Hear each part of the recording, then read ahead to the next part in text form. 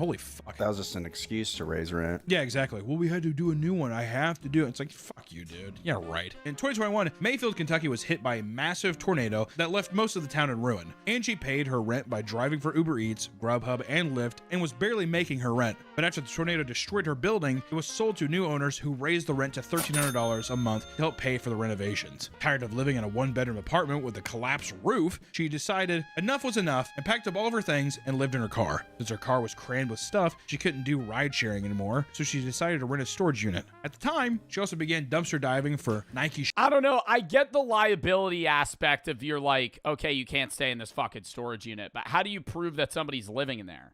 Because I could just be like, oh, no, I just got to move stuff in and out, man. Like, it's your storage unit. Like, I would be like, oh, no, this is just a bed, man.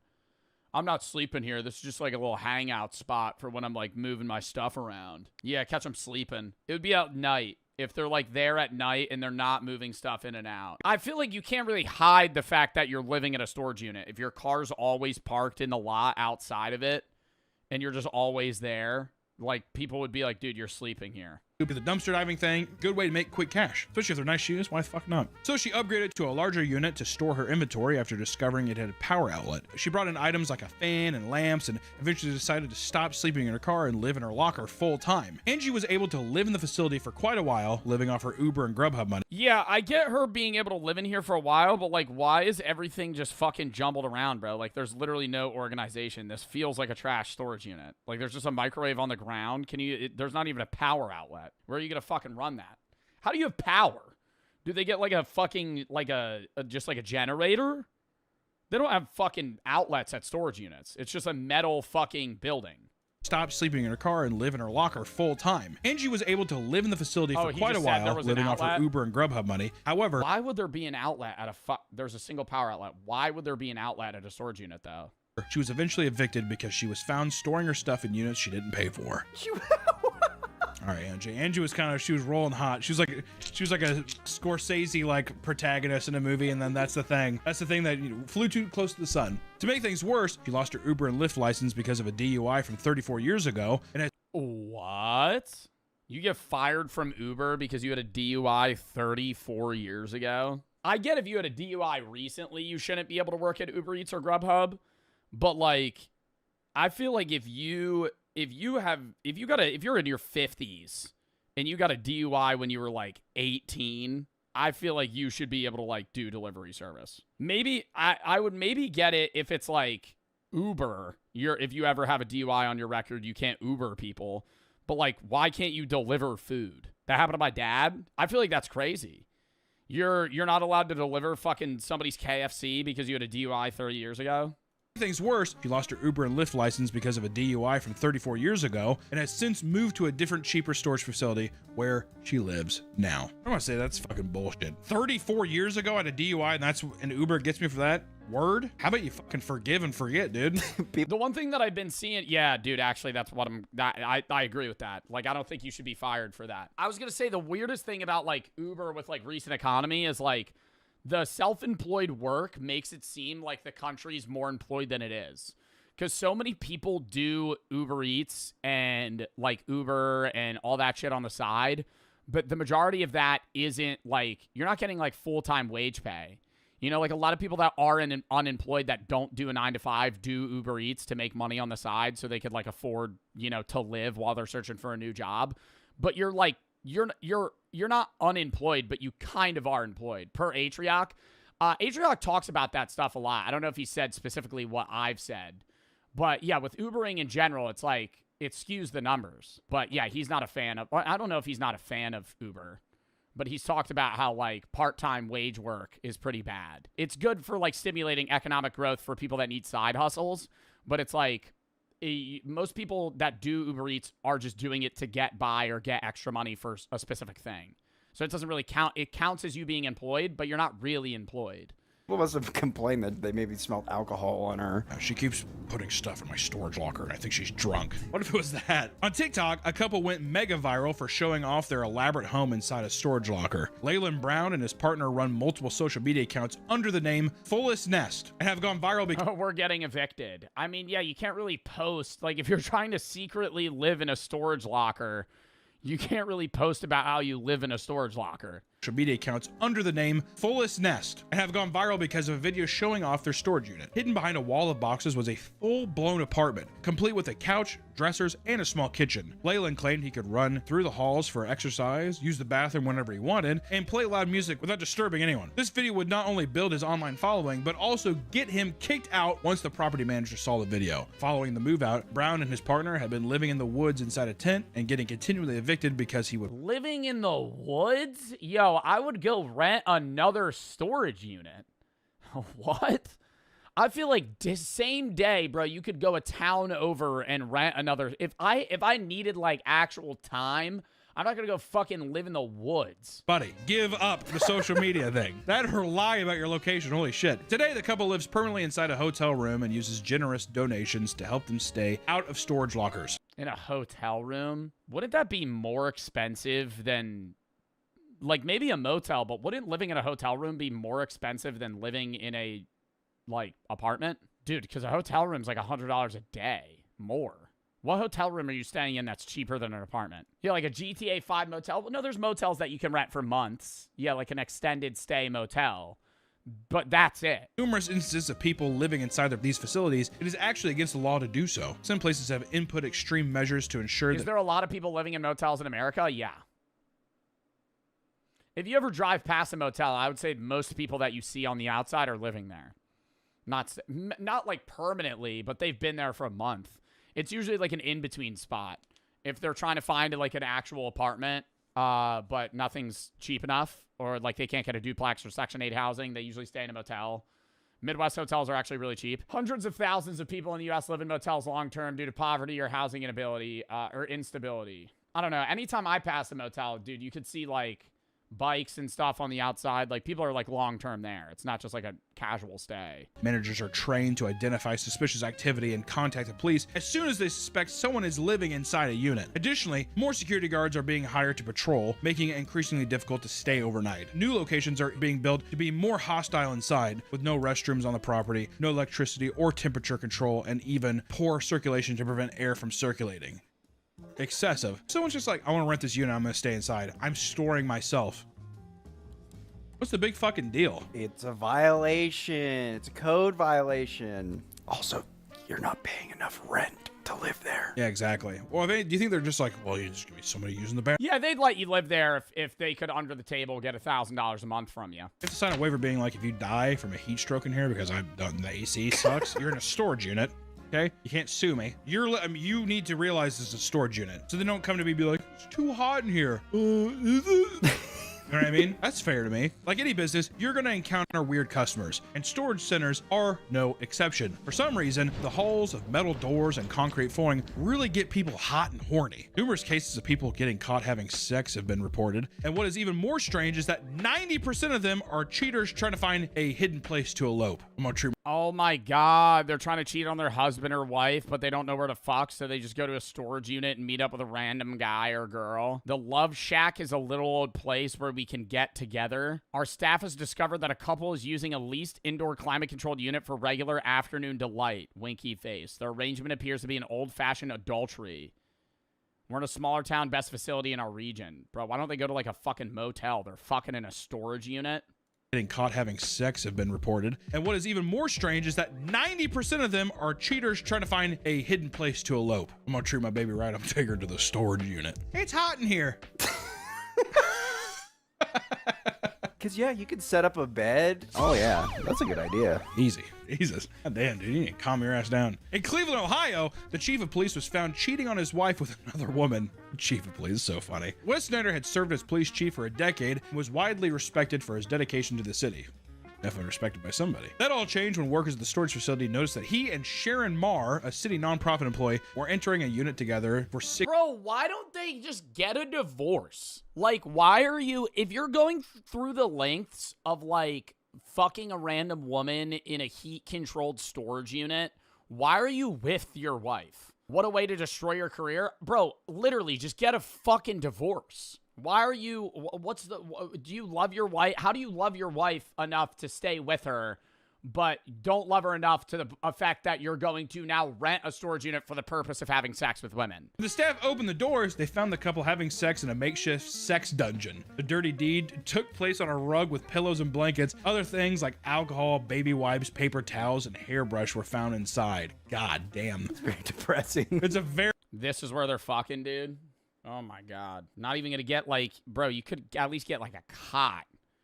This looks like a fucking shit pillow and something you found on the side of the street, dude. This is like beach lounger pillows. It's a very depressing locker. If you're the chief of police, can you not, can you not get a bed? Get a hotel. Yeah, splurge a little bit, dude. Hell, dude. God damn. A sex dungeon, too. I mean, it really is. It's just a thing where it's just like, this is our fuck shack. I call this the raccoon trap. Yeah, and do you think they leave right after? Like they meet up, maybe go to dinner or whatever, go back to the storage unit. Yo, you want to go back to the unit? Take you back to the unit. Unit 108. It's our spot. Let me light a candle real quick. Mahogany. I actually got it from Yankee Candle. You know, this is the first time I'm lighting it just for you. And when they have sex and then they leave. Like, you know how awkward that would be? Do you think they sleep there? No, because he has to go home. So they go to the storage unit, have sex, and then leave.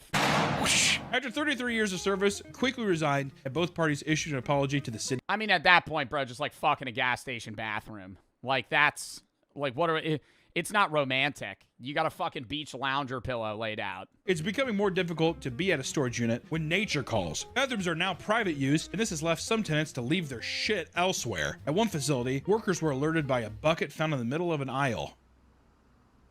Just filled with poop.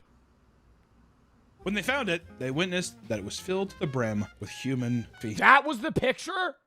That wasn't the real photo. That's not poop. That looks like dirt. Filled to the brim with human feces. Filled. But then they have to be pushing it down. Like, you would have to mat it down at some point. Or do you think the poop just eventually, like, finds its place? You know?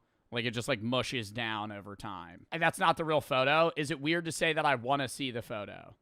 An entire 5-gallon bucket full of poop? And it is believed that the person shit there on purpose. They're making a statement, dude. At an outdoor facility, a property manager hopped on his golf cart to patrol the grounds when he found a t-shirt discarded outside a unit. He reached down and tossed the shirt into the back of his cart, only to be hit by a spray of cold diarrhea. What?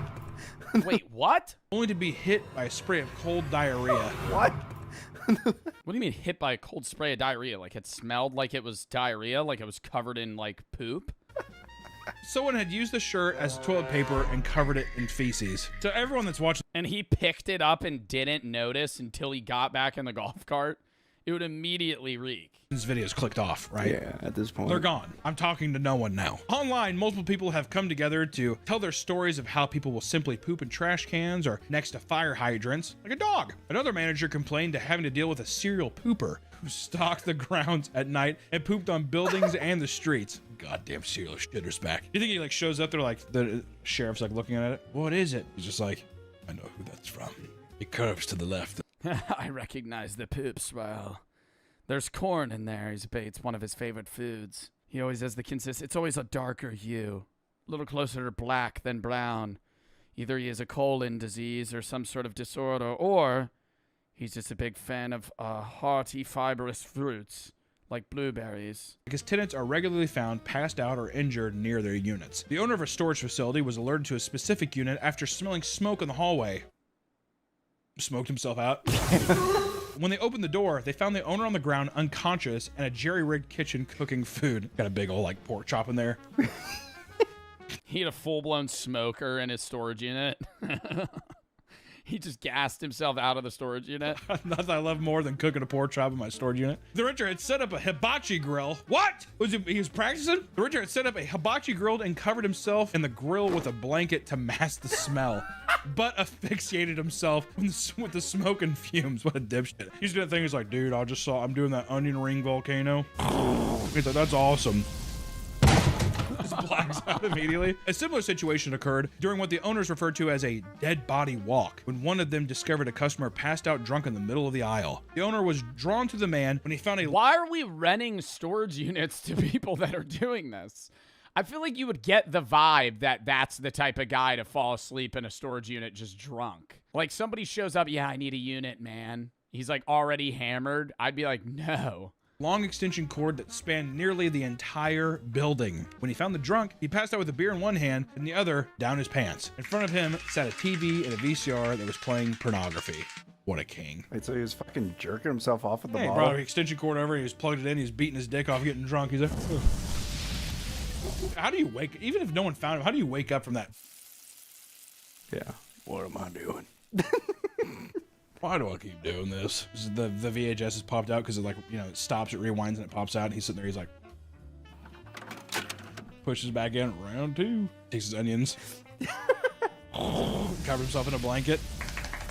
The police were called, and the sound of out again, just asphyxiation. sirens woke the man up, giving him just enough time to hide to one of the empty units. He had previously been given keys to all the vacant units in the facility after helping the manager move some things. What? Oh, now Why was he given keys to empty units? Because he helped them clean? She would pay him something for doing so? So she just let him have access to the fucking units? Why would you ever do that with a random guy? the facility after helping the manager move some things. What? Oh, now he's the key master too. You helped me move a box, so here's every key to every unit. The same man had been seen just a few days earlier naked and unconscious in front of a different unit, but no action was taken. Damn, dude. That's a minotaur. That's a labyrinth I would not want to walk into. Can you imagine like sitting there and grab your stuff?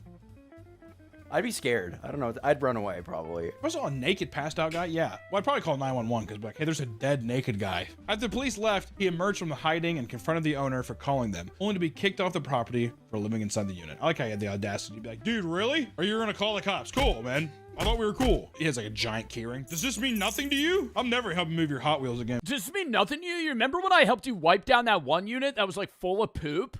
Definitely not me, by the way. Definitely not me. That I know the unit was like broken into and everything. Definitely not me. I helped you, and then you gave me the keys, and so like I get a little drunk, put a VHS tape in, and you know like drink Modelo's and maybe have a rhino pill or two. I mean, it's my unit. Is this not my property? At least for the small amount of time that I own it. I have the keys for these other units. I would say it's my humble abode. I could even maybe have squatters' rights for all I know. Man.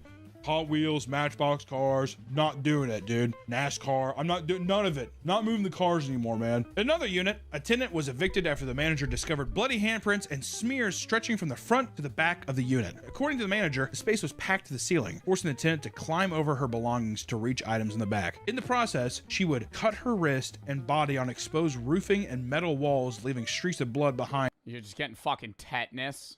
Rusty wires and ceiling shit that's just falling around, dude. Oh my God. Storage unit full to the brim, no walking space. You're just climbing over stuff, just cutting yourself with like old antiques. Sprawled out. That's I completely understand though. Am I gonna take everything out? Just crawl over it. Yeah, I got cut up a bit, but I'll be okay. I wonder what if she died in there? It's like a saw trap trying to get to your Furbies in the back. Back in 2008, an obese 60-year-old woman. Why are you looking at me? Back in 2008, an obese 60-year-old woman came into the front office to pay her bill when she tripped and had the front door pin her to the floor. What does that even mean? How did it pin her to the floor? I'm guessing she like tripped and the door broke and then. His staff rushed over to help her up. She was screaming and hollering in pain. The general manager was the first to reach her, freeing her leg from the door. Once free, she was dragged further into the lobby and rolled onto her back like a manatee. She tried to get up on her own, but she was so large that her gut prevented her from sitting up. Preach. Staff described her situation as rolling around on her back like a turtle and could not get up. That's a quote. They couldn't fucking like pick her up by her arms and hoist her up. She was just permanently stuck on the ground. What do they have to get, like a gurney? That's a legitimate quote. Rolling on her back like a turtle. I thought they're just watching her.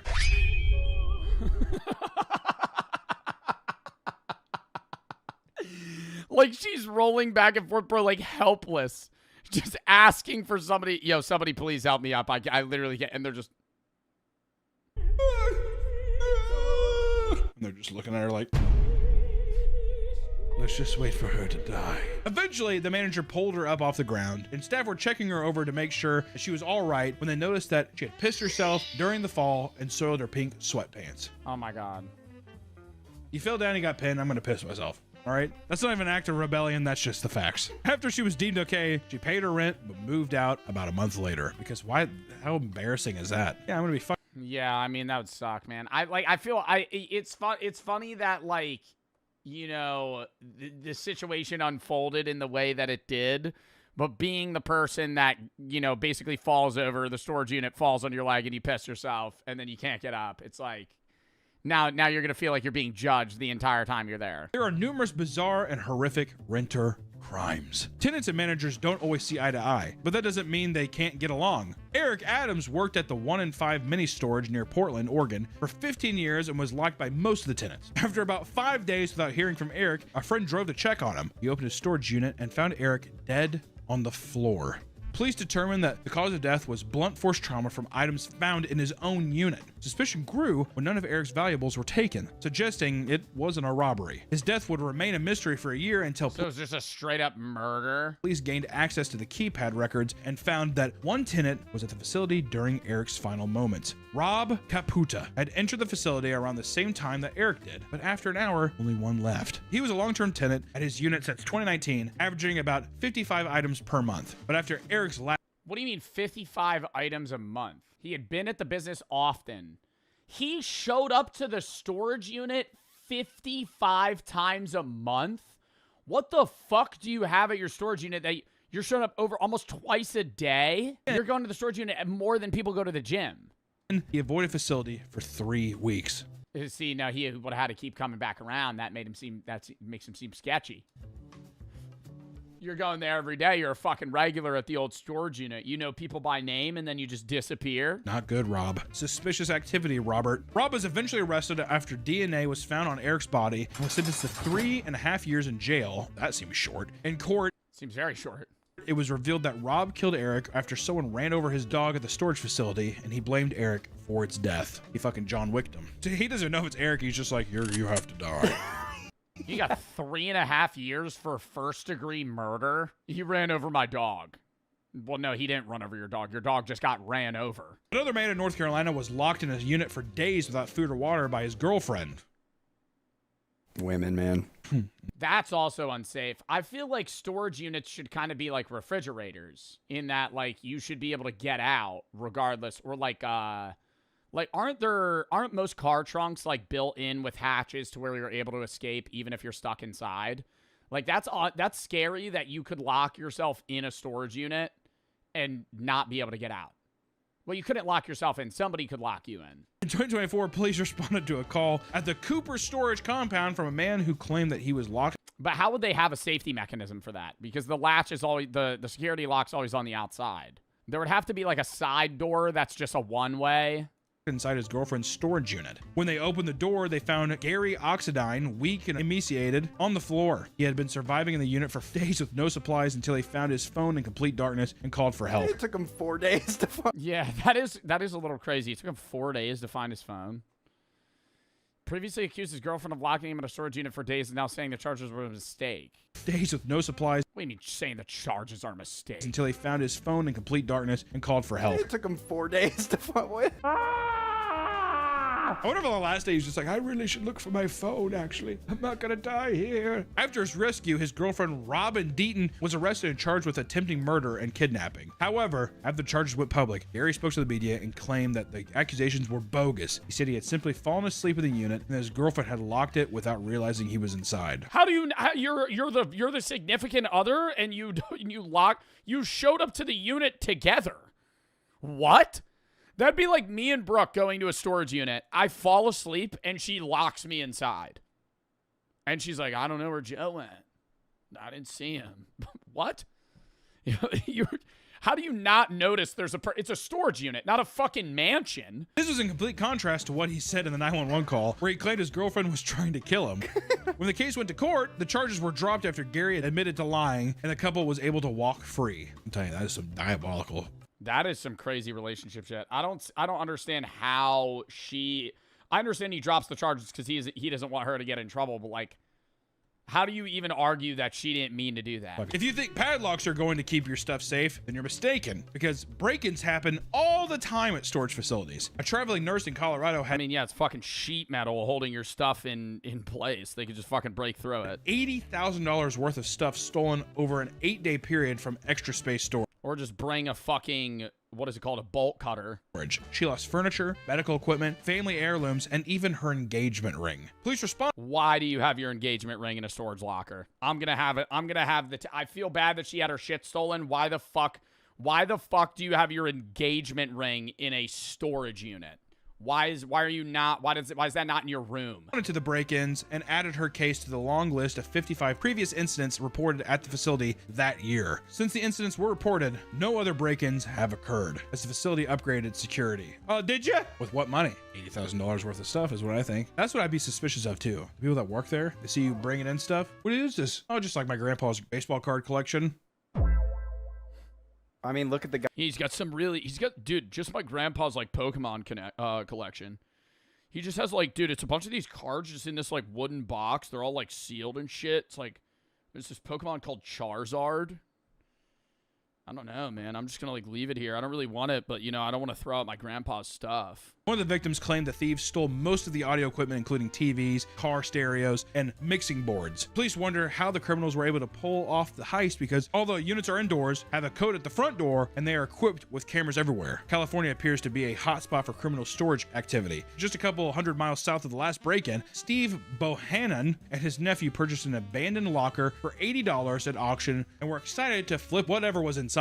They were greeted with a bunch of boxes that read, "Danger, poisonous." They didn't see that when they were fucking bidding on it. I always think that's weird that you're not even allowed to walk into the storage unit. You just have to stand outside of it and kind of like guess, and then they just bid on it. What is that, Uncle?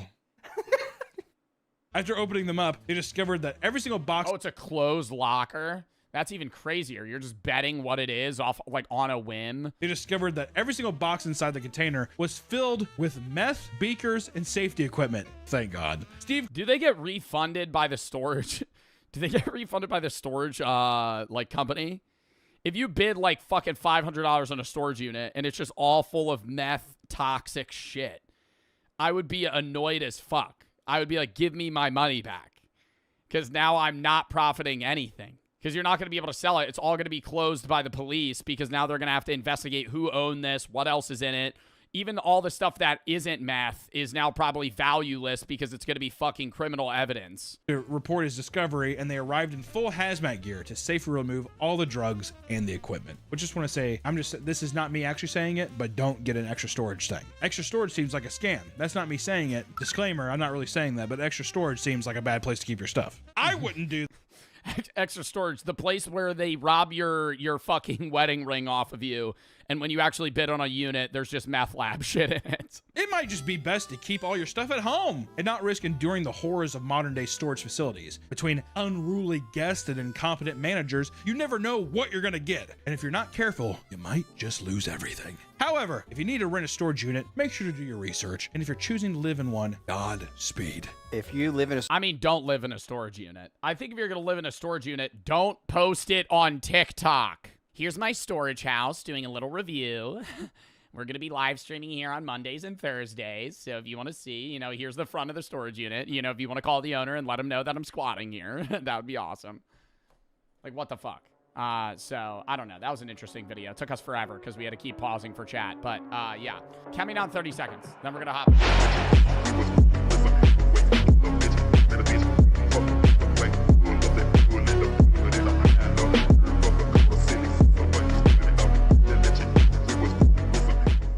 Inside the largest high school in Texas, $100 million.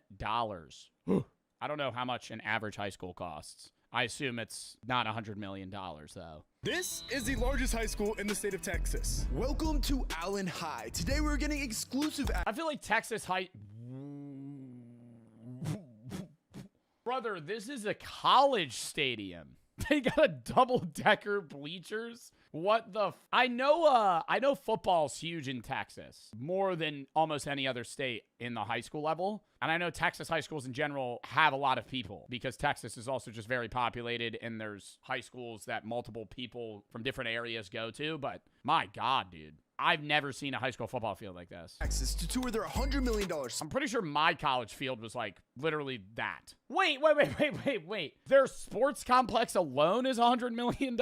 Access to tour their $100 million sports complex, Dude, how are they getting that money? Where are they getting the money from? including their massive Is this a private school? stadium, their state-of-the-art weight rooms, locker rooms, insane cafeteria, and so much more. Allen has been the home to dozens of pro athletes, including stars like Kyler Murray and the legend General Booty. But today, we'll be finding out what makes this place so much different and how they plan to take over more than just football, starting right here with assistant basketball coach Chris Blakely. Chris Blakely here at Allen, assistant basketball. I feel like all of this conversation-wise is going to end up being, yeah, it basically functions as a college. Just because that's the money they're working with. I guarantee you everything's going to be like, so we have like, they could kind of like roam more. Oh, like college. So we have like a weight room that's kind of different than a regular high school. Oh, so like a funded college room. Coach for the Eagles, and glad that you guys could come make it out. I'm a boarding school? Bro, no boarding school. No average boarding school is this big. Florida born and raised guy. I feel like there's a rivalry between Florida and Texas when it comes to high school sports. Who's got it better? So I think today we're gonna have to make a decision on that. Where do you want to go check out first? Yeah, let's come look at some facilities. Let's do this. Now, Allen isn't your normal run-of-the-mill public school. This is the largest high school in the world, with nearly 7,000 students. Their campus is over 1 Bro, the fear of the first day, bro. Oh my God. I remember the panic because I used to be so introverted and I hated new shit, bro. Freshman year, the first like week was terrifying. This would be another level of scary. million square feet and is home Another level of scary, bro. You just pulling up to like actually a college campus. to some mind-boggling facilities like their 12 different basketball gyms, $80 million football field, their indoor practice center, on-campus restaurants, student Damn, bro. Do you think they have two different varsity squads?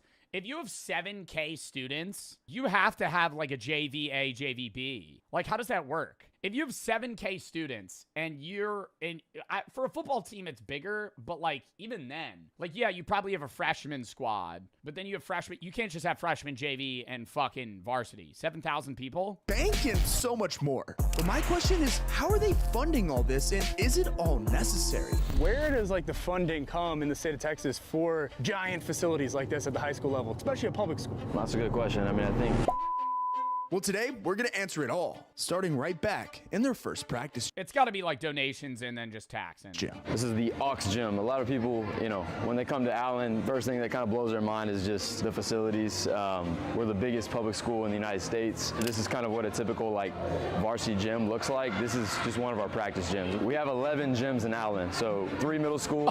11 gyms. What the fuck? Yo, dude, your first day in class, bro, finding your classes. Oh my God. Yo, panic, dude. I bet that shit, dude, that is actually probably the apocalypse day one. It was all with 2 gyms that look just like this, and then we You got gym class in gym 10. have 3 gyms here on this campus, and we have 2 gyms at our freshman center across the street. So gym access is Oh, they have different campuses. definitely something that is not lacking in Allen. This is Langston and Antoine. Nice to meet you, Colin. How you doing, brother? Nice to meet you, Colin. We're here in one of the weight rooms. One of the might as weight well. rooms? Yeah. All right, so this is one of our weight rooms. This weight room, Wow. really, honestly, just us. Wow. This is better than my actual gym. I know, I mean, I had like a decent gym in high school, but like this is all brand new equipment. All right, so this is one of our weight rooms. This weight room, really, honestly, just us. Girls, basketball, volleyball sometimes uses it, but it's kind of nice just having our own weight room that's right here. A lot of high schools, especially around here, like you got to share weight room with every sport. Like you got one weight room, maybe 2. Football has their own weight room underneath the stadium that they Yo, how much do you think the football coach at McAllen makes? Probably like $150K a year plus, bro. I guarantee you they probably have like weird problems where like parents try to pay the coach plus, dude, $250,000. They just work with. And This guy's making more than the high school football coach here is making more than most college coaches. they got another one over there. So it's nice just having this one. Our strength coaches worked for the Jackson Jaguars, worked with Shaka Smart at Texas. Like, he's elite. He gets the guys ready. We don't have to do any of the strength and conditioning, lifting. As you can tell, I'm not, you know, the most buff dude. But no, it's a good spot. We got everything we need in here. Obviously, the TVs and the sound system, everything. We don't know who the fuck. Did they explain who this guy is? Why does this guy know everything? Is he like the athletics guy? What does he do? That they need to get in here and get work done. Now, in Allen's history, they've been known as a football school.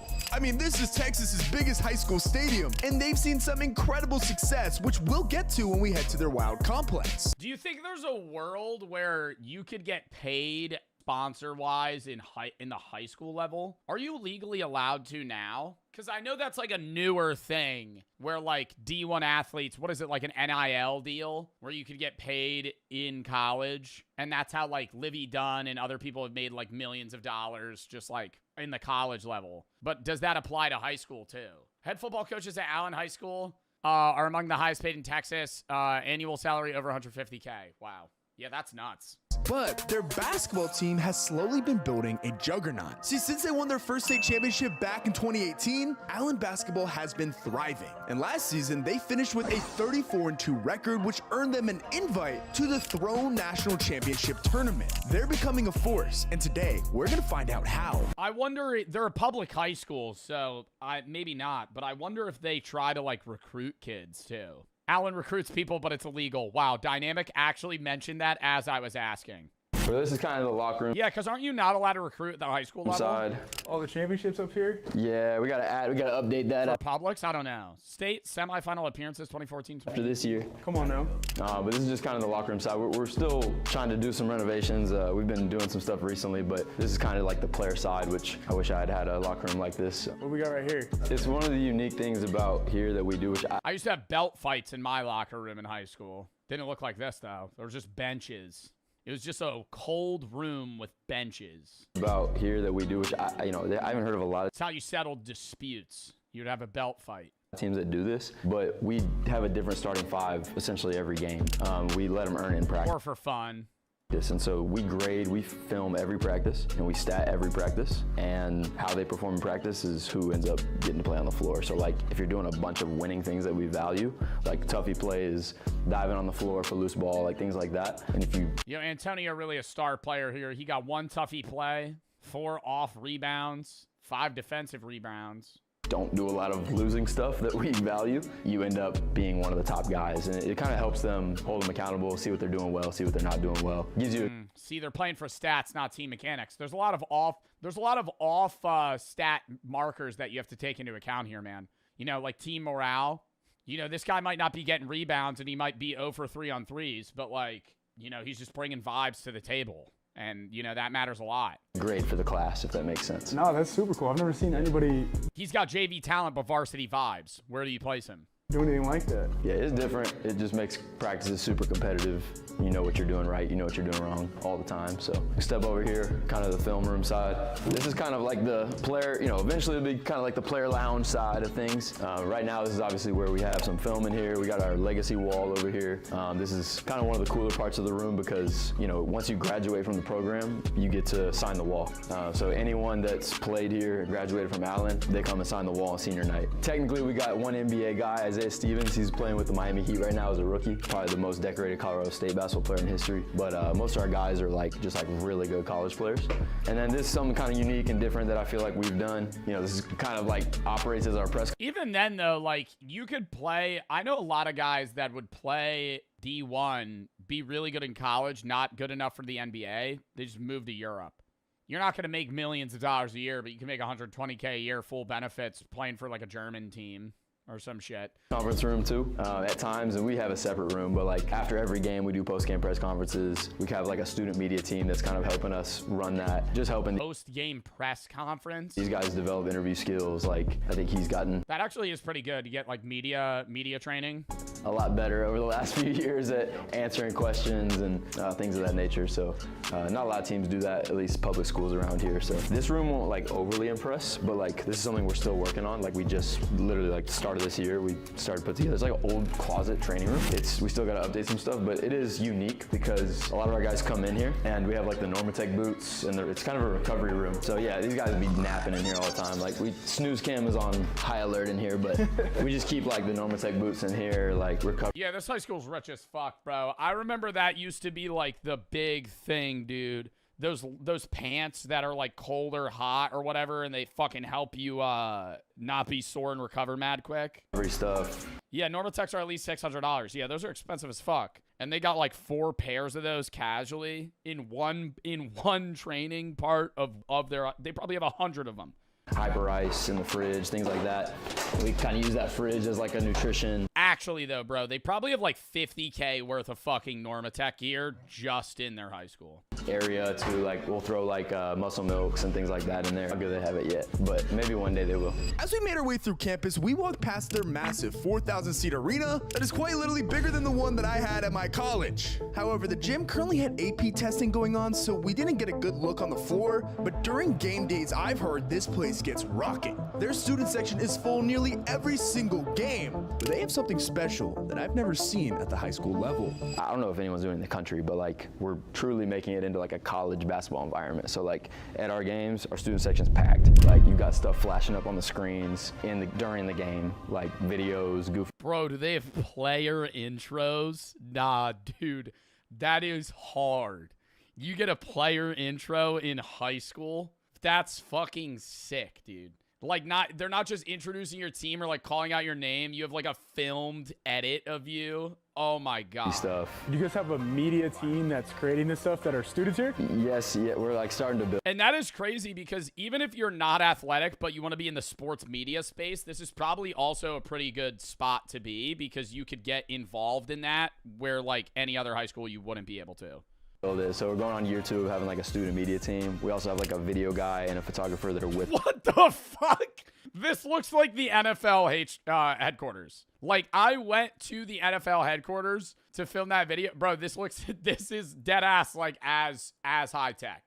We have 3 movie cameras. Who the hell is doing the talks here? That's kind of like full time. I don't want to sound arrogant, but like there's a lot of these that just are around the school. So a lot of our teams here are successful. I mean, what is it? This is volleyball. This is state title basketball 2018. This is mostly just like tournaments and stuff.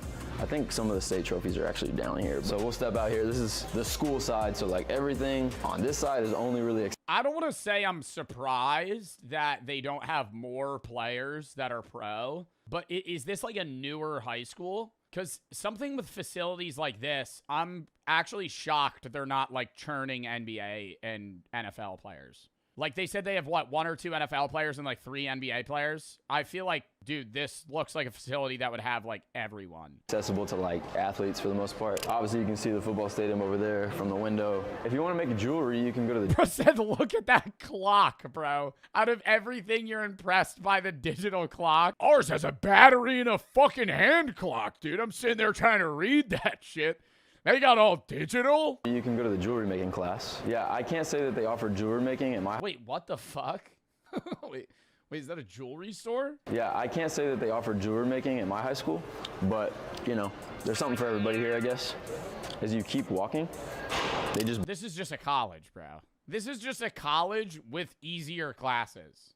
The campus is the same. You have weird ass electives that like are very, you know, untaught at the high school level. Branch off like to the sides. Yeah. And there's just like classroom. I mean, on both floors. Hold on. So when you guys were freshmen, or I guess what, sophomores when you're here, did you guys get lost? First day. Yeah, first day for sure. Yes.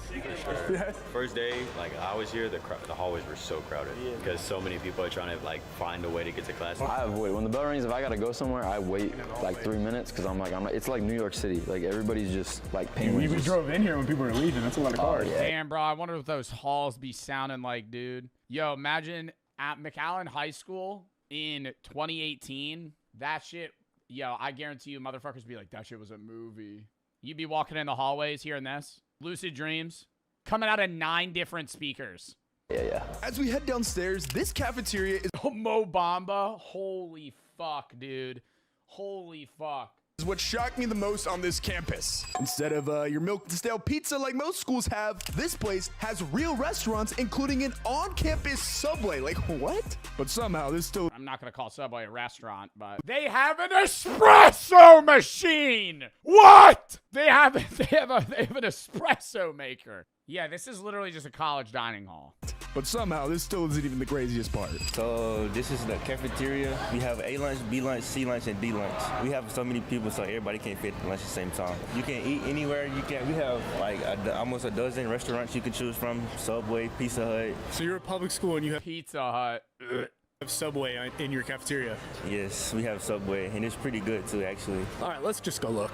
What the heck? It's like a mall cafeteria. And again, you notice the amount of tables that are not being used right now. Subway, Pizza Hut. Is that Mexican over there? Cactus, burger joint. What's this one? Is this panini? Yeah, just like fried chicken. Fried chicken. What's your go-to?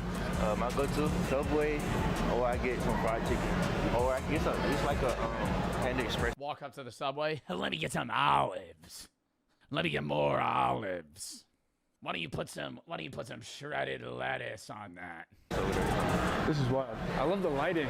Make it feel a lot bigger than it actually is. There you go. Never mind. Walk away. 100%. It's kind of like my house that I'm trying to get right now. We're trying to go for the high ceilings. It makes you Big feel... Texas houses, man. Come on now. Oh my gosh. Where to next? What are they called? Mopeds, right? Something like that. Our security guards yeah, Segways. They ride They got Paul Blart in this motherfucker. around on these things. We have like 15, 20. This place is secure. We feel very safe here. Hey, there's a little mini Tuffy right here. One of our Well, I didn't even think about that. Yeah, they should have like TSA for motherfuckers to get in here, dude. mascot just casually walking through the hallway. This is kind of cool. Like, I don't know, this kind of shows you like, I would say the school spirit here is pretty high. If you've ever seen a pep rally or a video of like some of that stuff that went viral, like, I mean, we packed the gym, 6,000, 7,000 students, faculties. Pep rallies here are a pretty big deal, big part of our community. Sports are a pretty big part of our community. Obviously with football being excellent, wrestling, every program here is top notch, so. What do you think, what are you guys doing as like a basketball program? Because obviously football's won all the state championships, you know, huge pedigree of NFL players. What are you guys doing as a basketball program to kind of keep pace and try to get to that level that they're doing? Yeah, definitely. I mean, this, you know, just being our second, third year going in now, like, we're trying to build it. I mean, they want to stay. Yo, there's one kid here that sells mad drugs. I was just thinking about that shit. Somebody said premium vape detectors. Bro, when you said that, in my head, I was like, yo, there's one kid that just deals crazy drugs here. Championship here in 2018, it had some great players come through, but no. 7,000 What they've been able to do in football, like, we're definitely trying to get. You're sitting in class and Channing Tatum sitting next to you. He's like, yo, you know where I could get some meth? What? To that level. I mean, going to the national championship this year. Dude, you're like 40. Shh. Get to state Texas was definitely a big step for our program. I'm just trying to be more of a nationally prominent name in the basketball world is, you know, kind of our goal. In Texas, I mean, you got Duncanville, like, that's what most people think of when they think of Dallas basketball. You got Faith Family, Dynamic Prep. There's a lot of good basketball here, and we just want to be in that conversation of one of the top schools in the country year in and year out. We do have our own, like, campus store, so they can buy merchandise. Just get some 7'8" Ukrainian guy to just come to McAllen, bro. I mean, like, what are we doing? Dude, we're really trying to be, like, top of the squad, man. Just get some 7'2" fucking basketball player from Europe. And things like that. Again, goes back to the branding. Like, if you leave this school... Get a Lithuanian guy to come play on your team. Graduate and you don't feel a sense of pride of, like, being an Allen Eagle, it's kind of hard not to. I mean, you're just surrounded by people that care and love about the school. So we got graduation next week, which will be... I mean, you can imagine how long graduation is here. From A to Z, it's going to take a little while. You do it all one day? Yo, I left my shit after they called my name, bro. They said, please don't leave after they... not in high school, in college. In college, they're like, stay till the end. They try to wave you on. You shake their hand, they go, Joe Bartolozzi. Shake their hand, they're like, oh, this way. I go, oh, no, I got to pee. I just fucking walk out of there. Thanks for the diploma. Huh. What am I going to stand there and watch...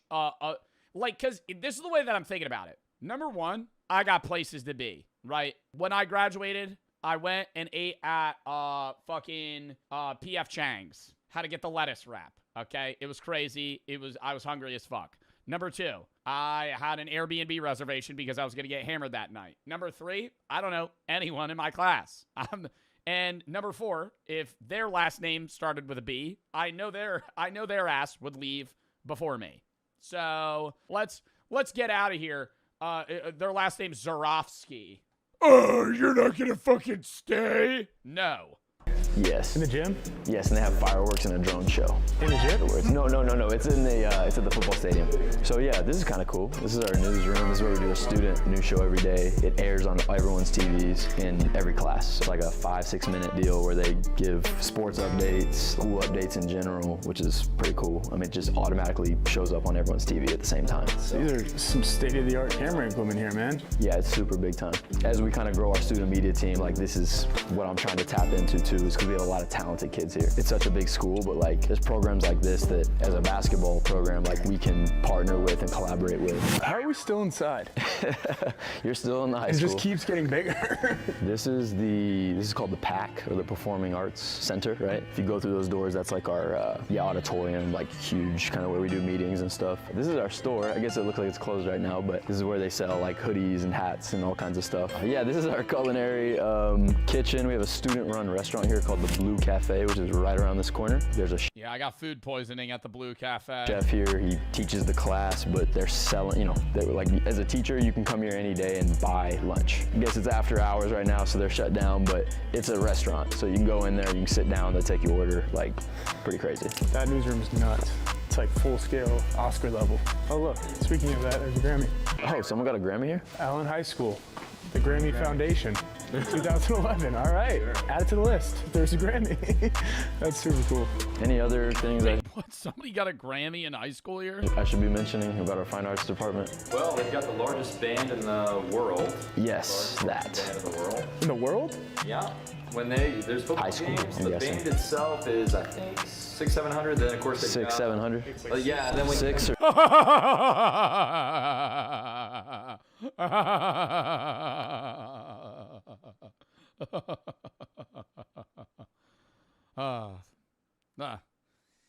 that was a good one. 700 students on the fucking band team, bro. They probably got 100 people playing the triangle. 6. you gotta add in also they've got the You have 700 students. That's 10% of their student population. That means 1 in 10 kids are in band. color guard and talent. When you include all of them, it may get up. I don't know if it gets over 700 or 800, but it's Wow. It pretty much fills the whole field. It's almost hard to march. There's so many of them. So when you guys do like tryouts for high school, how many kids are at tryouts? Tryouts here are pretty tough. I mean, you got to cut a lot of really good kids. You might get 150 kids that show up for a junior varsity tryout. Oh, we have a bank in the school. We do have a bank as well. Bro, 150 trying out for JV. You're a 5'6" wide receiver that hasn't hit his growth spurt yet. So for our senior right here, you can actually apply for Wait, what do you mean a bank? They have a bank? a scholarship if you open an account with us. For all my sophomores here, Oh, hell no. You can get a scholarship, potential scholarship by open a bank account. Oh, fuck off. so for our senior right here, you can actually apply for a scholarship if you open an account with us. For all my sophomores here, we actually have paper grades, so I'm sure you guys have good grades, right? Paper grades? Yeah, paper grades. Basically, for every A you make on your report card, we can give you $25, and for every B you make, we can give you $5. Can I open a bank? It's now sounding a little bit more enticing. Every A grade you get $25 per semester.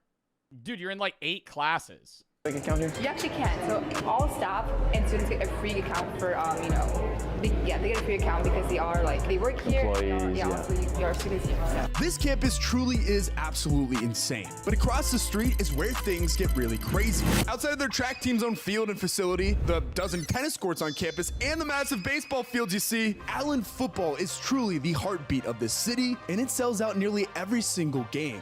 Now fans line up hours before kickoff on Friday nights and tell Yo, on God, if I was head QB of McAllen High School, I would so take fucking money to dive that game, bro.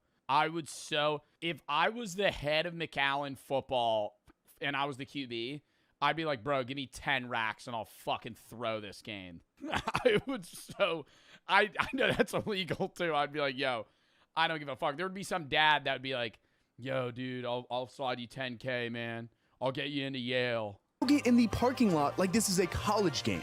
Eagles Stadium is bigger than most Division Dude, tailgating a high school football game? I programs and can hold nearly 22,000 people, including standing room. I get rowdy drunk. I just start screaming at one kid on the bench. You fucking suck! You fucking suck! You think you're gonna go somewhere with that fucking Army piece of shit? You're fucking third string, buddy. The school's previous You're not playing. stadium was actually built in 1976, but Allen was growing so fast and the games kept selling out that the school was forced to bring in standing bleachers for each game. Now this was expensive and costed nearly $250,000 a season, so they said screw it and decided to build a new one. All in all, adjusting for inflation, this glorious stadium cost nearly $82 million. And while everything around it in this entire Where's the money coming from, bro? What? complex is what truly makes it so special. At the football field now, what is the building that we're about to walk into right now? Yeah, this is like all facilities. It's like training here as well. If it's like raining or it's like the weather's not good for you, you can come in here. It's like a smaller mini football field in here. And like, yeah, people just be They going have an indoor football field? in there and just work out. Let's check it out, man. Let's see what we got. Oh boy. More of these. Someone went to the Super Bowl. A couple guys. Yeah, Kyler Murray's kind of the most well-known guy. Yeah, he's decent at football. Kyler Murray, the best high school athlete of all time. I think he is. Let me know. So indoor, you can tell it's kind of got that like 90s vibe almost. Oh, it's gritty what I in mean? here. Isn't it? Pads are shaking in here.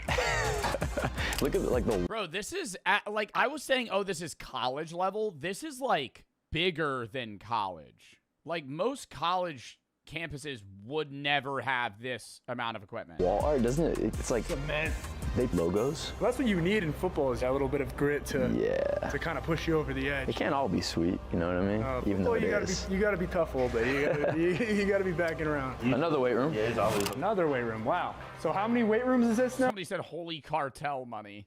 So where do you get all the money for this? Oh, dude, the new Jalisco cartel actually sponsored.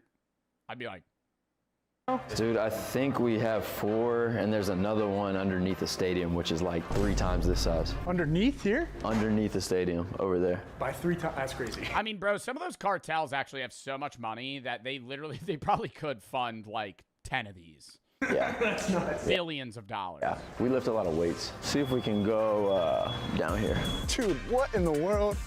This is Most protected school. Also a little scary. Imagine a cartel funded this high school and you're and the leader of the cartel's just in the stands. State finals. You throw an interception. You get sad, you look to your right. You just get handed a note. You don't want to read the note. nuts, bro. I played in a lot of cool places in college. My first ever college game was at Boston College. It's my first start. We played against A.J. Dillon. Don't look at the stats. Not pretty sight for the Staters, but this is a nicer stadium than Boston College had. And this is a high school, let alone a public school. It's nuts. As you come to Texas and you're driving around here, like, this is 97% graduation rate, 90% college enrollment. Ranked number 34 best college prep high school in Texas. 76 in STEM. the only So they're more athletics than education. massive high school stadium you see, right? And Allen in particular is probably the most glorious, biggest one that I've seen by maybe. It's not McAllen, it's Allen. It sounds like it should be McAllen, no? Am I wrong?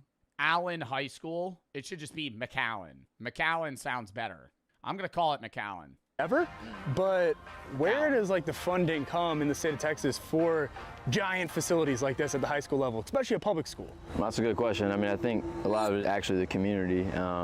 You know, when you talk about bonds getting passed to I said that shit. They were getting, do they get donations? help develop facilities like this, it takes a community that wants it in the first place. But the sheer size of the school also kind of demands there to be one of this size, because when you have that amount of people that actually want to come to the game, you kind of need. So I think that just speaks to, like, you know, you build a facility like Well, do they have ticket sales? Because I'm assuming they're probably making a pretty good fucking amount of money. this. People are coming to be here because they want to watch the sport. It's so embedded in what you guys do down here in Texas. 100%. Yeah. Everyone says football's religion here. You feel it. Like, you feel it on game day. It's a big deal. Everyone in the community comes out. Friday Night Lights, gets its name for places like this. Listen, I'm Florida for life, but we don't We don't got things like this down there, I can't say. So this one's hurting me in the heart right now, man. It's all good. We know Texas is better, but it's all good. All right, chill. Yeah, no, this is crazy, bro. Let's go check out this weight room. There's always that distinct football. Like, I respect people repping their state like that, but like, I'm not gonna be like, yeah, bro, like I can't really like glaze this or anything because like, That football, you know, like I'm New Jersey born and raised. I gotta be. locker room, football weight room Very distinct smell. Even though when there's no pads, it all can't- smells the same. You can almost taste it. New Jersey stinks at everything. That's interesting. New Jersey in the U.S. frequently places #1 through pre-K through 12 due to its high test scores, high graduation rate, and strong preschool enrollment. While some rankings like Wallet Hub place the overall in top 3 to 4, New Jersey consistently ranks as #1 for overall education. Interesting.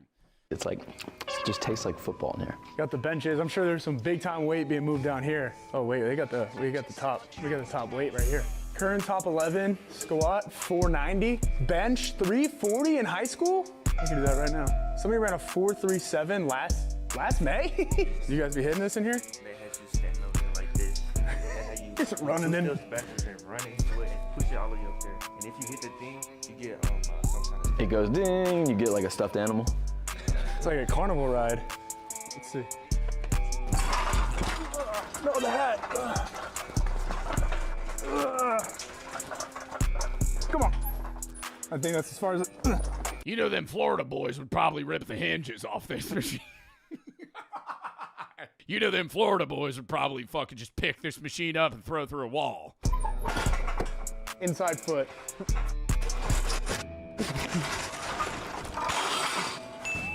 Still got it. As we finish up our tour, I really got the sense that I'd be sitting there trying to push that shit. here in Texas, sports just mean more. I mean, you hear it all the time, but everywhere you go, you see reminders of their success and what makes this place so different. That obsession for sports greatness seems to carry over too. I mean, Allen is one of the best academic schools in the nation and prides himself on all-around success. There is a reason that their graduates keep coming back to campus to help out. Now, as for their basketball team, it's really only up from here. Because one thing I know about Allen is this place breeds winners. It is McAllen. Oh, it's Allen High School in McAllen, Texas. So it's only a matter of time before Allen Hoops explodes. That's the tour here at Texas's largest high school. We've seen not even close to all of it. I want to say thank That was a really good fucking video, I'm not gonna lie. All hail Cullen. Never heard of the YouTuber before. Great video though. Basically a uni. Yeah, that's what I was saying from the start. I think it's basically just like a higher tier college almost. In terms of like facility.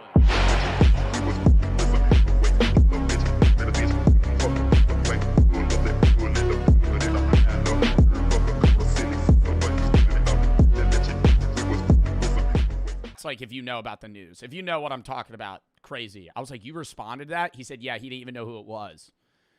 He didn't know who it was until after the fact, and he was like, I'm not going to tell anymore. I'm not going to tell anymore. I'm not going to get into the details, but I just thought that was crazy. I was like, I've known you for so long. You didn't bring that up. He was like, well, I don't know. And they pay. I collect what the drunk tourists abandon. They go to Louis Vuitton and they pay $3,000 for a t-shirt, and then they win $100 on a slot machine, and they get so excited that they jump up and down and they leave their $3,000 purchase right there to go cash in their winnings. And they remember that they spent that money, 2 days later, because they've been day drinking in the sun, and they plan to lose $10,000 a day while they're here. What do you think of people losing thousands of dollars to machines? It's the American way. Decadence and excess and debauchery. I don't even think it's the American way. I think it is a flaw in human biology that we are incapable of recognizing. Well, actually, we are capable of recognizing the odds of wins and losses, but you are so much more enthralled by the potential to win millions that you don't care. It's a dopamine rush. That's why they're all flashy and colorful. There's no windows in casinos. They give you free drinks. They're panning into your brain's anatomy, knowing that they're basically crafting the perfect situation for you to be happy and okay with losing tons of money. This is why people come here on vacation. Then Beverly showed up in the darkness. For how long have you been down here? Probably 8 or 9 years. I've done online gambling and in-person gambling, and it depends on the person that you're saying, which is also different from sports betting. I do sports betting all the time, and that's its own conversation. But it's like online casino gambling versus in-person casino gambling. In person, I will lose 3-4 times as much as online. The dopamine from sitting in front of a slot machine, actually at a roulette wheel, playing a game while you're drinking versus like sitting and watching a screen, it's not even comparable. How is the situation here when it rains? Horrific. Very scary. I've been caught up in it twice, and one of the times I really didn't think I was going to make it out. What do you think about Las Vegas City? A lot of it's almost like wallpaper, you know, like it's just made to look good, you know. These big casinos aren't built on winners. Do you change your spot time to time, or do you always stay right here? Oh no, it definitely changed. What is the hardest thing about tunnels? She packed years of disappointment into one word. The people. Even this deep down, there's stuff. I mean, yeah, being alone would be, like, if you knew that nobody would fuck with you, it would be a hell of a lot easier to be down here. All over. Some of it was probably brought in by the flood. Some carried in with shopping carts. After walking for another 20 minutes, we came across an eerie shadow stretched across the wall. Don't shoot. We don't mean any harm. Before we go further in the tunnel, I want to share how my heritage DNA kit helped me. Bruh! Hey there. How are you? Look at this trash. Yo, he's got a whole fucking survival tent. Like, where did he find that? They had to have bought that. It's like an expensive-ass tent. Hey there. How are you? Oh, I'd be so scared of that dog, bro. We first offered him some supplies. Then he invited us into his tent. This is where this guy sleeps. He puts his clothes here.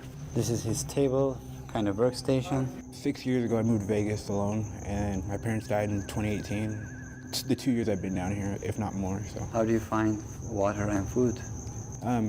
I go turn on the fire hydrant right around the corner from here. I have my food stamp card, but if I really, really have to, I'll go steal food. How do you stay safe? Where do you steal food, though? Like buffets in Vegas? Like you're going into the casino or something and just grabbing food and dipping? In this tunnel. Like everywhere else, you just gotta watch your back. There's a scar on your forehead. What happened? I got hit in the head with a 2x4 and what the fuck? Got 11 stitches. In here? Yeah. What was the reason? Over a bike. Bikes are a hot commodity in this area, and a lot of people need them, you know. Have you ever seen... It is weird how the people they're interviewing have different things. Like, he seems like he's pretty geared up comparable to a lot of the other people. Like, there was one guy that literally just had a shopping cart and a chair. That woman had a whole bed. He has a fucking tent. A whole setup, a dog, a table. Someone at the moment their life was taken. Yeah, he seems really chill. Unfortunately, yeah.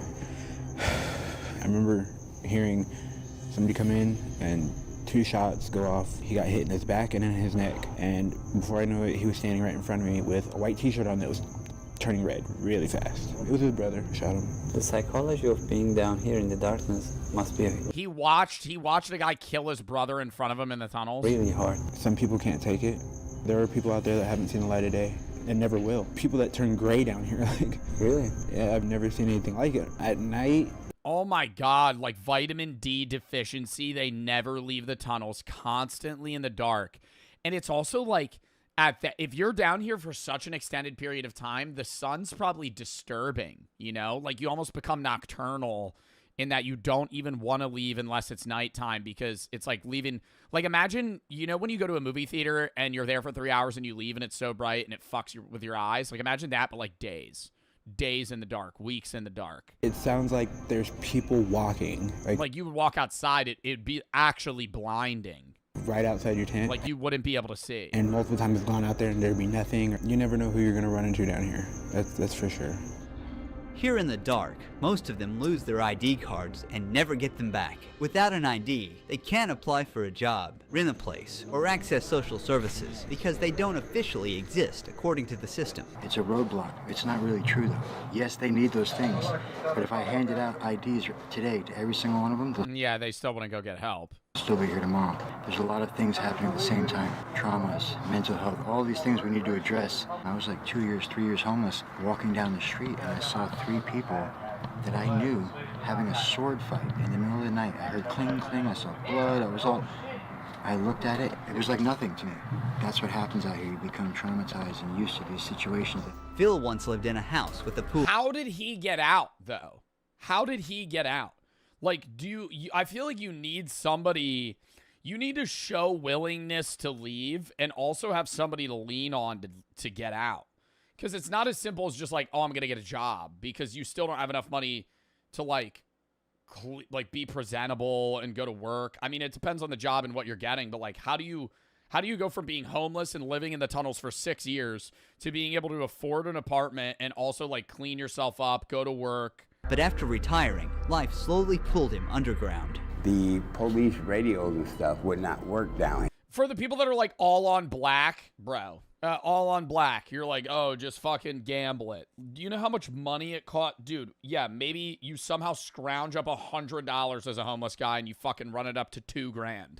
All right, you can afford the worst apartment in Vegas for 1 month. Still don't have food, can't pay electric bills, can't pay fucking water bills. You still don't have enough money to fucking survive. That lured a lot of people down here.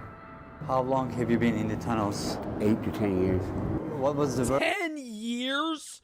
Oh my God. worst thing that happened to you in the tunnels? Possibly getting caught up into one of the floods that came through, because it takes about 10 minutes for the water to be about 8 feet high. We have no warning system telling us there's water coming other than to hear the water itself. There used to be signs down here that said, the current never lose, which is very true. We've lost quite a few people. The hardest things in the tunnels is losing the things you gathered over the years. Just weeks after this interview, you know what's fucked too is the people of Vegas, or I guess the government in Vegas.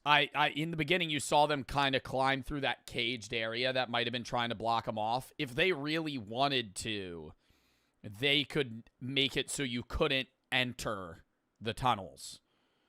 But they don't want to do that because then there's a bunch of homeless people in Vegas on the streets constantly, and that's a vibe killer for the fucking people coming from another country to come gamble in Vegas to see a crackhead on the side of the street.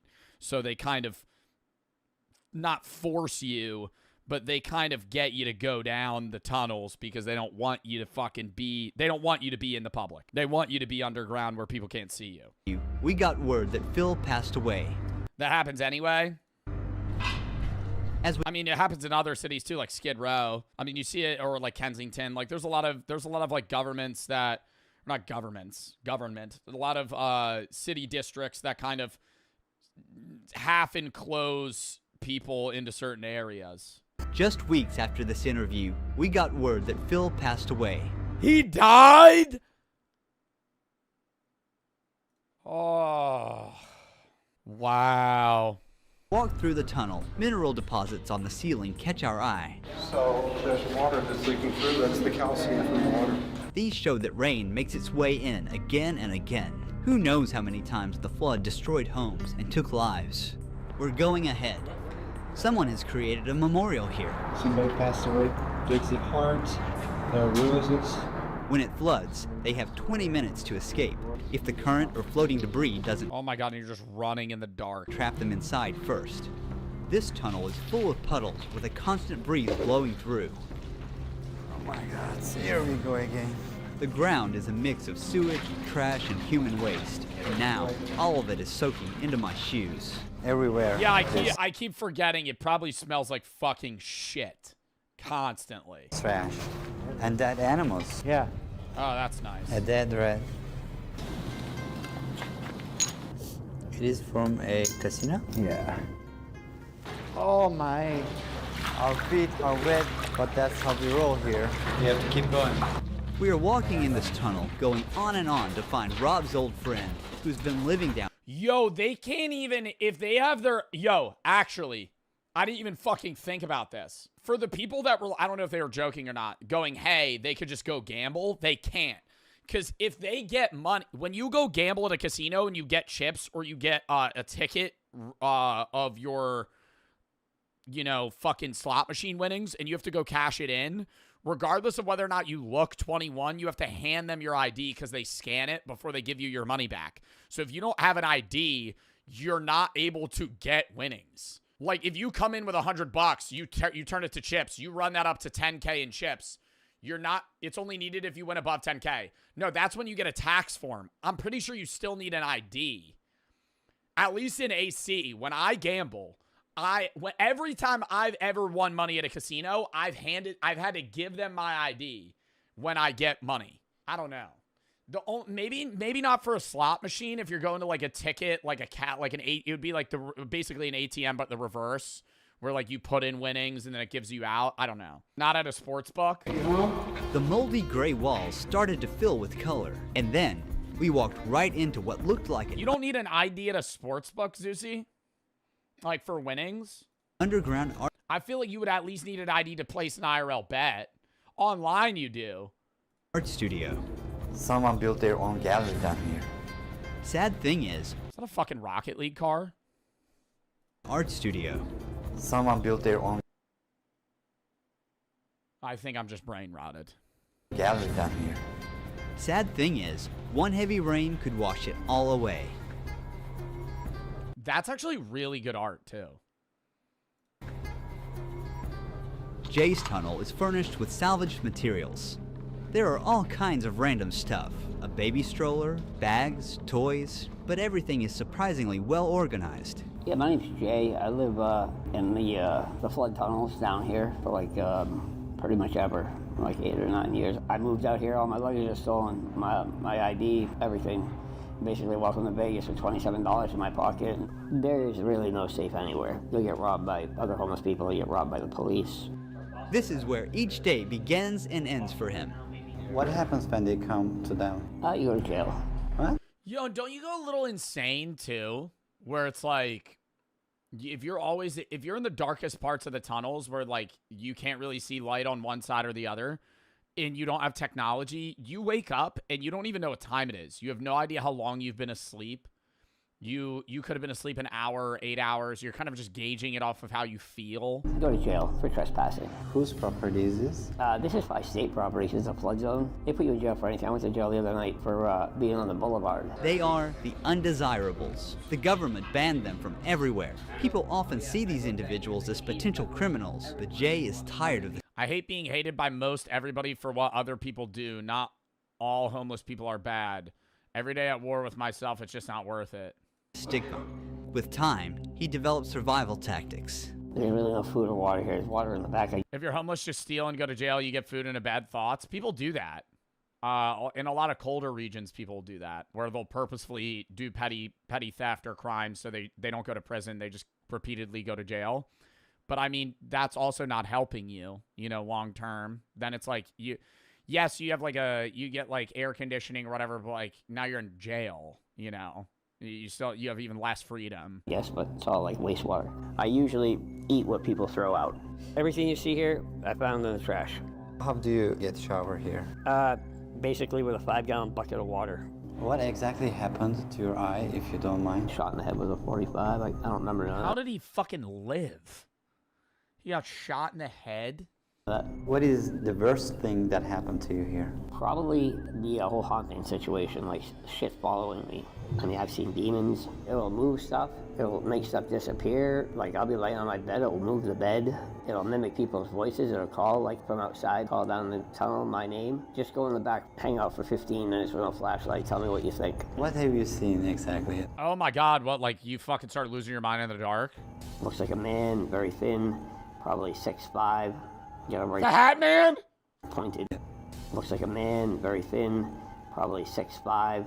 Got a very pointed nose, no arms or legs. It moves so smoothly. If it's totally pitch black, you can clearly see it. It's blacker than black. That's the thing that drops the temperature. What are you planning for future? Where do you see yourself in 10 years? Dead. I don't know. Oh. Everybody's like 2 paychecks away from being homeless. Every tunnel has its own identity, depending on who lives in it. You can see a lot of needles here.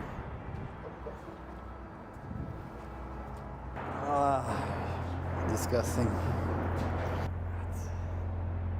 Where was I where I was thinking about that? I always wonder how in certain areas that have such high costs of living, how people make ends meet that have regular jobs, you know? Like being a barista in Los Angeles. Like, do you live outside of LA and then you like commute in? Like, how do you make enough money even with roommates? How do you live in like New York City as just somebody that's, you know, fucking, I guess, working 35, 40 hours a week at like a regular, you know, 9 to 5? A lot of side hustles. That's what I'm thinking. Lots of roommates, lots of side hustles. You're kind of living on the outskirts of the city. It's like, fuck, dude. Multiple jobs, good budgeting. Yeah, it has to be. That's what I'm saying. Like, that's why if you're somebody in New York City, you're living in a shoebox apartment that you're sharing with somebody with a shared bathroom. You're working a minimum wage job. You're not working 40 hours a week. You're working 70, you know, to be able to fucking make enough money. And you're never even home. That's like, we watched one video about, I mean, this is just different New York City versus Vegas. It's probably very similar in Vegas, but it's like, we watched the one video about one of the smallest apartments in New York City, and the person they were interviewing was like, I just need somewhere to crash. You know, they're never home because they're always working. If they ever have free time or money, they're not going to stay at their apartment. They're just going to go spend it elsewhere. So it's like, they're literally just paying fucking thousands of dollars a month to just fucking have somewhere to fall asleep for 8 hours and get back up. Life. Do you have contacts of your family? Somewhat. What do they think that you're doing right now? They don't ask. What did you do before you came to these tunnels? Before I was in this situation, I was a family man. 2 boys, 1 girl. They still live out here. My son just turned 17 last month. When is the last time did you see them? 10 years ago. Wow. What is the He hasn't seen his son since he was 7. worst thing that happened to you in these tunnels? Somebody died right where we were standing last night. Last night? Last night. How? OD. Life is precious. And short. Nearly 7 out of 10 Americans live paycheck to paycheck, barely making ends meet. For many, it takes just one unexpected event to lose their financial stability. Oh my God. We were in the tunnels and you can see the Caesar's Palace on that side. This is a drama. If you want to shine a light into these tunnels, consider donating to the Shine a Light Foundation. Don't forget to subscribe to our YouTube channel for more documentaries like this. Huge thanks to MyHeritage for sponsoring. Oh my gosh, man. That was a sad fucking video, bro. Dystopian, really scary. This is the society we live in. Yeah, bro. But let's give tax breaks to people that make fucking $100 million a year. What a fucking great idea that is. Oh, 7 out of 10 Americans live paycheck to paycheck. Why don't we vote for people that fucking, sorry, I'm not trying to make it political. It's just fucking insane, man. Like CEOs. And this is coming from somebody, I make good money, right? Like I should get taxed more. I should get taxed more. I'm not going to sit here and argue that I need to make more money. Is it annoying that I have to fucking pay a lot in taxes? Yeah, but it's like, I'm the guy to pay it. Why the fuck are we sitting here going, oh yeah, actually, why don't we give more people, why don't we make Elon Musk a trillionaire? What a great idea. That'll solve society. The trickle-down effect. The trickle-down effect. Once Elon Musk has $1 trillion, he'll start handing it out to everybody else. We'll start handing it out. Eventually, yeah, that's what's gonna fix it. Once he gets $1,000 billion, then that money will start getting redistributed to the average American. Fucking hell, man. Like, there are billionaires that do donate a shitload of money. I'm pretty sure Jeff Bezos' wife gave billions of dollars away. I know the Bill Gates family, or the Gates family, does a lot of stuff. But, like, fuck, man. Only political take for today.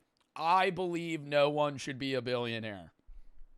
I think that you could reach $999 million, and after that, it is a hard cap. You've won at life. You should not. You can work. You can't own a business anymore. Shit's got, maybe you could be like a supervisor. You should not be able to get more money. Your net worth should be capped at $999 million. And that's a lot of fucking money. Next video.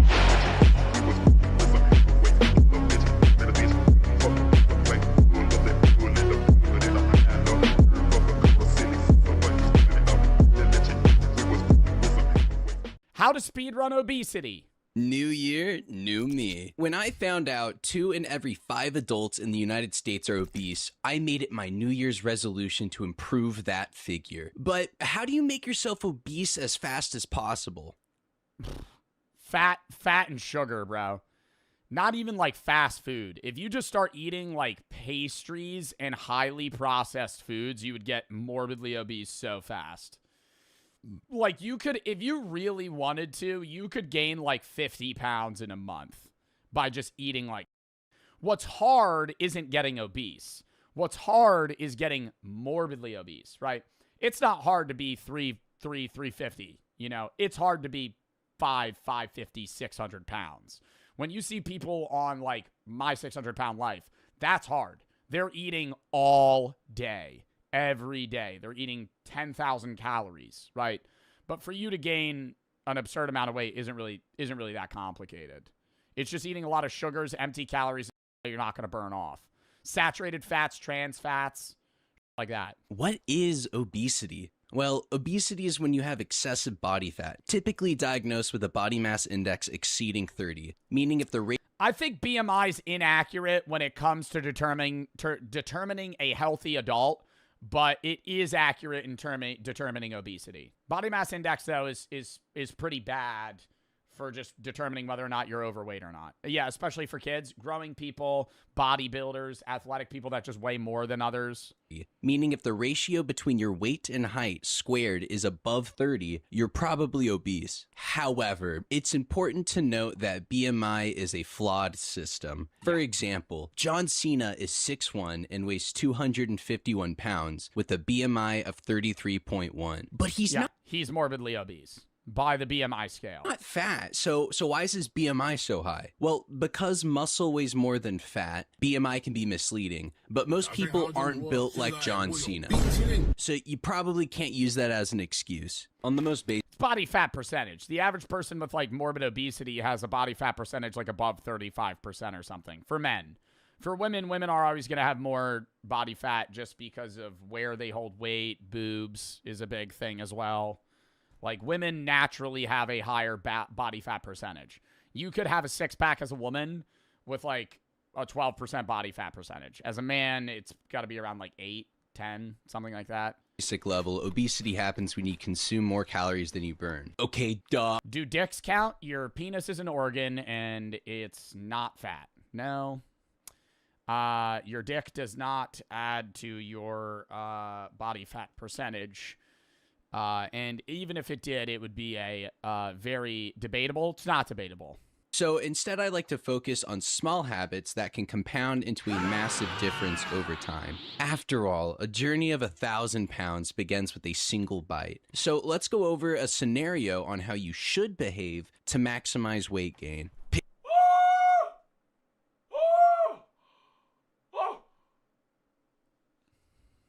That's me eating ramen. Damn, Raygasm, you fucking goat. I think it's because I did a react to his how to speedrun cancer video, which, let me say, masterpiece. So, very excited for this one. Picture this. John just crafted the perfect custom combo box on the Taco Bell app. Ooh, Taco Bell's a good. What's like the worst fast food place for you? There's probably a definitive off of like the options they have. Taco Bell's probably up there. Wendy's is up there. Wendy's is really not. Wendy's has healthy options, but like I think if you're eating a triple bacon order, wait, what's the place that sells like it's called a 4x4, and it's like 4 patties. It's like this big. Is that Jack? No, it's not Jack. Is that In-N-Out? Five Guys? One of those ones. Those ones have to be horrible for you. But his Taco Bell points are about to expire. If he doesn't use them now, they'll die. John cashes out and adds a beefy 5-layer burrito to his cart. While waiting on his $30 DoorDash order to arrive, he queues up a YouTube video. The stage is set. Obviously, fast food provides vital structural support to the obesity food pyramid. It's calorically dense, highly processed, and can snowball into other weight-gaining habits. Ooh, don't drink water, only drink soda. Soda, juices. A single meal can easily exceed your recommended daily caloric intake, and oftentimes leaves you feeling empty like when the liquor store is closed. That's because satiation depends more on nutrient content than calories alone. Fast food and junk foods are typically low in fiber, protein, vitamins, and minerals, so they pass straight through you and fail to keep you full. This industry has a feeder fetish. They get consumers addicted to Crunchwrap Supremes. They chew them up and spit them out right back onto the street. It's disgusting. Yo, every time I eat Taco Bell, it tastes worse than the time before, but I still crave it.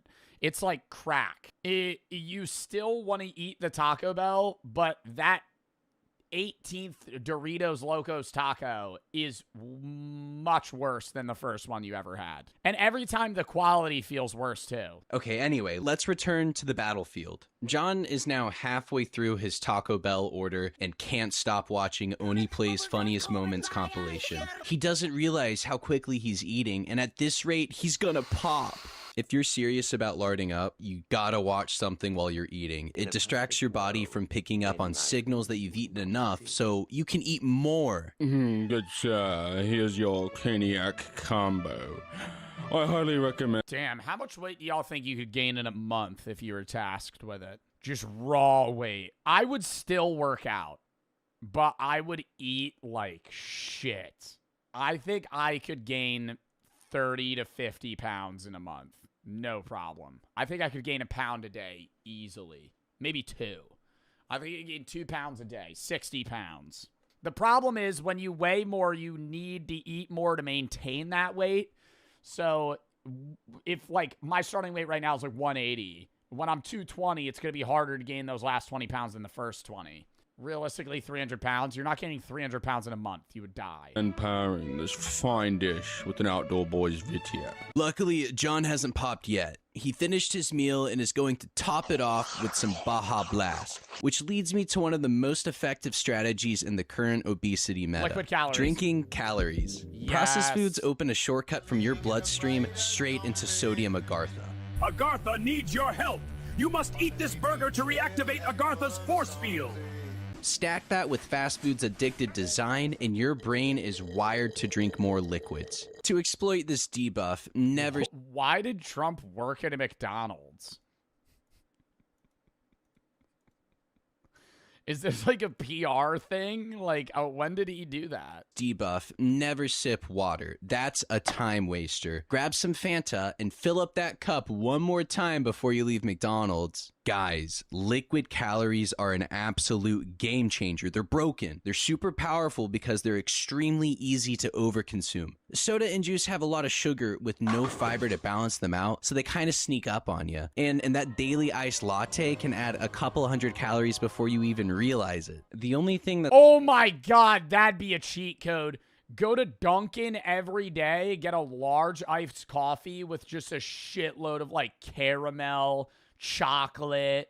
Like, you ever see those videos where they get like 40 sugars and it's just somebody filming it and it's like half the cup? Some shit like that. Faster than soda or DeviantArt is alcohol. I love alcohol. That's another cheat code. Drinking straight beers. No, beers aren't the method. Because a beer fills you. A beer is a filling drink comparable to other alcohols. You'd want to do a cocktail. Mixed cocktails. And then you get drunk. You need to eat. See, that's also a thing in the United States. Alcoholics tend to be obese or overweight because they get really drunk, and that's a lot of calories. And to get less drunk, they need to eat a lot of carb-based fatty foods to bring them down and fill their stomach, and they're hungry and they're not noticing how much they're eating. So you're just like perpetually getting fatter and fatter. Fat. Honey, I'm worried about your alcohol abuse. Alcohol abuse? I would never. I love alcohol. Any speedrunner worth their salt is familiar with the power of alcohol. My God, and you know what I hate the most is fucking Michelob Ultra's marketing tactic of saying, the premium light beer, 95 calories. The average beer is like 100 to 120. It's like, they're like, the premium light beer. It's like 5 calories less. And I have friends that are like, well, 20 beers in, I'm saving 100 calories. I'm like, yo, so what? Like, why am I opting to drink piss when I could drink something that's better tasting and mildly more calorically, mildly more in how many calories it has or caloric density? 20 beers is 20 beers. Yeah, 25 calories over fucking 5 beers. Wait, like, let me Google that. How many calories is a 12-ounce? What's a high-calorie beer? A Yingling. 140. See, there we go. That's fair. 12-ounce Yingling, but that's like a dark beer, like a dinner lager. Nobody's getting drunk on Yinglings. How many calories is a 12-ounce Coors Light? 102. So it's 7 calories less. Like, that's not a good marketing tactic. Then again, I'm sitting here glazing a beer that's marketing tactic is that it's cold. 1. Alcohol stops fat from burning. Your body is an ignorant, sober tard and sees alcohol as a harmful substance and prioritizes burning it before dipping into your fat stores. Since alcohol can't be saved for later, because I'd get to it. Since alcohol can't be saved for later, your liver drops everything to process it, meaning all the actual food you ate gets shoved straight into fat storage. 2. Alcohol is high in calories. Once it hits your system, alcohol becomes ethanol, about 7 calories per gram, which is almost double what carbs or protein can give you. A single shot of 80 proof vodka has about 100 calories, but most people chase demon juice with mixers. A rum and coke can be 200 calories, and a fruit... A shot of vodka is 100 calories? Bro, I'm not even lying. I thought a shot of vodka was like 10. 100 calories for a shot of vodka. So a double vodka Red Bull is like 400 calories. Fruity mixed drink is even better. A standard pina colada can run you up 500 calories. So you should probably focus on sugary mixed drinks to mask the yucky taste and inflate your intake. 3. Alcohol makes you feel hungry. Booze toggle off your appetite regulation hormones, so your brain can get tricked into thinking you're starving, which leads me to 4. Alcohol makes you crave salty and greasy foods. It can cause blood sugar levels to drop, triggering cravings for high sugar. Oh, you need to quit nicotine. If you're a nicotine addict to get really fat too, you need to quit nicotine because nicotine and caffeine are appetite suppressants. So that's why, like, a lot of countries with, like, higher cigarette smokers tend to be skinnier. High-fat foods further helping weight gain. If you're serious about obesity, start going to happy hour, get hungover every day. Less motivation to exercise means more time to stack calories. No, you wouldn't want to get hungover, because when you're hungover, you don't really eat. Because you're just, like, so in, like, a lethargic state, you're not really doing anything. Unless you're just scarfing down food to try and feel better. But a lot of the time, you're, like, nauseous. Remember, the goal is to minimize calories burned and... What is the best Zyn flavor stream? Yeah, man, let me just rip that real quick. I just do fucking 15 cans of Zyns and then get Nick sick and pass out on stream. All right, next one's wintergreen.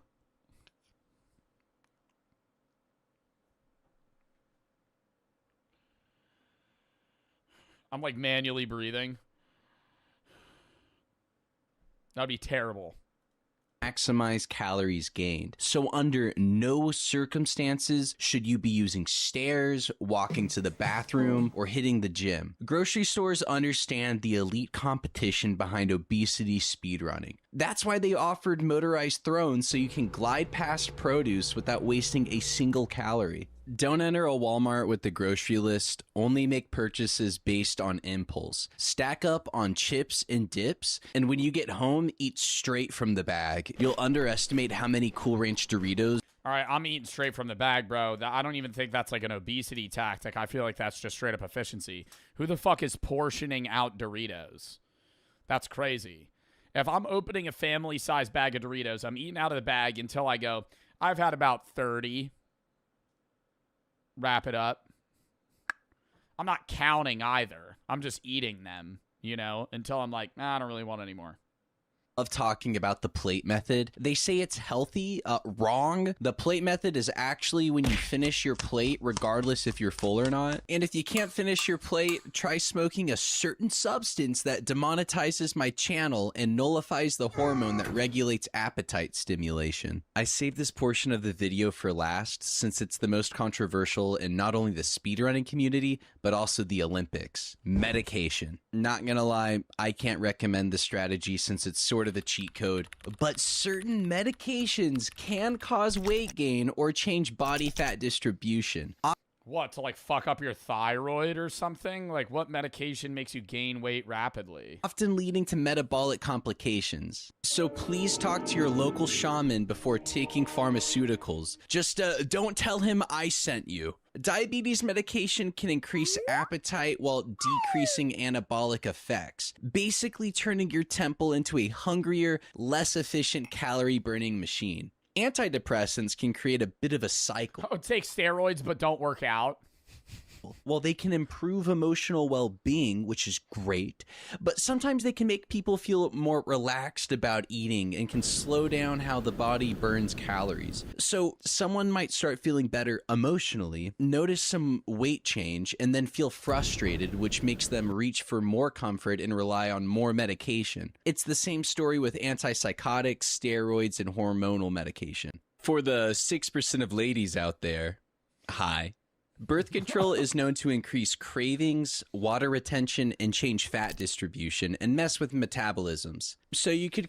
Yo, I've heard, for the women in my chat, tell me if this is true. I've heard that women on birth control can have a very different attraction to their partner when they're not. So they always say if you want to know if you want to be with somebody, get off birth control. Because when you're not on it, you might be physically repulsed by the person that you are currently into. At the end of the day, just remember to lard up and gout out, and you should be well on your way to speedrunning obesity. I had a lot of fun collaborating on the cancer rap, so I've called in a few more favors, and Ellie Andrews and Sate Aiden have made another rap dedicated to gaining weight. So give it a little listen. Couple tips if you're trying to get big. Gotta pack on pounds like a Brit.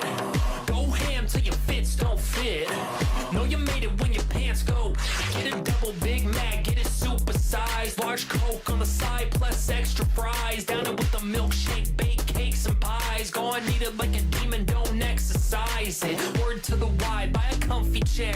Take the elevator up, down, never the stairs. Stay smoking, stay drinking like you just don't care. Celebrate 420 till you see it on the scale. Stuff up your face, get them buttons popping. Gotta finish each plate like your grandma's watching while you scroll YouTube. Cause it's better than walking, laying down for some rest in your XL coffin. Ooh. Wow. I loved that. What a video. W-Raygasm, bro.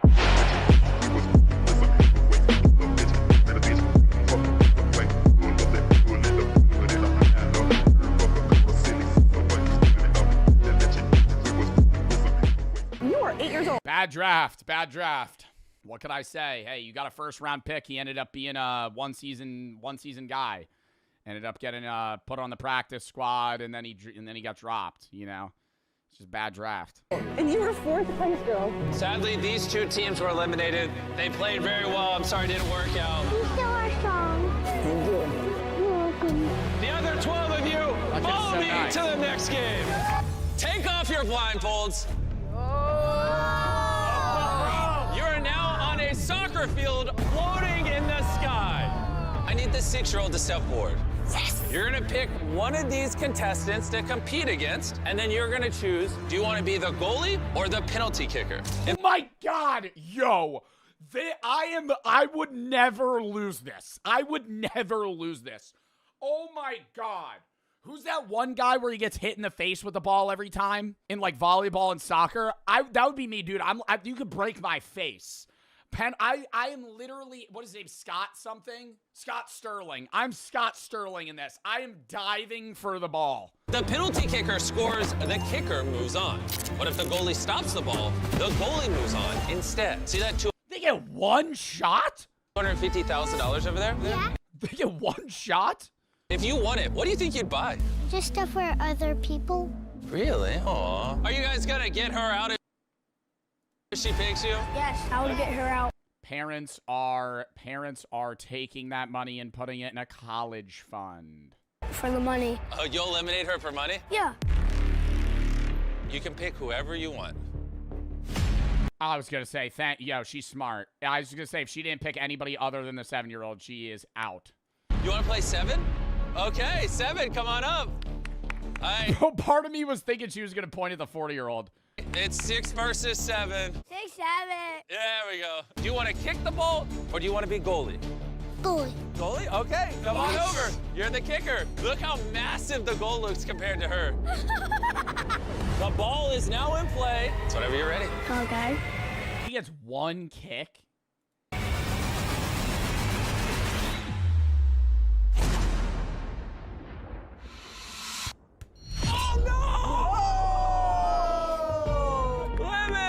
Good try, girl. This is hard because you're very adorable, but you have been eliminated. I'm sorry. Do I go down the stairs? The only way off is to jump down there. Goodbye, Lemon. Bye. Don't worry, there's a... Why do we always, like, CGI? I feel like this is probably, like, 6 feet off the ground. I don't understand, like, we're at a soccer pit in the sky. Like, why can't we just be in a soccer arena? Big foam pit down there. Let's keep playing. Will the youngest please step forward? Come on over here, 10. Who are you thinking? Her. 19? 19. Oh my gosh. I'll be the kicker. I'll be the kicker. And you think you can take her on? It's because she's a girl. I feel like she's gonna be too slow. She's done. She's done. I'm not gonna lie. I'm not like, I don't like the, the reasoning because obviously he's like, oh, it's because she's a girl. But like, out of all of the other picks, if I was 10, I would also probably go against her. It is sexist, but I'm saying like, my reasoning wouldn't be it's because she's a woman. It would be, well, the other guys look very athletic. I don't think she statistically would be the best at soccer. It's in play. Take your time. There's no rush. He just chunks the ball over the fucking net. That would be hilarious. Oh, no, that windup was bad. She saves it. Yeah, she saves that. No, Jimmy! Okay, bye. How do we make a pick here at 12?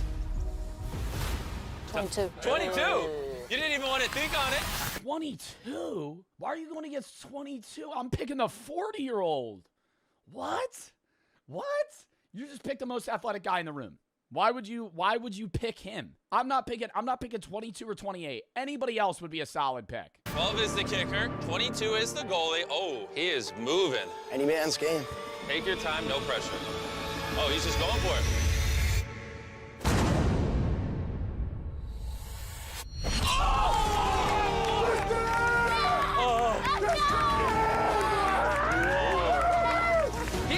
Like I said, any man's game. Oh, it's time for the Granny Slayer to stand up. Playing the clip.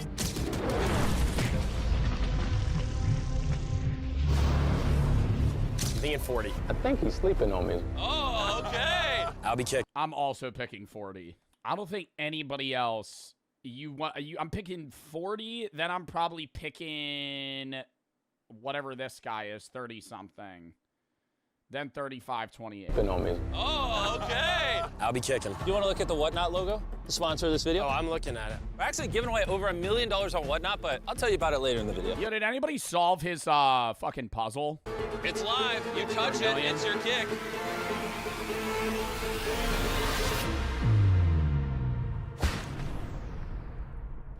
What the fuck are we?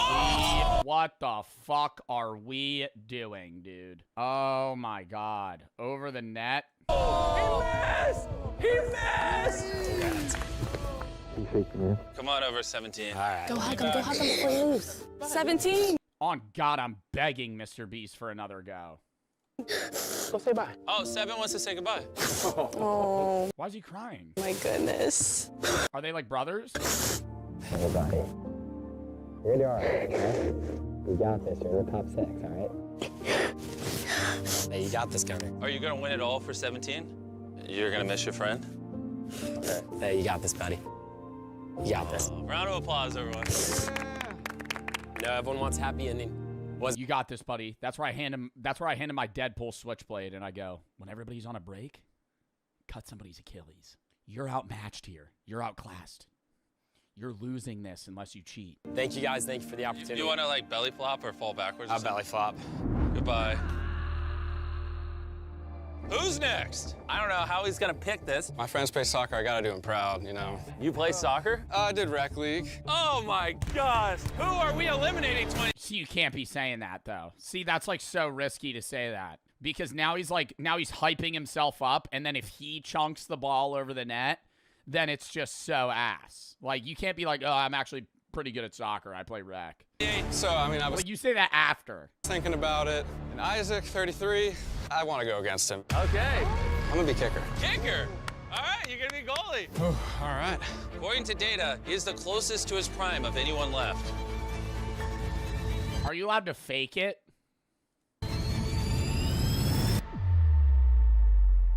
Oh my gosh! Whoa, that was a rocket. Thank you. That was a freaking rocket.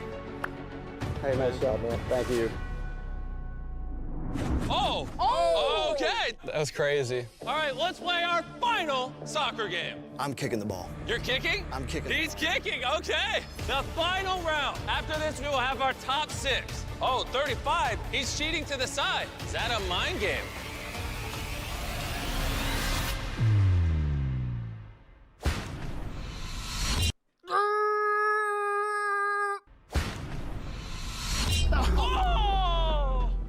Oh, yo, dude, $250,000 on the line, bro, and you just rip it 20 feet to the right.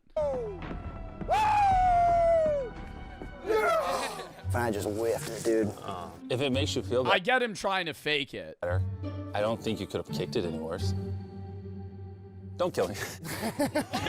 Now we have our final 6.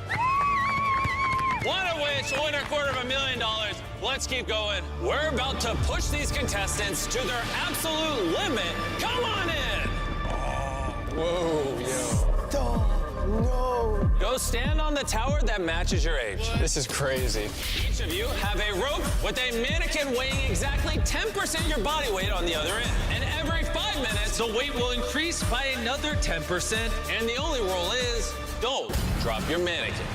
I am locked in on this for actually an hour. I am 10% of my weight. I feel like this is so easy. Yeah, number 7's cooked. Just off of sheer body weight, like he's not going to be able to hunker it down. Guards, hand them their rope. Let's find. Being like 180 is the best weight for this game. Like calisthenics. Like the guy that's like age 35, he's probably like 220. That's so fucked. Because like after 30 minutes, he's just going to be casually holding like 80 pounds. Find out who wants to win this $250,000 the most. And we're off. I'm scared. My fingers hurt. Is this hard for anyone? Fingers hurt 7 seconds in. Not at this weight. No. Okay. All right, it's been 5 minutes. Bring up more weight. Whenever you guys are ready to drop, just drop it, okay? This is so bad. My fingers already hurt. 10% of your body weight has been added. Are you allowed to wrap it around your wrist? I would just do that. Or do they have to grip strength that shit? My hands sweat like crazy. That'd be my worry. How's it feel? This is a little harder. 10% makes a big difference. 19, are you struggling? My fingers hurt. Yo, let it go then. It's been 5 minutes. Guards, come on up. No! All right, clip them all in, guards. No way. This is now 30% of your body weight. Can you just sit on the ground? I feel like I would sit down. 12 is struggling. You really gotta dig deep right here. This is why you shouldn't be eating that junk food, 12. Shots fired. 12, what do you want to see? Oh! Oh my gosh. Oh, wait, is she about to get out as well? 19? Go ahead, 19, go, let it go, let it go. 19, you joining him? Let it go, let it go. Are you joining him, 19? Are you joining him? Let it go, let it go. Let it go. Oh! Yes. We lost another What? Drop him. I'm sorry, 12. Drop me. Oh, all right, we're going until 2 more of you are eliminated. I'm a 7-year-old and I'm against 3 grown men. He's on his villain. Yeah, you're also holding 10 pounds, you chud. He's over here holding fucking 90. I'm sorry, that was rude. I want the 7-year-old to win. Before we add any more bags to your mannequins, I have something fun I want to show all of you. You guys want to see something cool? Okay. Chandler, bring it on out.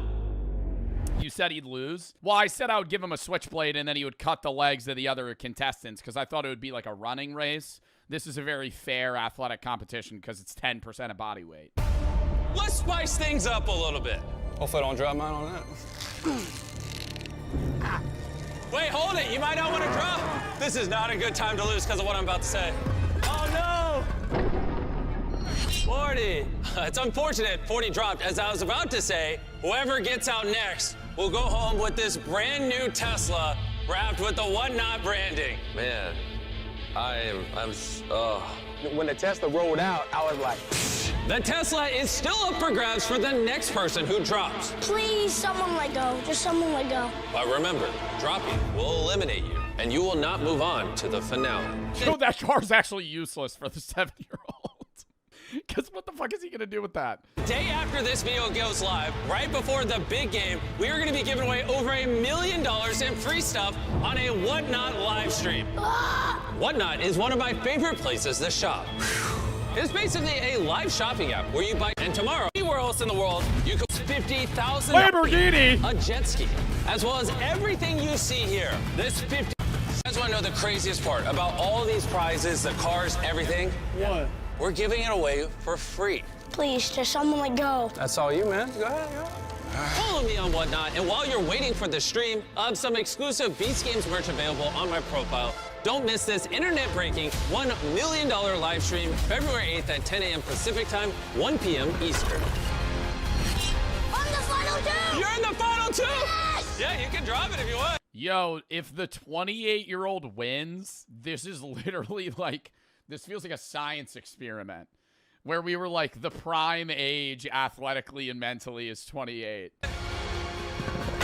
That was brutal. It just slipped the drop. Yeah, at least you won a brand new Tesla. It's all me, though.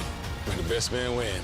Drop him! All right, yeah, now that, yeah, somebody said wins in basketball. They 1v1 in basketball. All right, you guys are going to have street rules. Street rules 1st to 11. You two ready for the final game? Yeah. And now that we've narrowed it down to the final 2 contestants, here Oh my God, they're actually doing basketball. we are in a stadium full of people. Who is going to win this quarter of $1 million? Our first competitor has dominated every challenge this video. Everyone give it up for 28. Wait, why do you think they're booing you? I think they're booing me because they know I'm competing against a 7-year-old. Yeah. And 28 here. Yeah, this is pretty. Yo, like he can't win and not seem like an asshole. Like, Mr. Beast at a UNC game is going, all right, we're gonna match this 28-year-old against a 7-year-old. It's going to be going up against a 7-year-old.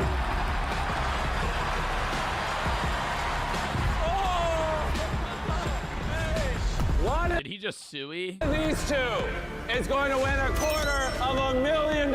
And here's how we're going to decide it. They're going to both take shots at this red line because this is the furthest the 7-year-old can actually shoot until one makes the shot and one doesn't. Whoever makes the shot will open one of these 10 briefcases, and if they open the one with a $250,000 check, they win the money. If they open one of the 9 with an X, we do another round where they both shoot until one makes a shot and opens the correct briefcase. You guys want to hear from the competitors? Yo, this is like a death sentence for me. I'm so bad at basketball. Like, I genuinely think I like watching basketball. I hate playing basketball. I'm so bad at basketball. Out of every, like, basketball and baseball, my 2 worst sports. It's not even close. Like, I'm so much more confident in anything. If Mr. Beast hands me a basketball and goes, all right, we're doing free throws, I'm cooked. Like, I would actually be nervous. I would lose against the 7-year-old. So I know some of you don't like me. Hey, that's all right. My wife is currently walking across the stage for her PA program. This is all for her. And now, let's hear from the 7-year-old. I'm probably gonna buy some Robux after this. I'm winning this money. Let's get this show underway. Mess. All right. A lot of pressure. Dig deep. If 7 misses, 28 gets to open a briefcase. It's now time. I'm picking case 3. Time to pick a briefcase. You have 10 options here. You think he got it? I don't think he got the briefcase. We gotta go with lucky number 7. All right, he's going with number 7. Let's see if he won. Let's do another round. 7-year-olds, go first. So let's let 28 shoot. Okay. What number are we feeling? Gotta do it. He has chosen a number. Obviously, somebody would think Mr. Beast would put $1 million or the $250,000 into 6-7 because of the meme. That's exactly why he didn't. Go! All right, here you go.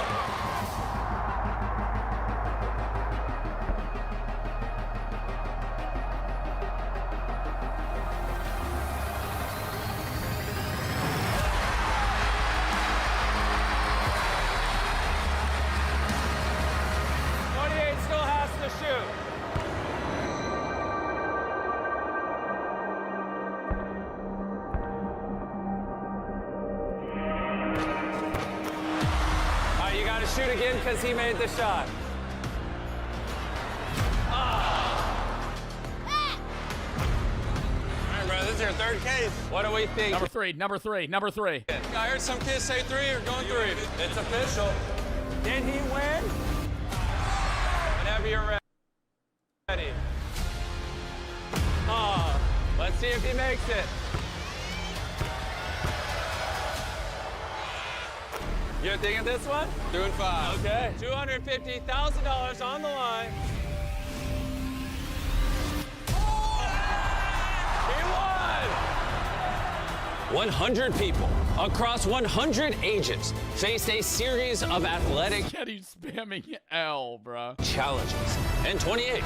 I know all the UNC people were like cheering for the kid, but if they were in the position, they would be like, I'm winning this. Like, Came out on top as the peak of athleticism. what sucks, and I'm not trying to make this feel even worse, is $250K for a 7-year-old is definitively life-changing money. Like, if that 7-year-old won $250,000 and they put that in like an investment portfolio, even like low interest, like that would be millions of dollars by the time he was in his 30s. What are you going to use the money on? My wife, student loans. This was just insane. So much fun. The adrenaline rush. Now, even though the 7-year-old didn't Yeah, but he didn't win. Yo, McChunky. Yo. Yeah, but he didn't win though, so. win the competition, he beat out 98 other competitors, people older and even stronger than him, to make it to the final 2. I couldn't believe how well he did. The 7-year-old's Yeah, you got to give him like 50 grand. not gonna go home with nothing. $10,000. Okay, 10K still good. 10K, you put that in a trust, you know, a college fund. That 10K will pay for his college. That's still good. That was, yo, I want to say, we haven't been watching a lot of Mr. Beast videos. I don't want to say they've been duds, but they just haven't been good reacts, rather, because we're like, I can't really commentate on them. That one was good. Lock in chat, next video.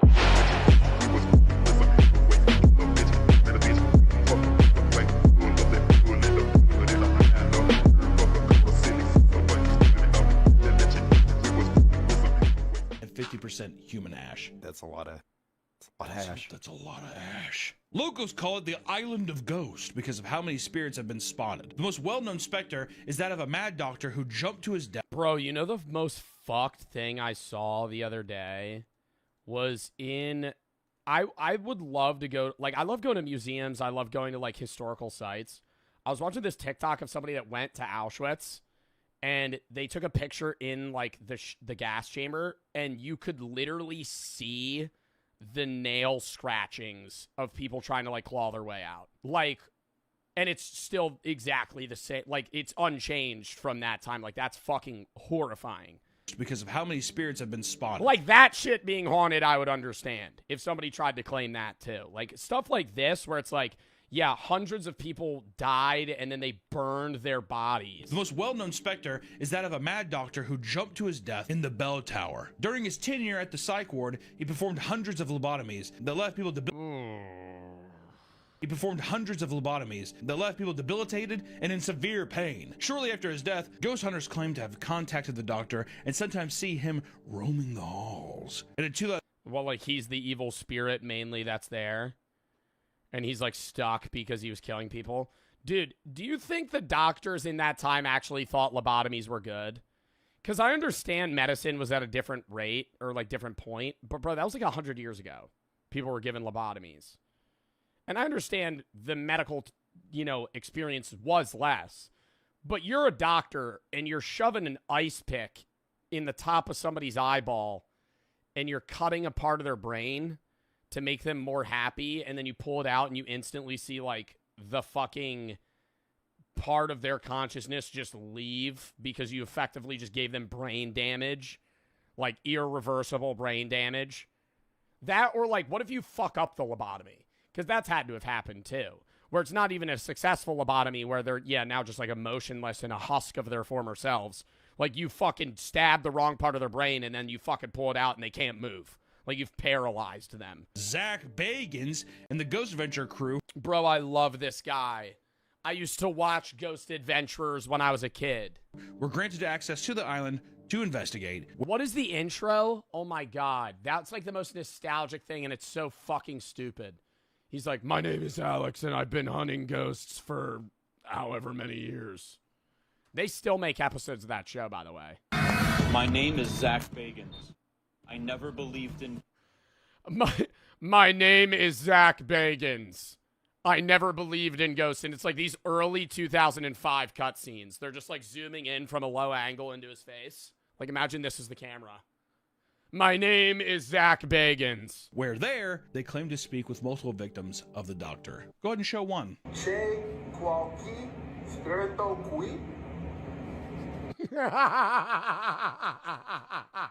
They just don't speak the language at all. He's reading a fucking cue card. I'm gonna try some English here just to see what happens. That's hard-hitting proof. But the episode's most notable highlight was when Zach got possessed by a demon and freaked out at his camera crew. Me? Yeah, said you!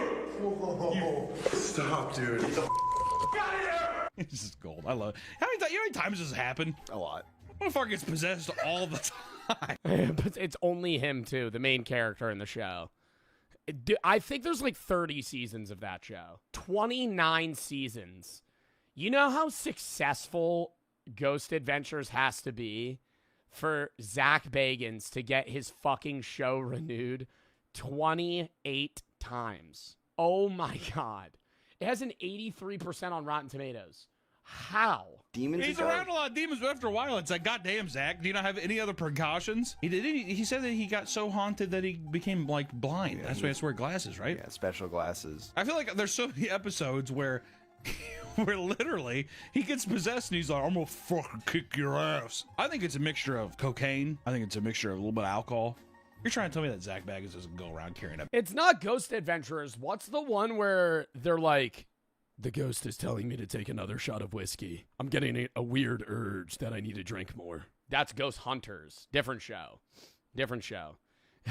Competing shows. Both equally as stupid. A flask of peach schnapps. I believe it, you know. I think this ghost is telling me to do a sidewalk slammer with a green apple for Loco and a liter of Colt 45. I would believe it in a heartbeat. He does a little bump, takes a little swing. How does the ghost know what a BBC challenge is? Good thing I already have a buzz ball, a beatbox, and a Cutwater in my pocket. Wig. And I think he takes like horse testosterone or something. He's sitting there and he's just like all wired up. Punching hole in drywalls and shit. I mean, I wonder how many cases that he's gotten possessed where he's like freaks out the crew. I bet. Or members of his crew freak out on them too. Yeah, it's a lot. Did he get possessed at Hell House? No, I think his cameraman did, and then he did. Which is my favorite part. Because I'm pretty sure he said something like, dude, Zach, what is going on? He's just like...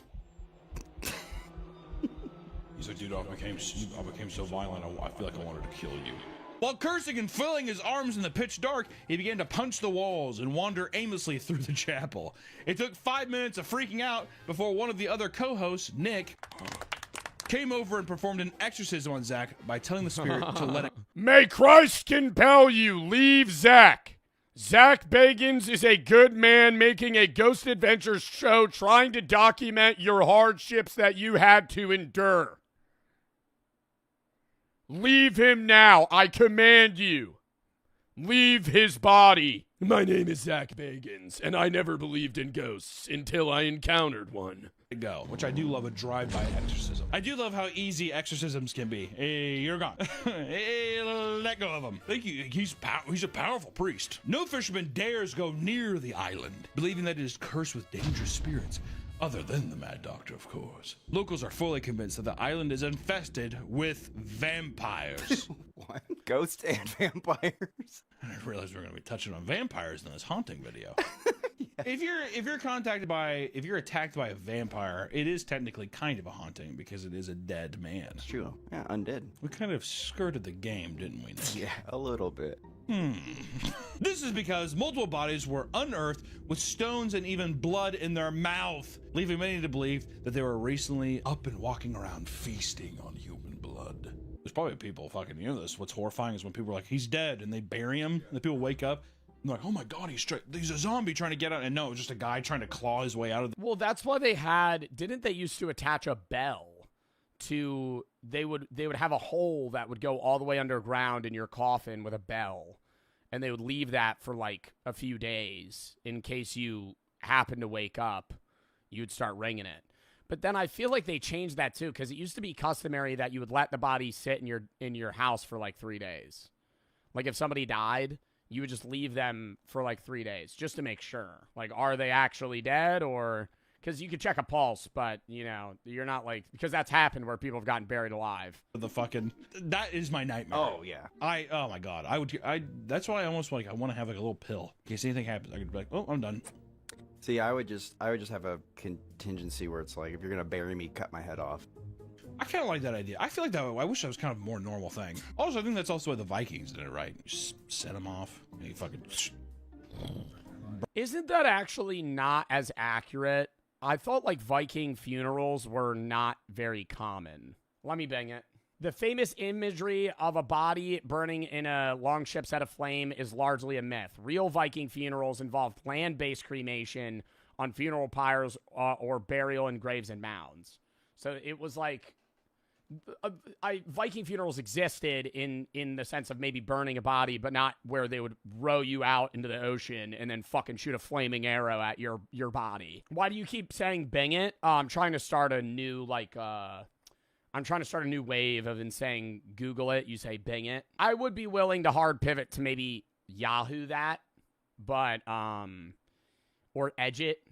I would, yeah, like I don't know, but that if I say let me edge it, that might be. I don't know. The Valley of the Kings is one of the most important archaeological discoveries in history, but it is also one of the most haunted places on Earth. The first tombs were constructed... I want to go. I don't want to, like, uncover burial sites or tombs. But I want to go inside the pyramids so fucking bad to like actually witness and stare at like etchings that somebody put into the wall fucking thousands of years ago is so cool. Around 1500 BCE, and for thousands of years, Egyptian pharaohs and nobles were buried in the lavish rooms. That's what I'm going to say. I watch some people. There's like YouTube videos, people like being like, "Oh, I'm going into the Valley of Kings or whatever, the tombs and the pyramids." No. I'm so claustrophobic. Try not having a panic attack watching one of those videos. Go ahead. Watch a guy go up these stairs. Like, there's this hallway to get to the king's room. You have to go up. This is exactly where I would want to go, though. I'm not saying I don't want to fucking go in the claustrophobic part where you got to climb up a fucking half broken ladder that's like fucking 2 feet by 2 feet, and you're just like breathing out so you could shimmy through. I would want to just go here. This huge, steep, narrow thing, but also it's one way, so people are also coming down. So you're like trapped in this thing, and there's like watch a video and try not to have a panic attack. Go ahead. Challenge impossible. I don't think I would have a panic attack. However, it would remain relatively untouched until 1922, when Egyptologist Howard Carter discovered King Tut's tomb and unleashed the mummy's curse. Which, you know, that everyone knows King Tut, but and then everyone, you know, there's a lot of movies about mummies and all that kind of stuff. But the string of events that happened after that motherfucker opened that tomb is kind of odd. I will say that. As soon as the tomb was open, nearly everyone tied to it began to die off in mysterious ways. This is no shit. It's very weird. To the point where I'm like, this might be the only story on here where I'm like, Well, the only story where it actually has some sort of like grounding in that it's a curse or a ghost. The first one to go was George Herbert. He was at the tomb when it was open and paid for the entire expedition. He died from mosquito bite that led to blood poisoning only 4 months after the initial opening of the tomb. Which you could be like, all right, hey, it's a mosquito bite. Unlucky. It's gonna happen. I mean, what the fuck? Yeah, mosquitoes and malaria have killed half of the people ever born. What are the odds? In Africa, there's like marshy, swampy area. There's gonna be mosquitoes everywhere. Next up was George Gould, who simply visited the tomb before succumbing to a fever 5 months later. A little more suspicious, right? Yeah. Motherfucker just all of a sudden got a fever. Come on, I don't know. All of a sudden got a fever and died. Because I understand this was a while ago, but dude, getting a fever doesn't usually cause death, even in the fucking early, like, 1900s. Oh. Sir Archibald, like, you're just sick. Archibald Douglas Reed was invited by Howard to perform the x-rays on Tut's body, but died from cancer related to x-rays before he could make it to the tomb, which, to be fair, they probably didn't have very safety good precautions for the x-rays back in the day, but still kind of scary. The next two to die were Asa Mace, who worked with Howard Carter to excavate the tomb, and the other was the Honorable Mervyn Robert Howard Mullock. They all died. Not one of them lived. Do you think after 5 of them died in your group, you're like the last one alive and you're like, I'm fucking cooked? How many, if you and like 6 of your friends open up fucking King Tut's tomb, 3 of them die, I'm going, this is surely a Final Destination-esque scenario we're in. We're fucked. Hugh, whatever, Herbert, a cricket player and the half-brother of George Herbert, and he too was one of the first people to enter the tomb. Long name, too long of a name. You gotta die. Both men would die of pneumonia a few years after the tomb was open, and a year apart from each other, which seems just a bit odd. Yeah, this is... For noblemen, for people who have like money and stuff at the time, and also that their deaths were almost like a year apart, exactly a year apart. Yeah, this is very suspicious. Sure, the mosquito bite guy, right? Sure, the x-ray doctor that didn't use any safety precautions and he's given x-rays every 7 minutes as practice. Sure. But the other guys? I don't know. Howard's secretary would... So did they not used to like stand behind a wall or some shit when you would get x-rays? Because x-rays are radiation. You're not supposed... Like, if you got an x-ray every day, that would be really bad. That's why they always leave the room. So they used to just stand there. All right. It's weird. I feel like I have a third arm growing out of my butt. Oh my God! Sorry, I had to make the joke. Howard's secretary would be smothered with a pillow while at a bath club. Edgar Steele, the man in charge of the artifacts from the tomb at the museum, died from stomach illness believed to have been caused by foul play. So now people are just getting murdered. Foul play? All right. And lastly, another museum worker in charge of displays was found dead in his bed from an unknown cause. An unknown cause! was just dead. He's gone. Do you think it was that easy? And the mummy got him. I don't know. I feel like it is weird that, do you think that was a genuine curse, chat, or just like a weird set of circumstances? I feel like it is weird. It's the most convincing out of all of them. The only thing that would make it more convincing is if they all died in unprovable ways, you know?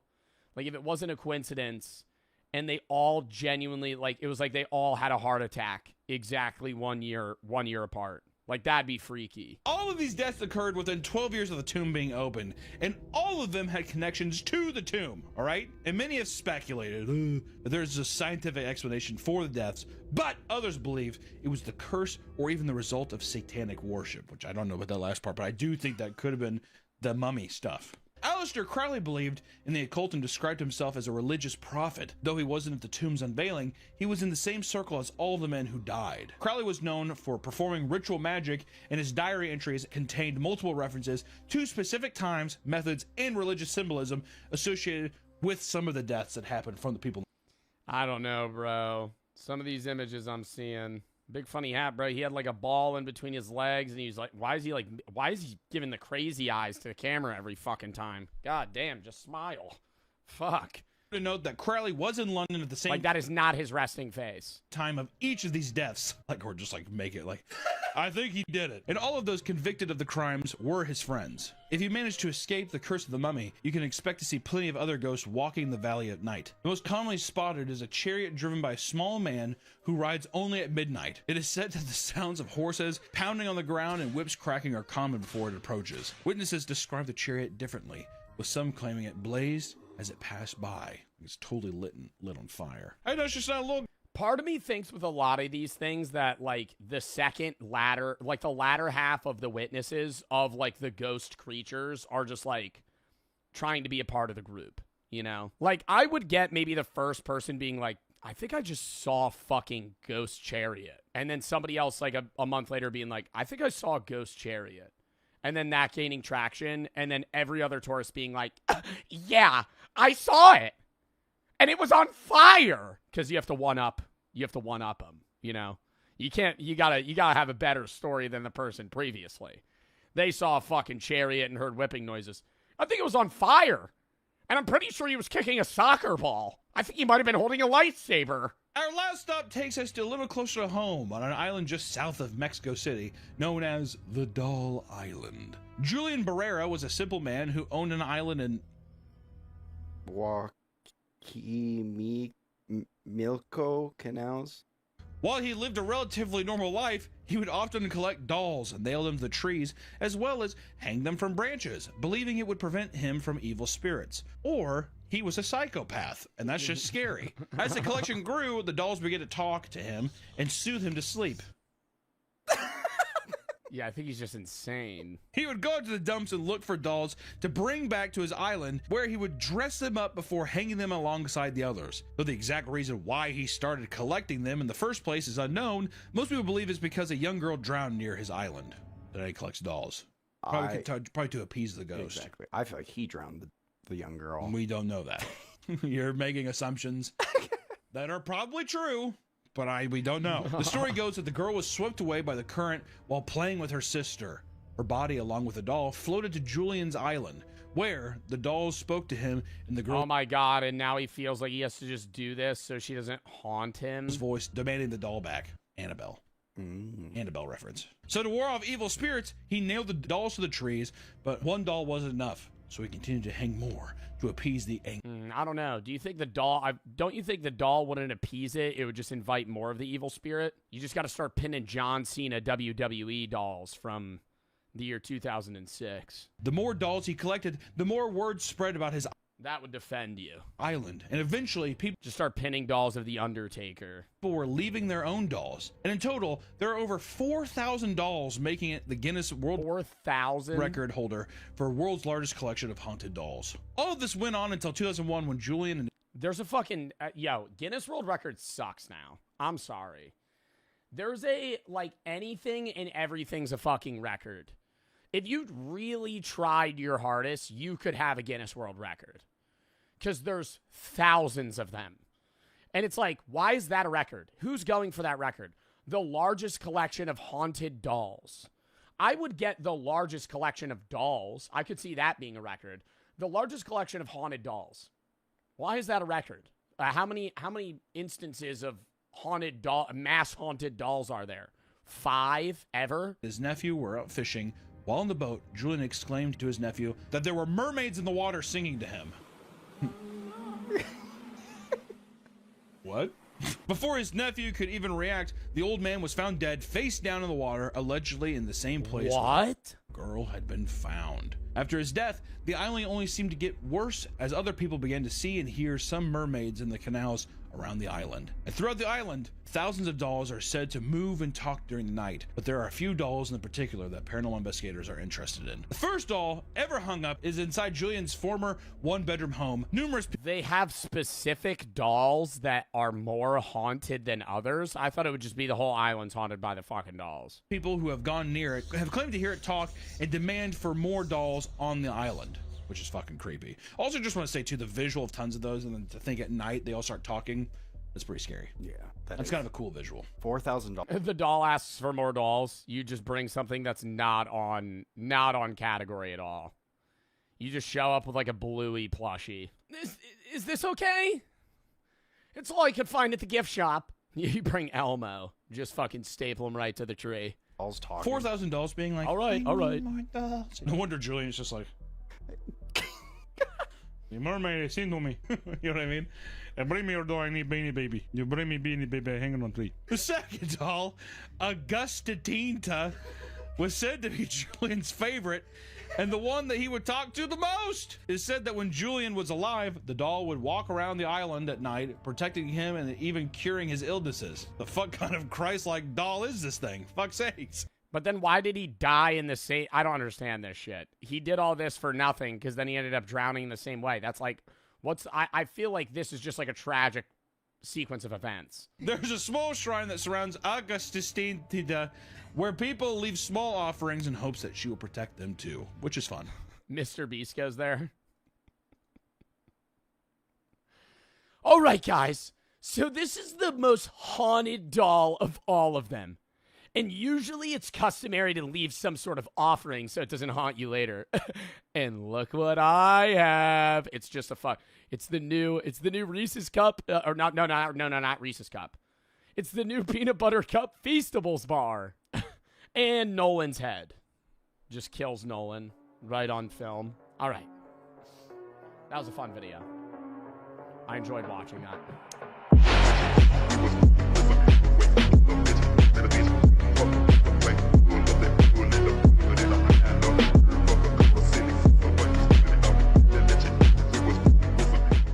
Inside the world's scariest meat market.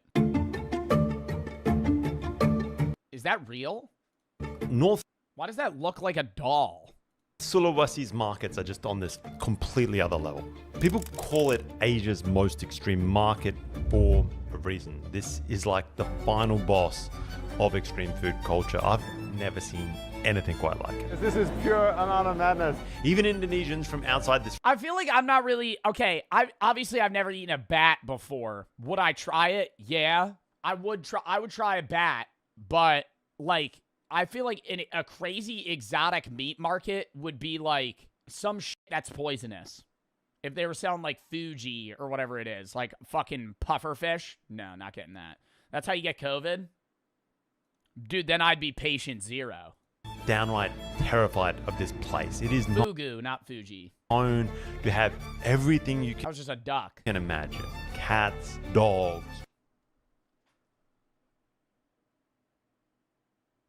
rats, pythons, and endless numbers of bats. All right, hard pivoting what, yeah, okay. I gotta be honest, guys. I don't know if any of this ever makes it on. Would you eat a dog? No. I'd eat a guinea pig. I would never eat a dog. I'd never eat a dog or a cat. I think that it's, obviously it's like different culturally how you view that animal, but I truly believe that like dogs and cats are basically bred to be human companions rather than food, so I don't think it even makes, not even just moral, but like logical sense to eat a dog. Would you eat a horse? I would try a horse. They serve, when I was in Iceland, I can't eat a horse because I have alpha-gal. Anyways, I would try one though if I could. But yeah, they have horse in Iceland. That was like a big thing on one of the I went to like a big steakhouse, and they had a bunch. They had steak, they had whale, they had horse, and then puffin. And I was like, wow, I'm not gonna try that. And I wish I kind of did, because now I can't. Whale? Yeah, I feel like I wouldn't like whale. I don't think I would like eating whale. Puffin probably would just taste like chicken, and I would bet that horse just tastes like steak. YouTube.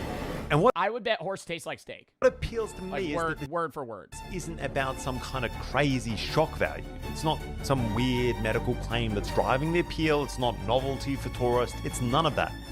This is what people eat here for Christmas dinner. In Tomahan, for Christmas, you Oh, is this like festivity? Like this is like where people splurge. eat like bat. Yeah, we do. Like that's the specialty. Correct. And what outsiders see as just completely insane, as extreme, is just everyday Minahasan culture. It's part of the tradition here that just never really modernized. So why does this still exist? The wing is the best. I mean, isn't it becoming more and more outlawed to eat like what would be considered Western pets in Eastern countries? Like, I feel like I've seen a lot of shit where it's like becoming more and more, I guess, normalized to just like not like, hey, don't eat that. Like, I know that's obviously a stereotype too, of like Asian people, which is just racist. But I'm pretty sure that's like in most Asian countries, that's like not even really a thing. That's crazy. It's the best bit. Yeah. In my family, everybody will just like, fights for the wings. Yeah, no kidding. Here's my plan. We're gonna check out a few of these markets to see if the food is actually mainstream or if these are just... What do you think bat would taste like? Like a bird? I feel like it would taste... I feel like it would taste really bad. Like chicken, but like something's off. Like something's really not right. Like, just like a mixture of like chicken and turkey. Few fringe stalls that are pushing this narrative on the rest of the world. Crocodile? I've eaten crocodile or alligator. And I'm gonna... I never know which I've eaten. Push myself to the limits, of course, by trying this stuff out at a local restaurant. Check it out. I think a dog would be the line for me. I would try like horse, I'd try guinea pig, I'd try rat, bat. I couldn't eat something that like I have as a companion. I would not be able to eat a dog. A cat? No, that's what I'm saying. Like anything that I would say I would classify as like a pet. Obviously guinea pig's a pet, but it's like I don't really have an attachment to like a guinea pig. If I'm the only one there. And finally, we've got to head out to the source. We've got to trek into the jungle, try and find some locals to take us on a true hunt and see if we can see... What is that? Oh my god, just right over the flames. How this stuff... Holy shit, just cooking him with his fucking organs in and goes everything. down Sulawesi style. It is pretty thick Sulawesi jungle, and for just some tiny ass little rats, it is wild. How do you catch a rat in a jungle? I feel like I would starve to death in the wilderness in fucking days, bro. How does somebody catch a rat? I would be running around that thing. Like, you would have to set up a trap.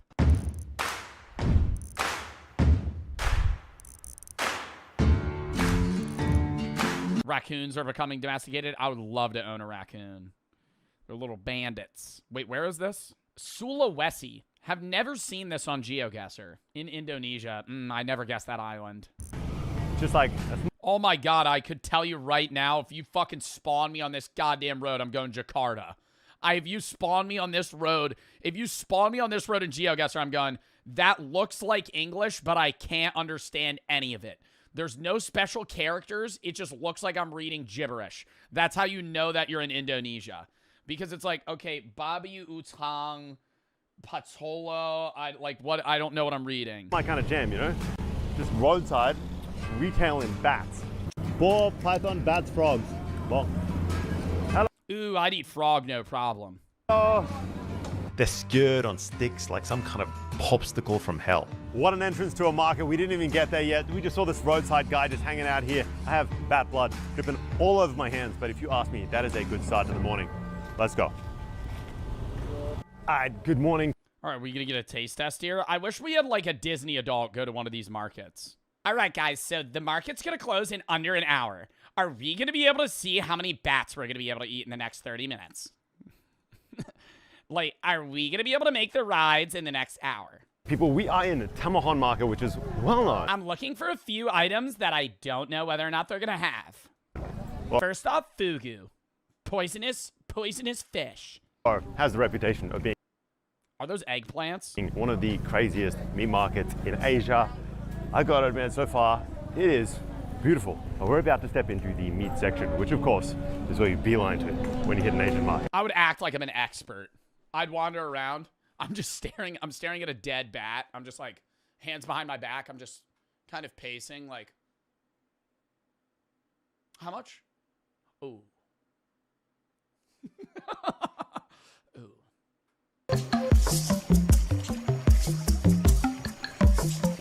Crazy. Woo. That did not take long. Yeah, I'm happy he blurred that. As we hit the corner of the market, there are some blackened out roasting dogs. There's pigs everywhere. There's a dude carrying around a tray of, is that rats or squirrels? That's rats. Oh my God. Do you think they're seasoned? Yeah. Wow. Bro, like I could not, like I'm not,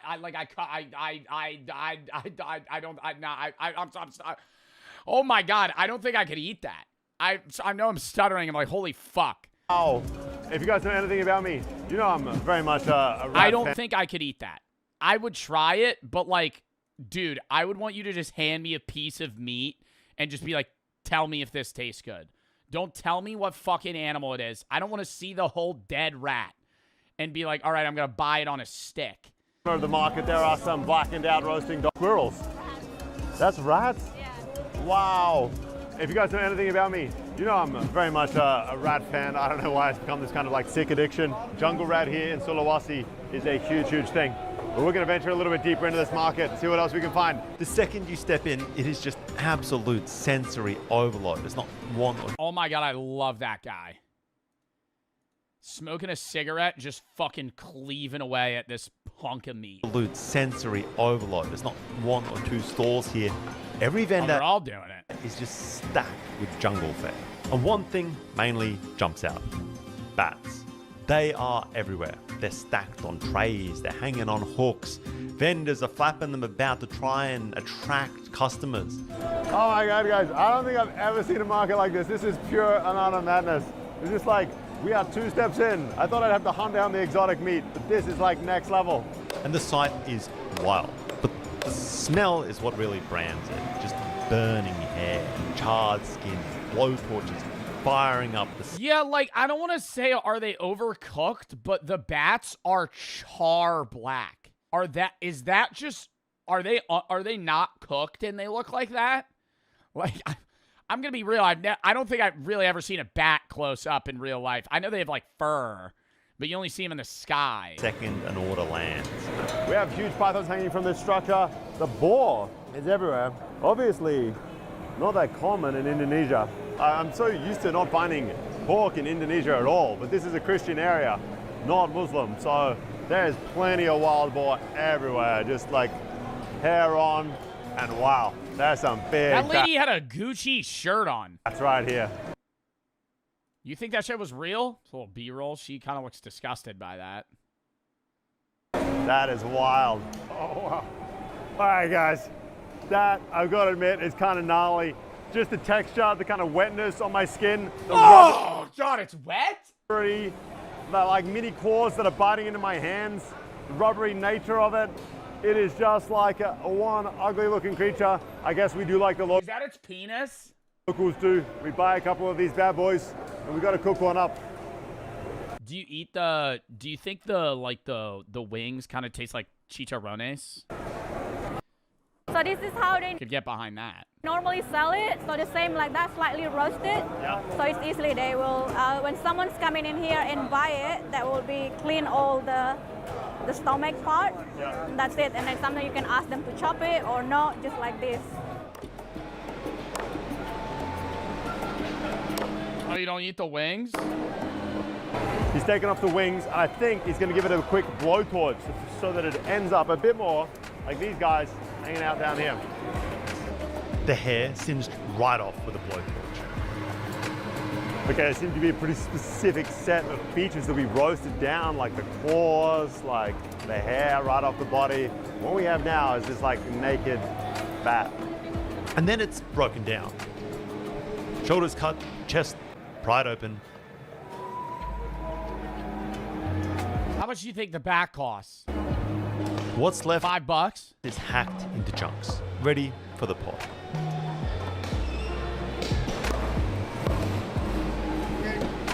We have this kind of... Bro, I'm eating right now. I could eat watching this, no problem. I never understand that shit. Oh, dude, I'm eating. Oh, dude, I'm eating. You're not watching somebody throw... Bro, you know what you're eating? You know what you're eating? Probably a dead animal. You know what you're looking at? A dead animal. What the fuck? I mean, the disconnect's unreal right now. You're probably eating chicken wings, watching somebody cut a bat up, and you're like, oh, no, this is ruining my vibe. You're eating a dead animal.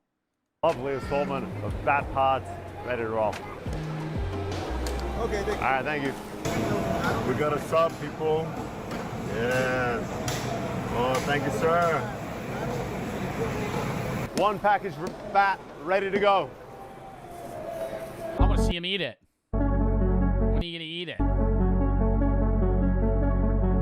This looks like a nondescript house in the middle of Sulawesi, but in fact, it is a restaurant.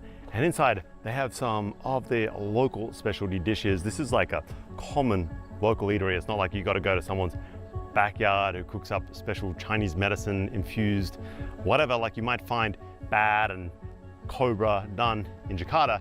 Here, it's... See, cobra's a no-go for me because that thing's fucking poisonous. Like, anything that kills prey by, like, poisoning them to death or, like, inserting some sort of venom is a no-go. Like, I wouldn't want to eat that. You also have alpha gal. I could eat a snake, Zod. Snakes aren't fucking mammals. a staple. So we're going to check out how it's done right now. Let's go. The Minahasan people are devout Christians. How do snakes have sex?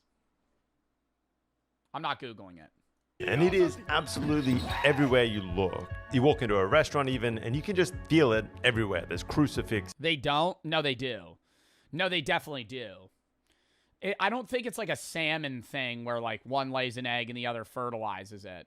They have coils. Yeah, I'm assuming it's like a hole. Verses on the wall, and just this faith is woven into this space. And in my mind, that's kind of starkly juxtaposed against what is on the menu. It's not that there's anything wrong with it, it's just not what I usually...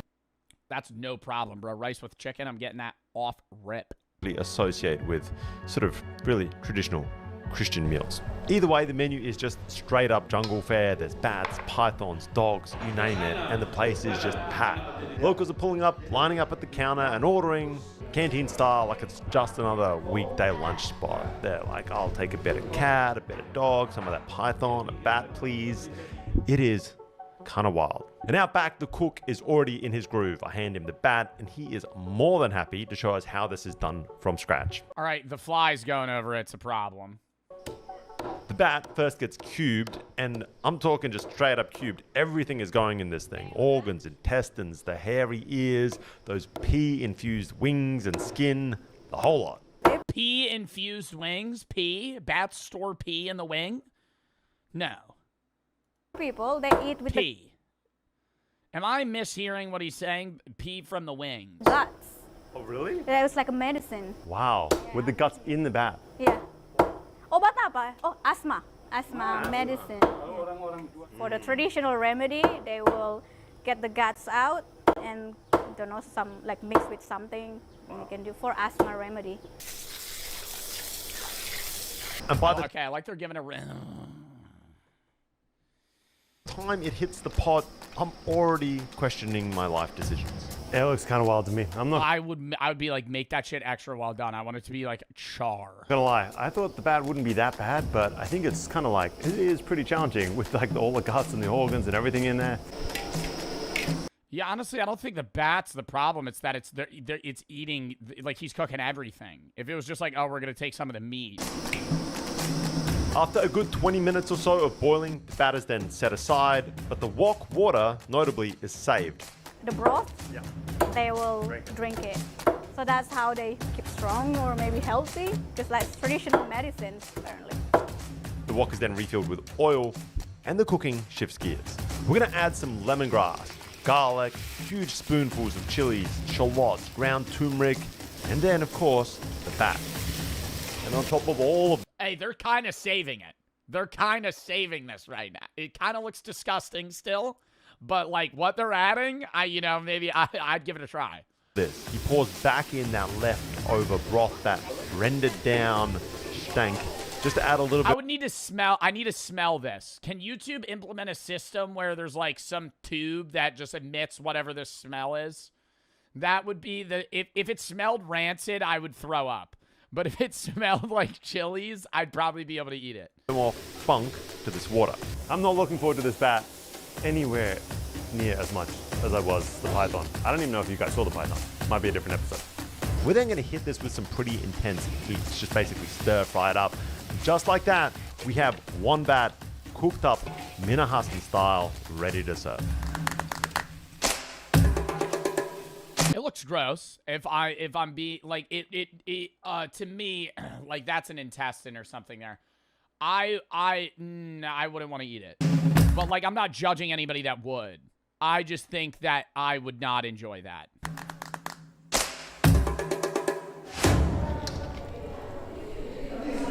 No.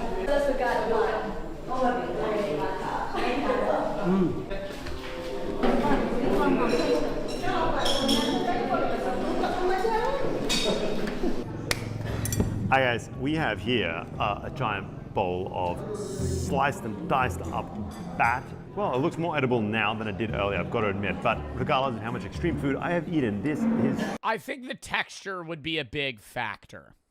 If I bit into something and I got like I was biting into like a ligament, that would induce instantaneous vomit from me. Like it would be like just like in the same motion I would throw up.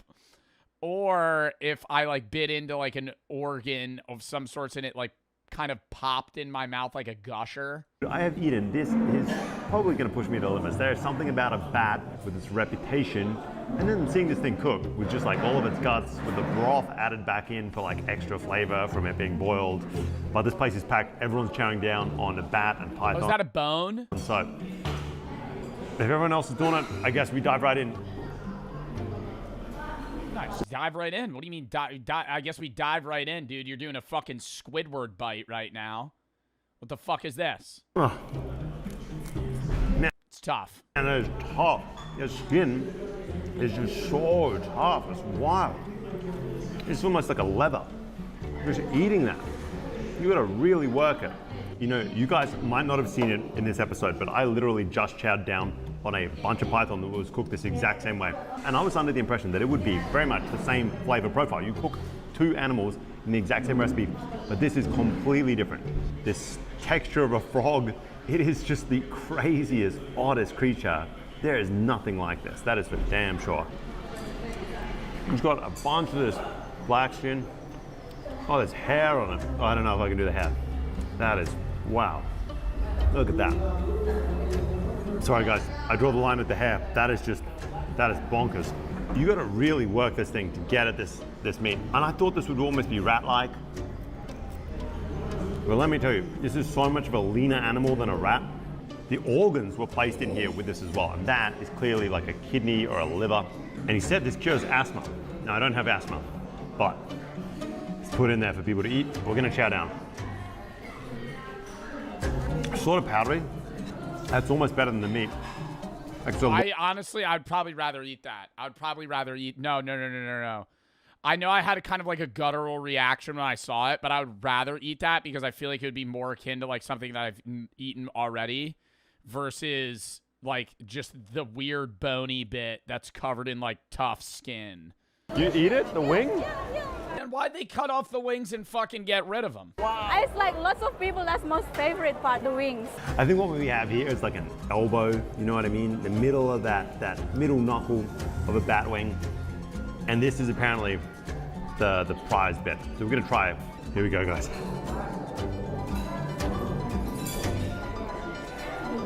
That's all skin that comes off it. It is so thick, so rubbery. You can taste or feel tiny micro hairs that weren't blowtorched off it. It has a real gamey flavor. I think the gaminess.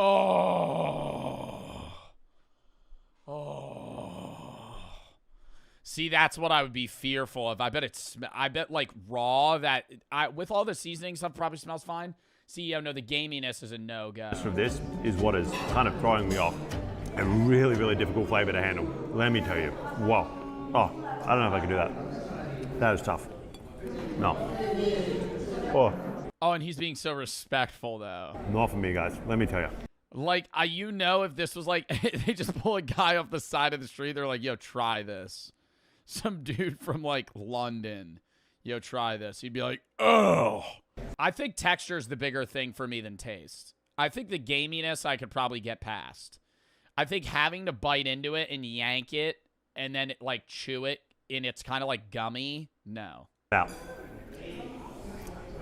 that's a tough one. Like, I could get by it tasting bad to me.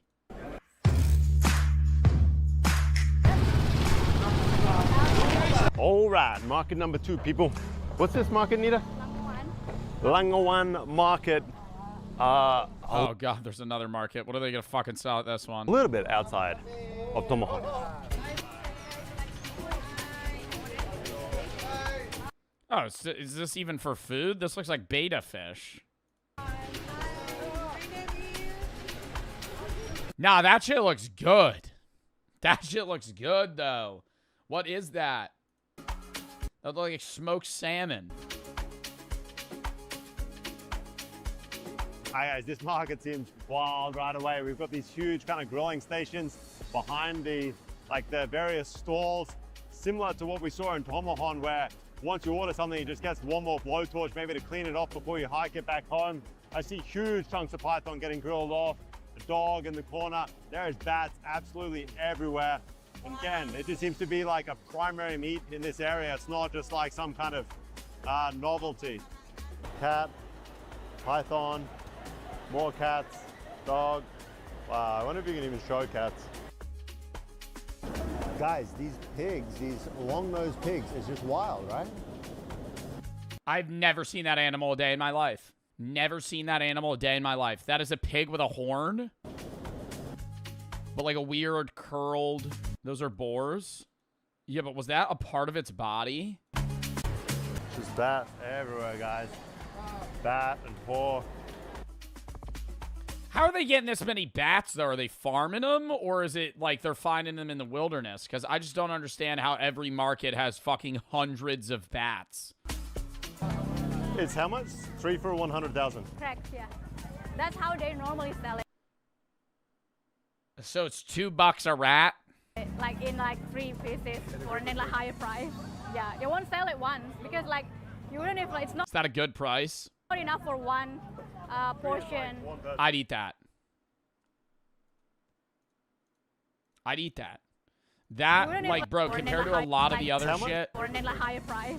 Yeah, they won't sell it once because like you wouldn't if it's not enough for one. Like that looks pretty good. That dude, that kind of has like a kielbasa, like a cooked sausage crisp to it, like right there. Portion. One portion, not person. Well, unless you're really crazy, love that, you can eat it the whole 3 because they're gonna chop it, like diced it. What's in its butthole? So one duck is... Why was its butthole like open? 75,000. 75. This one. But one bat. 450 for a duck or a bat? Rather have a duck. One big bat can be the same price. Okay, so like it's like very common to find a bat, but it's more difficult to like get the bat. The bat. Yeah. Right. That makes sense, I guess. Expensive. So it's kind of like a delicacy. You get less meat, but you're paying for a more premium meat. Correct. Yeah. It's considered like what premium, the bat. And even a rat, like 3 rats is 100,000. Yeah. So you could get. Yeah. What the fuck? A duck, an entire duck's 450. 3 rats is $6. You could get more than a duck for the price. Oh my God, they're alive right now. To 3 rats. Like 1.5 ducks. 1.5 ducks.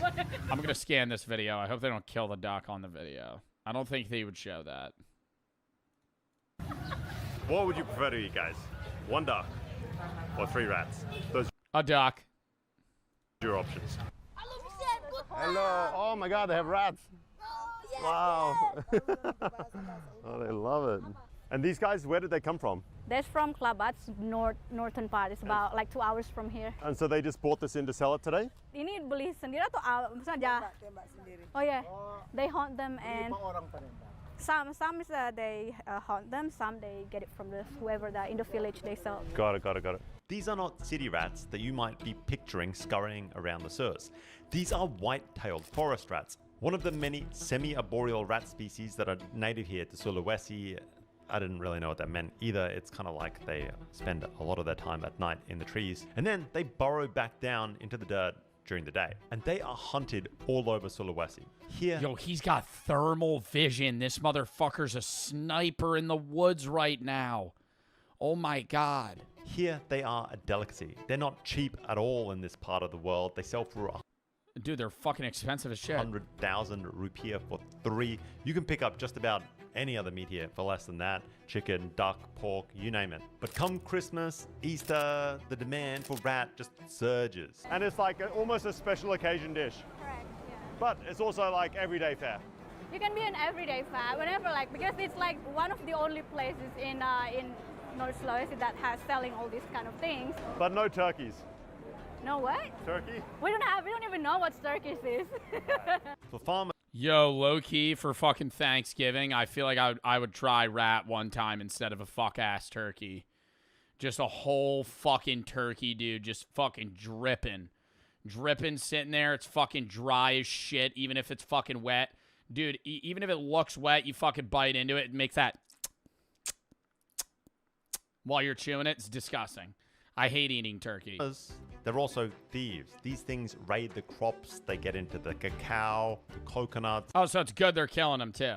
So hunting them becomes this kind of strange overlap. It's part pest control, it's protein, and it's a cash source wrapped all in one. And apparently they are hunted in every way you can imagine. Shotguns, air rifles, snares, dogs. It is just all fair game. Shotgun? I feel like you're fucking blowing that thing into red mist if you shoot a fucking rat with a 12 gauge. Are you hitting it with bird shot so it just peppers him? And so, inevitably, I find myself adding this to the list immediately. It's time for another rat hunt.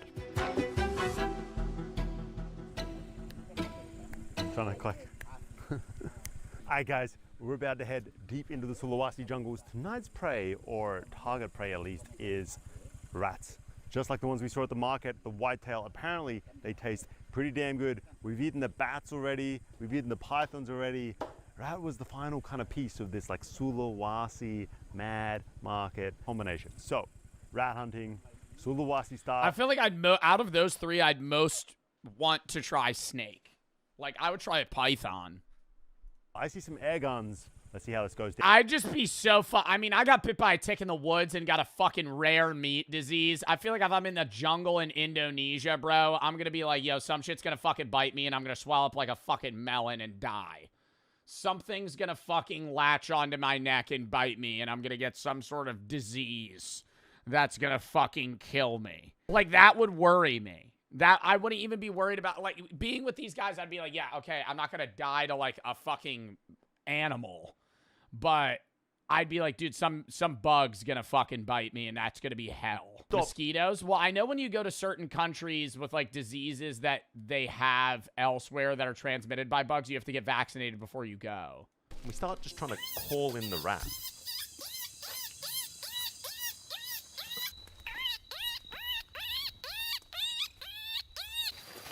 Alright guys, we are weaving our way through some much thicker scrub right now, heading up this hill. It's kind of like... What the fuck was that noise? He's perfected the rat call. I mean, I don't know if I'd call it thick jungle, but it's thicker. We don't need machetes or anything like that. There's definitely an old trail here, but it hasn't been used in a long, long time. That's for damn sure. Hopefully there's some rats to make this worth it. Must be like a horror game for rats. I think life is a horror game for any animal that isn't a human.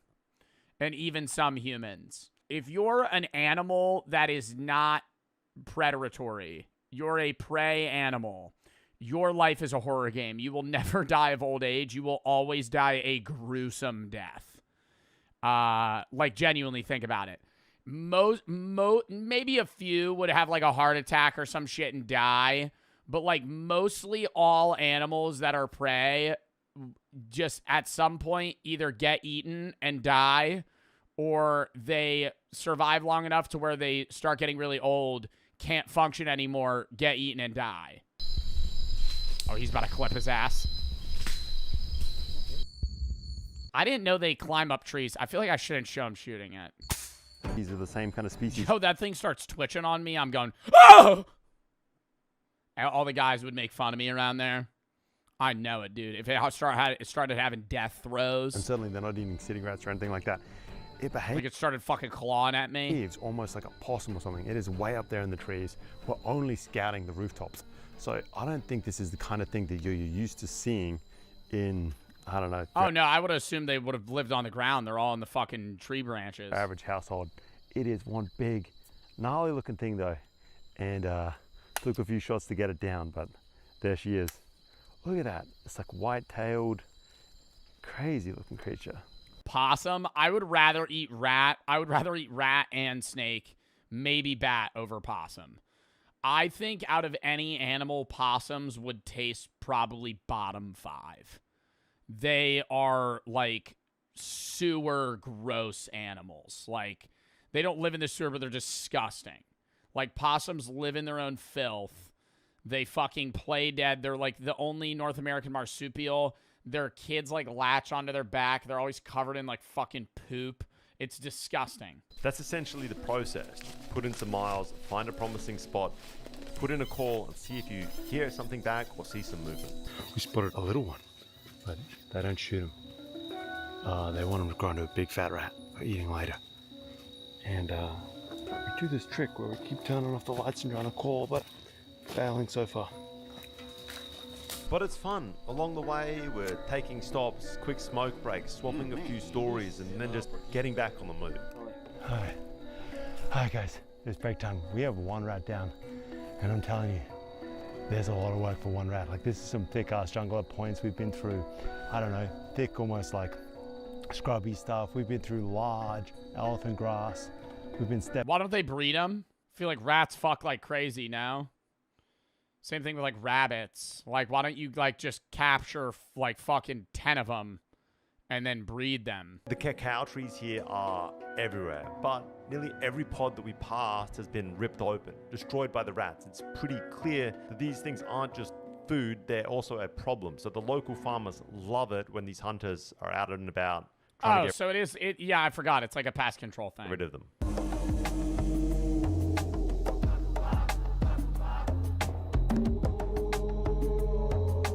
Push on past old farmhouses, stopping along the way every now and then to gather mushrooms and nuts that we might use for cooking later. Hey guys, I think we've come to a clearing. I can hear the river just like raging behind us. So we've started to sort of collect small branches and trees. I think the deal is to make up some plates. And I don't really know how we're going to cook up these rats. I suppose we need a fire.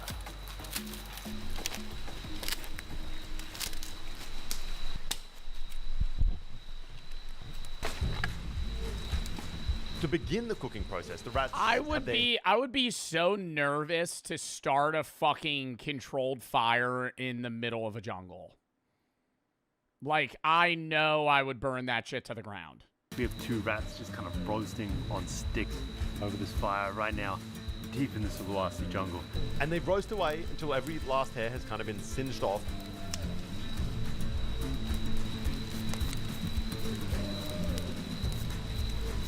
And at this point, you could probably just eat them right away. But we've got a fair bit more prep to go because these guys take even their jungle meals pretty seriously. These guys are blackened to a crisp and they are cooking away. Now that the rat is cooked, they get large sections of bamboo, just really wide chunks of it, and start beating it into strips with a machete. They leave just enough fiber in between the different strips to hold it together, and it can be sort of unrolled. Oh my god, are they gonna like... Wait. Are they gonna, like, oven bake the fucking rats? Like, over the flame? Oh, maybe not. Tree branches are then lashed together with vines, the bamboo mat. Or like rotisserie, they're making like a makeshift fucking rotisserie thing. Is laid on top. Oh, no. Some banana leaves are added, and I'm guessing terribly. You've got this kind of really cool setup, this jungle table of sorts. Meanwhile, 4 short sections of branch are hammered into the ground beside the fire to form a stand that's going to hold a pot for cooking rice. Another section of bamboo is used to sort of split open, creating these large water containers and a makeshift chopping board along the way. This looks so complex. Oh, I think it is going to be like, not like an oven, but they're doing like, I think they're trying to transfer some of the, I guess the taste from, they said the banana leaves to the rats. On the table. Maybe package it up. Oh, it's like a little chopping board. It's genius.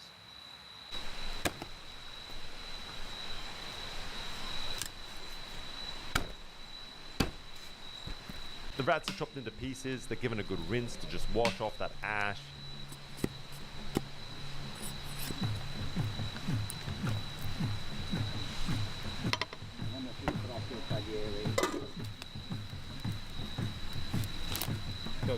Then we begin preparing the rest of the meal. They slice shallots, local herbs, lemongrass, and toss in some mushrooms that we gathered along the way earlier. Chilies and garlic. Turns out they're hallucinogenic. Garlics are mashed together in this rough. That'd be an experience, dude. You're like, oh, yo, actually, rat's not that bad. Why do you have 3 eyes? Wild mushroom salad going on the side. This chili mix spread out on top. Oh, yeah, dude. They're doing a whole fucking buffet. Kind of a wild dressing, but I'm digging it. Fireside. If you were telling me I was going to be eating this in the Sulawesi jungle not that long ago, I wouldn't have believed you. This looks pretty damn good. And everything just kind of gets mixed together with a pinch of salt. And I sort of thought this was it. It was kind of like some jungle rat salad. But no, there's more cooking ahead also.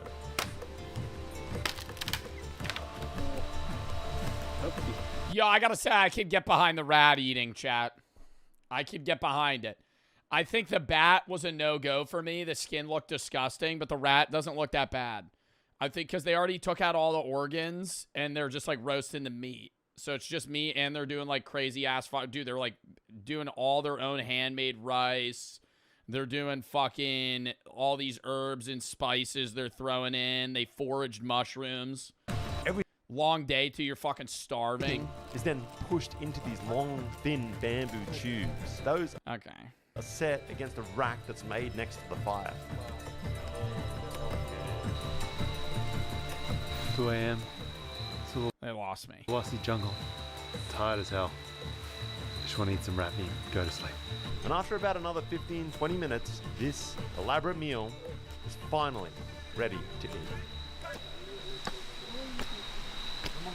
I don't know. That makes me not like it anymore. The like aggressively like pushing it out of the tube and it just making that like plop noise. I know, in fact, that this is standard Indonesian jungle fare. We have this crazy rat salad cooked in bamboo. As long as they didn't do the bamboo thing, I would eat it. I would try it either way. Oh, you're going the whole fucking day. You're rat hunting, bro. I would have to taste it. I don't know. Maybe it's like a rat curry. We're gonna see how it's done. What is that? Is that like its torso? Kind of like stomach section of rat here. It has intestines inside it. There's a. No, I thought they took them out. It's pretty good. It reminds me a lot of squirrel. Again, I think these things pretty much are squirrels living up in the trees. These guys are really chowing down. They're like moving coal away. Damn, do people eat squirrels a lot too? I know people eat squirrels. I've never seen somebody eat a squirrel though either. Half this table's really, really good. It's a ton of effort. I'm not sure it's worth the 3 hours trekking, having to hunt these. Yeah, I don't know about 3 hours to get fucking 3 rats worth of food. Things out of the trees, cooking them yourselves. I definitely just go to Tomahawk. Could have just gone to the market, bought them for $6. Market, buy 300,000. Best deal out there. Check it out if you're ever in town, guys. I'm telling you. Yeah, if I'm ever in town, I'll definitely go to the meat market and grab the 3 rat pack. Jungle rats, pretty good. Oh, these guys love it. All right, now that was such a fun video to watch. Like that took some turns I did not think it would take. When it was just the meat market, I was like, oh, they're probably gonna sell like poisonous animal. No, it's just bats. Bats and rats. Chat, I gotta piss real quick, then we're hopping to the next.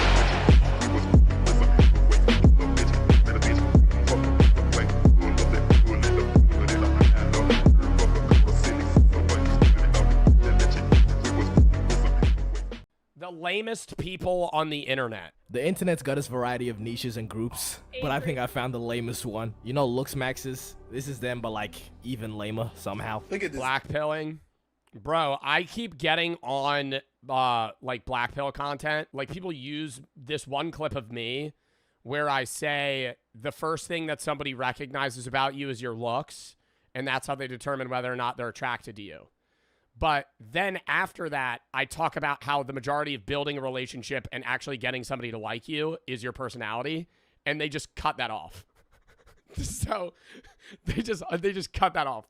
So they put the clip of like me saying, hey, like people, the first thing that somebody notices about you is your looks. And then they're just like, yep, that's it. I'm like, that's not it. Like, I will say, yes, I think when you find it, like finding somebody attractive is off looks. Like that does matter more than some people say it does. But in terms of long-term relationship capability, no. But I'm saying, yes, the first thing that somebody recognizes about you is your looks, because that's their subconscious opinion is going to be how you look. But that's not the only thing that matters. And like the way that I understand black pill is that the only thing that matters is your looks. And I think that's wrong, because that is where not only, yes, maybe in the terms of like the first thing somebody notices is your looks, but then they're going to realize your entire personality is structured around how you look, which is like obscene narcissism. Like it's just building a fucking rapport within yourself of like, I look great. I look great. I look awesome. This is how I need to look. I need to change my haircut. I need to start mewing. Maybe I should get facial surgery. Bro, you're 20. Bro, your brain's not even done developing yet. You're going to get fucking plastic surgery at 20 years old because you think that you don't look good. Like, it's your life, fine. But I'm saying, like, don't think that, like, that's the end all be all on whether or not people are going to like you is how you look. It's because they take, like, the idea of black pill is they take something that isn't absurd to say and then make that the only thing that matters. Like, good-looking people get better connections in life. Is that true to a degree? Potentially. But I think that's the idea that looking good gets your foot in the door. But when you only care about looking good, and then you get your foot in the door, and they're like, okay, hey, and they start asking for your qualifications, or they want to learn about you, and you're the most dull person ever, because all you care about is whether or not you look appealing. It's like, man, that's like, I don't know. It also causes so much stress within yourself, you know? The idea of having to constantly be like, I need to look this way. I need to be this attractive. It's now you're like, you're hindering your own mood, you know? The pivot of how you feel in life is going to be how you look that day. Like, I don't know, man. And it's just like living for other people. Black pill content. This is a group of people that believe looks and genetics are the most important thing in life, and they decide how every interaction is gonna go, which is, you know, sort of. Well, what is it? It's like subhuman, sub 5, sub 3, low tier normie, high tier normie, Chad. Like, there's a ranking system in the black pill like community where they like rank what you look. And a lot of the time they'll say that I'm like a normie or a low tier normie. Like, I saw one guy do a whole facial analysis on me and he said I was a 5. he said I was a 5. And he was like, if he fixed his hair and got Greek curls, he'd maybe be a little bit better. But they'll be like, his nose is crooked, his jaw's too far out. I'm like, man, bro, I don't care. and the guys that are making those analysis videos are like 3s. Like, I just, how are you going to sit there and make all of your content about like, hey, I'm going to rank how this person looks when you're like literally in a basement that's wet underground, just like fucking just ranking people? I'm like, yeah, sure, I'm a 5. I don't care. Right? Like I used to care so much about how I looked, and I still do fixate on certain things. Like I fixate on my hair a lot, right? Because I do think I am going to go bald. And so that upsets me. But like there are days where I'll just be like, I didn't do my hair, and I'll just like fucking leave it. So, and the thing that makes these people so lame is that they're quote-unquote straight men who edit other men because they think they look good, or they argue about which man they think looks better in a comment section, and just bully people who aren't conventionally attractive. When I know damn well... Well, who's the famous guy that's technically the pinnacle of like Black Pill Chad? Oh my God, who is it? No, not Marlon. It's like a famous Hollywood actor. I don't know, man. I mean, like this is the guy that's like... one of the guys. Oh no, it's Ian Somerhalder. I would agree more on Ian Somerhalder than Jordan Barrett. Ian Somerhalder is a fucking hot guy. But like, I don't know, why is he the pinnacle of like Chad? Because his facial structure is good? Like it's because, oh, well, they'll say I have a negative canthal tilt too, and that makes me look like a bitch. I'm like, chat. This is like actual shit where it's like they'll analyze me and they'll be like, yo, he looks like a bitch. I'll be like, damn. Okay. It's like if you ever want to feel the worst you've ever felt in your life, ask somebody from the Black Pill community to rate how attractive you are. And they will be like, yeah, man, I think it's cooked. You're so ugly. They'll be, and I'm like, God damn, man. Like the fucking standards we have. Oh, these people are behind their desk looking like this and telling me this guy's right eyebrow is bigger than his left, so he's cooked. And then proceed to tell me this is the peak of male beauty. Yeah, man. like cheap. Bro, actually, some shit that looks like you got plastic surgery. Alright, bro. As a part of this video, I've looked into the species I'm a cold. Honestly, bro, I think the biggest thing about attractiveness is how you carry yourself. I've seen, and you could say this is like some glaze shit, I've seen a lot of guys that own how they dress.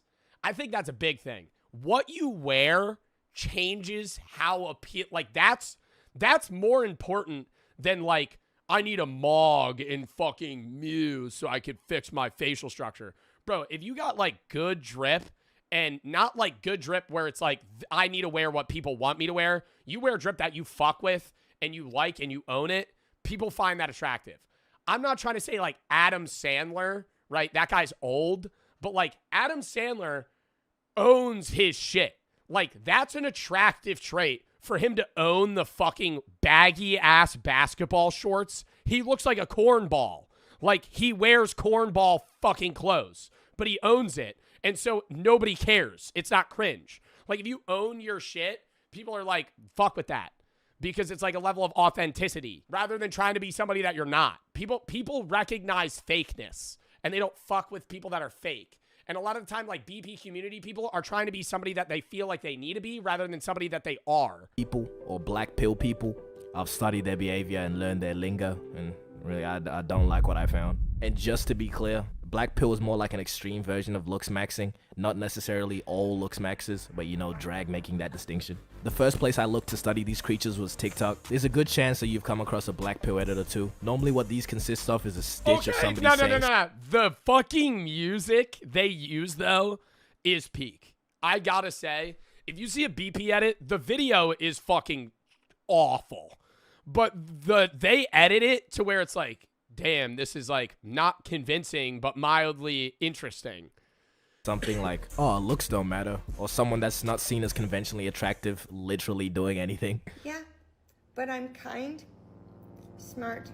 See, like that's so fucking sad. Nah, like this guy's a cuck commenting that. Sub-Zero looking at me, Bro, like, nah, you actually work at Burger King, bro. You work at Burger King and you don't have friends. Like, and you're sitting here commenting on people that fucking, like, actually, nah, you literally, like, this motherfucker commenting against this woman, like, being an absolute dick about her appearance. Thoughtful and caring, and those are things that matter more. What did this poor lady do to you? Literally anyone can get hit with a black pill edit, nobody is safe. And normally the people that make these edits obviously leave their face out because almost 100% of the time they look like this. But on the rare occasion where the editor includes themselves in, it's so obvious every single time because you just see this ethereal looking world-renowned model and then this nigga.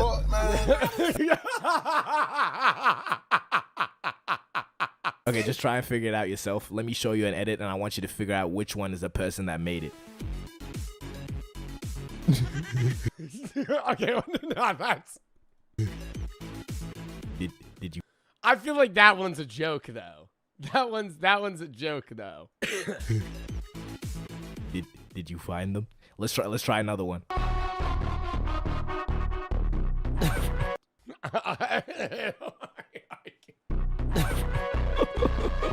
People in the comments are just flaming this nigga too.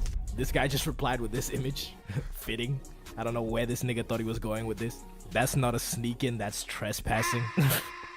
Twin, being nice does not cost anything. Okay, but on TikTok you also find the higher ranking BP people having mug-offs.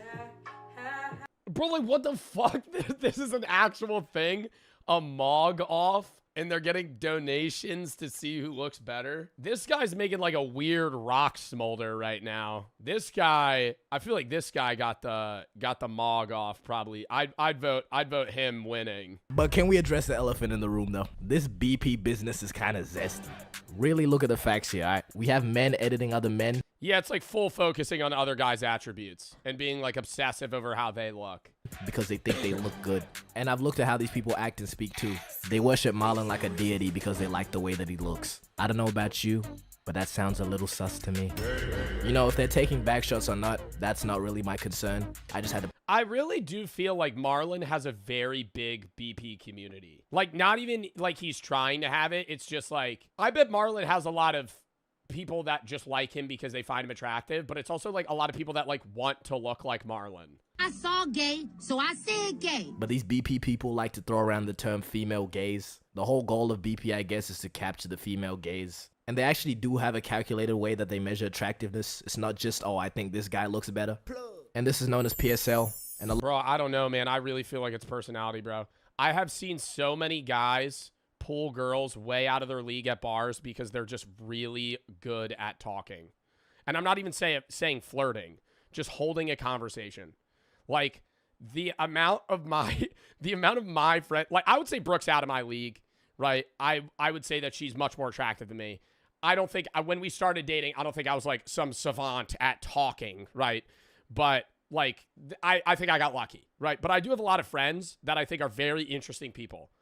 And I wouldn't say they're ugly, but they outwardly say their girlfriends are like 4 tiers higher than them attractiveness-wise. And it's like, it's not because they went on the BP route and they pulled her. It's like, no, they went up, had a conversation, found common interests, right? Liked each other. And it's like, then that's how they find you attractive. Like, alongside PSL, they also use the term appeal. Appeal is more just people finding you attractive regardless of your PSL. Now with PSL, this is where we get shit like this. This is what you would call a PSL god. Oh my gosh. But a PSL god wouldn't necessarily have appeal. Because again, look at this shit. So I guess PSL is purely for the male gaze then. My zesty theory. Is that a real photo? That's not a real photo. Chat, that's a real image? No. That is. That jaw structure is unreal, though. But that's what I'm saying, like, I'm not judging this guy by any means either. I feel like why is, like, I think it's just, like, the more, like, you look like a stone sculpture, the more attractive you are on a PSL scale. This is where we get shit like this. This is what you would call a PSL god, but a PSL god wouldn't necessarily have appeal because again, look at this shit. So I guess PSL is purely for the male gaze then. My zesty theory is being proven again, and I find this is no better time than any to really dive into the BP terminology. First word you probably already know, it's Chad. These are people that the BP community can collectively agree, you know, look good. So mainly like these three models. And then we have Chad Light. What am I talking about, cunt? But anyways, this is just a little lower. You wouldn't really be considered a Chad, but I don't know if you have to apply for Chad status. Is that something that they do? No, I always thought that you can't move up like far, right? In the BP community, well, you could like make yourself more attractive and move up, but like if you're sub 5, you're never going to be a Chad in the BP community. But if you're like a Chad Light, if you got like a different haircut, maybe like they'll fucking up you. I don't know. I don't know. But if you're an unidentified attractive person, you're what's known as an unknown slayer. Like this random ass kid in the back of this video, he went viral on TikTok for a little bit. People calling him unknown slayer. Another example is this one guy. I just wanted to point it out because of this comment. Nigga said bro is real life Marlon. Bro, what the f is you even talking Real life Marlon, like Marlon's an anime character that doesn't exist. about, bro? What the f does that mean, bro? I'm telling you, they worship this nigga Marlon like a deity. They don't even consider him real. And if you're the very pinnacle of male attractiveness, you're what's known as a true Adam. And this one guy they call a true Aladdin because he's Middle Eastern. There's not really a pattern there because that's the only example I could find. So maybe there's a different true so-and-so depending on who's like a true Adam though. The race. I don't know. And then we have the term high tier normie or HTN for short, which means you're a really good looking person for somebody that's not an actor or model, just missing out on Chad Light status. There's also mid tier normie, which is somebody who out of 10 is like a 6 to a 7. I know what I just said. Just be cool. I think people normally rate me like mid low tier normie. Please. Then there's a low tier normie, which is pretty much just an average looking person. And then, you know, sub 5, which you know what that means. That's pretty much all the dumbass terminology these niggas use. But we also have the president of Black Pill, Clav. You know, interesting guy. People call him the insecure final boss. Marlon Moggs. Didn't he say, oh my God, wait. I know this clip. Marlon Moggs, all of you? Yeah, but he's black. Yeah, what a fucking comeback. What a fucking comeback. Isn't Marlon also not black? Like, it's just Marlon Moggs, all of you. Yeah, but he's black, so. No, he's not. Reasonable take. But overall, the whole belief with Black Pill is lookism, which means if you're chopped, people are just gonna treat you well. Like what that means. Like, what an outwardly racist thing to say. Like, it's just like, yeah, but you know. Obviously, people do treat you different depending on how you look. You see how they did Dream? Bro, people who had never heard of him were just flaming him after the face reveal. What do you think the BP community rates Dream? Just because he looked a little bit like Rumpelstiltskin. It's really just the angle he recorded it. He's not even chopped for real. See? But you know, sub 5? The idea of people... I feel like they do like low tier normally sub 5. I don't know. It's just like anybody... Dude, when you go on like BP TikTok, you realize anybody you like... dude, like Brad Pitt, for example. They probably rate him pretty high. I would say Brad Pitt is a 10. I would say Brad Pitt in Fight Club is a 10. Like, he is so, like a very attractive guy. But I feel like I could say that. I don't know what they rate him, but I wouldn't be surprised if like I would say, hey, this guy looks like a 10, 4. And here's why. And then they'll give you a 4-paragraph statement on like every small thing that's wrong with their face and why they should be rated lower. Treating you differently just because of how you look. Black pillars just do too much with it. Would Charlie Kirk have gotten assassinated if he were Chad? Well, probably not. What? What? What? Would Charlie Kirk have gotten assassinated if he was a Chad? Probably not. Is this a fucking meme video? Clav is trying to say that if Charlie Kirk was more attractive, he wouldn't have gotten fucking killed. Would Charlie Kirk have gotten assassinated if he were Chad? Well, probably not, and here's why. Good-looking people experience something called the halo effect, so it's quite possible that if Charlie were to be better looking, someone wouldn't have hated him enough to assassinate him. The whole mess. What? What? What? What the fuck? What are you talking about, bro? What do you mean? If he was more attractive, he wouldn't have died. I mean, I could understand like you're saying the halo effect of like people like more attractive people, not in the argument of assassinations. I feel like the immediate counterpoint to that is like, it wasn't John F. Kennedy considerably one of the most attractive presidents ever? Shot in the head. Broad daylight. It's just lost to me now. I don't even know what's going on. The belief in What? Oh, well, he was a Chad White. He wasn't a Chad. this idea is objectively wrong and also lame. Please find a place of employment. Where are you finding this time to edit over people that you have chopped? See, self-improvement, and I guess looks maxing by extension, is not necessarily a bad thing. And honestly, I believe having deep pockets is more powerful than looking good. Let's take this guy Cuffham, for example. See, I'm not gonna say he's chopped. Let's just let the results speak. The first algorithm we'll look at is designed to judge the beauty or attractiveness of your face. Point two? No fucking way. We'll give you a score between 0 and 10. But he has motion and he's pretty financially abundant, and he has managed to acquire females. Money and status really has a larger influence on how you look. Am I about to make my own pill? I'ma call that shit purple pill, or PP for short. But deep it though, Elon Musk could really bag more than a broke ass nigga that looks like this. And Elon really built like a Tesla for real. But it doesn't really matter because that 0.7 in his net worth could retire several generations, alright? Yet black pillars still believe looks are everything. Damn, I didn't even think about that, bro. The 0.7, $700 million. Generations, alright? Yet black pillars still believe looks are everything, you slow ass niggas. So you know, instead of smashing your skull, how about you get some motion? Looks maxes, black pillars, they're a community and they like to share their knowledge. And the best place to see this in action is Reddit/looksmaxing advice. Whatever you do, if you want actual advice, do not look on here. Let's take a look, shall we? 15, male, is it over for me? Nigga in the comments said, you could just be famous. Alright, bro must have taken PP. That stands for purple pill, by the way. Okay, next. What can I do? Please be honest. Okay, so niggas are trolling. Okay, so the 1 in a billion chance that, okay, the 1 in 0 chance that this is real. It's time to let it go, Unc. Let me try to find some actual serious ones then. Alright, this guy, 28, chronically single, and I know my forehead is huge. Okay, sounds reasonable. His forehead cannot be that bad. Interesting.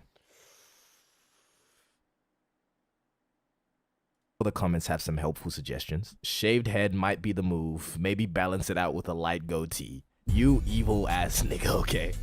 You know what you're doing, bro. Gain about 30 pounds and you grow into that head. Is that something? Gain about 30 pounds and you grow. Stop. I'm trying to. That's actually fucked. No, that's actually fucked. You can do, you can grow into a head. Tell women you can read minds. Next, bro. Surprisingly, a lot of women are on this subreddit too. I don't think they really reply to. There's women in the BP community. I thought that's only, but is there like BP guidelines for women? Posts, but they put a lot of them up. And maybe my black pillars being zesty theory was wrong because a lot of them put up shots instead of actually giving advice. How big is my forehead? 1 to 10. You know, coming from the last one, you know, I'm gonna give this shit a 1. I think a lot of people in the comments forgot that question though, especially fucking Shakespeare over here. I'm captivated by how pretty you are. I would kiss that big forehead. It's not big, just kissable is all. I'll give it to you. You're tough, I guess, twin. Shut of the year. And then there's this guy that just said, can I have your number, please? No. Oh my goodness, Valentine! No, whoa, no! That is not the shot! That's air, bro. That's straight air. And you know, sometimes even the girls' posts get flamed. You find me attractive. Why/why not? See, why are women going on the looks max? I mean, like, why is anybody going on this? But why are women going on the looks maxing advice? See, a lot of these comments are just not nice. But one stood out to me. This guy said, you look like you're offended by everything. Honestly, not a bad observation. You can't hate it. Okay, the more I dive down this subreddit, the less I believe it's actually serious. Just look at— Yeah, I feel like a lot of it's got to be meme shit. There's probably like there is a BP community. But like, dude, a subreddit that anybody can join, bro. A lot of people are just gonna join it to troll. Some of these posts. Is it over for me? 214 male. It's been over for quite some time, Abe. 19 female. How do I improve my looks? Reincarnation, man. Okay, I'm gonna just leave it there. But you know, message of the vid: take PP, not BP. Bye. Outro. Wow. Next video, chat.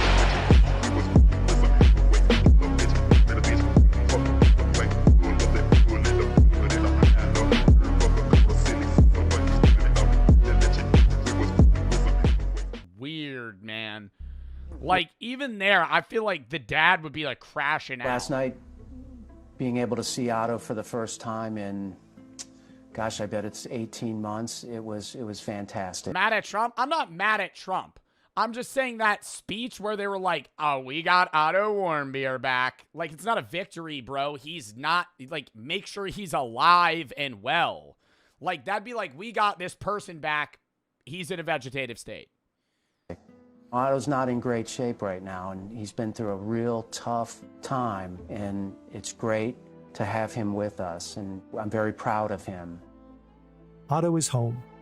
Were they supposed to leave him there? No, but don't announce on a press conference to up your PR that you got a guy back like you just killed Osama bin Laden, when in reality, the guy you got back, you didn't get back safe.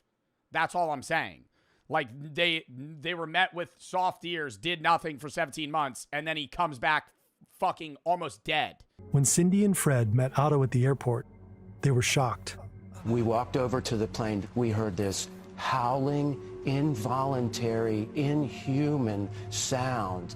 Otto was on the stretcher across in the plane, and he was jerking violently, making these inhuman sounds. Otto had a shaved head. He had a feeding tube coming out of his nose. He was blind. He was deaf. We got Otto Warmbier back. Like, you see the point I'm trying to make? You see the point? That's all I was just trying to say. Can we lock back in on this poor guy that's dying, right? Like, that's all I was just trying to say is, like, why are you giving a speech like it's a fucking victory, bro? Like, he was taken to the University of Cincinnati Medical Center's Neuroscience Intensive Care Unit, where extensive imaging and diagnostic tests immediately began. His vital signs were stable upon arrival and have remained so. He was blind, deaf, on a feeding tube, and convulsing violently. Wow. Help breathing. No signs of infection. No. What do we know why? Do we know why they sent him back? Like, did North Korea just ship him back? Fern didn't fill that. He said the Swedish liaison couldn't contact North Korea. Nothing happened for 17 months, and then randomly they're informed that he's unconscious and he's shipped back to the United States. So what? Like, North Korea, like, almost killed the guy and went, oh, fuck, now this is going to be a problem. We got to send him back. No dysfunction of non-neurological organs. His neurological condition, though, is described as unresponsive wakefulness. Oh, were they, like, electrocuting him or something? What used to be called a vegetative state. He blinks. Sometimes his eyes open, but he isn't aware of his surroundings and doesn't respond to verbal commands. Oh, are you not supposed to say that anymore? I thought that was like a fucking medical term. No, it just says it's unresponsive. A vegetative state or unresponsive wakefulness syndrome means a person is awake but shows no signs of awareness, purposeful response to their environment, and this is due to severe brain damage. Yeah, so they were like torturing him. To see how he came home was too much for us, but I almost passed out, but I got it together and I rode in the ambulance with him because I did not want him to be alone anymore. He'd been alone for way too long. He's surrounded by his loved ones, but his condition soon worsens. He develops a high fever, 40 degrees Celsius. Fred and Cindy Warmbier are told that he'll never wake up, and they ask to have his feeding tube removed. 6 days after his release, Otto is dead. The news travels across the world. The family of Otto Warmbier has said goodbye. Valid. That's what I'm saying, dude. When you get told that they're never going to wake up and they're just going to be perpetually kept alive on machines, it's time, you know? Sad. Studenten Otto Warmbier. Otto Warmbier скончался после возвращения из тюрьмы в Северной Корее. Otto Warmbier murió pocos días después de ser entregado a los... And what's so bad is we won't even know what they did to him, right? Because it's like, if he had woken up, he could have been like, Jesus Christ, and like told his story of like the North Korean prison camps and how they tortured him and all this other stuff, but he's fucking dead. So it's just like they literally just got sent a body. The American student who fell into a coma while in North Korean custody and has died. On June 22, in Wyoming, Ohio, more than 2,500 There's a city named Wyoming, Ohio. people attend his funeral. The condition in which Otto Warmbier came back to the U.S. and his I did not know that there were cities that had the state name for a city. 500 people attended his funeral. Wow. Wyoming, Ohio, more than 2,500 They always say the impact on the people you had in your life is determined by how many people show up at your death. people attend his funeral. The condition in which Otto Warmbier came back to the U.S. and his subsequent death are discussed nationwide. He left the United States in good health. He returned on the brink of death. Do you know what happened to him in North Korea? Untrue. I don't think it's untrue, but I think how you affect and touch people in your life does matter, right? The people that care are the people that show up. I don't. Content note: the following chapter discusses suicide. Viewer discretion is advised. Upon his release, North Korea gave an explanation for Otto's state. They said he contracted botulism, a rare and severe kind of food poisoning, after eating a meal of spinach and pork. After he fell They were probably giving him fucking slop and actual terrible food, dude. Like, they weren't keeping him in good condition. ill, they gave him a sleeping pill, to which he had some sort of unexpected reaction, which sent him into a state of unresponsive wakefulness. But U.S. medical experts are quick to dispute this story. 3 doctors, experts in neurology, ran tests on Otto while he was still alive. At the request of the family, they hold a press conference to give their opinions. Those tests did not reveal any evidence of active or chronic denervation, nor any repetitive stimulation that would suggest active botulism at this time. The North Koreans, So they just made that shit up. I mean, yo, that's actually fucking unreal, dude. teams are lying, and the Warmbiers have a different story. They tortured him. They intentionally injured him. It looked like someone had taken a pair of pliers and rearranged his bottom teeth. He had a large scar on his right foot. They destroyed him. They purposely and intentionally injured Otto. On September 25, 2017, Fred and Cindy Warmbier gave an I do love that they're doing this now, where they're like, because I didn't keep involvement in this after this happened. I just had known that he had died. But I love that they went out on news stations and were like speaking against it. interview on Fox and Friends. Trump apparently watched. This becomes the narrative: physical torture. Yeah. And, as a consequence, brain damage. But soon, serious doubts emerge. Let's go through his injuries one by one. First, there was a noticeable scar on Otto's right foot. This is Dr. Lakshmi Kota Samarko, the coroner selected to conduct an external autopsy. Fred Warmbier had noticed the scar, but had Dr. Samarko? Physically, as far as wounds, there were a few small scars that we documented. There was one that we really couldn't explain for medical instrumentation, which some of the other scars we could. But there wasn't anything on the external examination to indicate, other than that one scar that we couldn't explain, to indicate torture. The Warmbiers opted against a complete autopsy, offering no reason for this decision. But Dr. Samarko did perform an external inspection. Later, in a lawsuit against North Korea, an expert witness cited the scar on Otto's foot as potential. A lawsuit against North Korea. How's that working? Hey, Kim Jong-un, we're suing you. No, you're not. And then they just move on. Like, how do you sue North Korea? Evidence that he was subjected to torture, possibly electric shock. But does this injury prove Otto was tortured? No. Then there are his teeth. I wouldn't say that. I wouldn't even say the rearranged teeth. I would assume that if he had gotten tortured, they were like zapping his brain. Like that shit they were doing during World War II at that school. Or what? It wasn't a school. What was it called?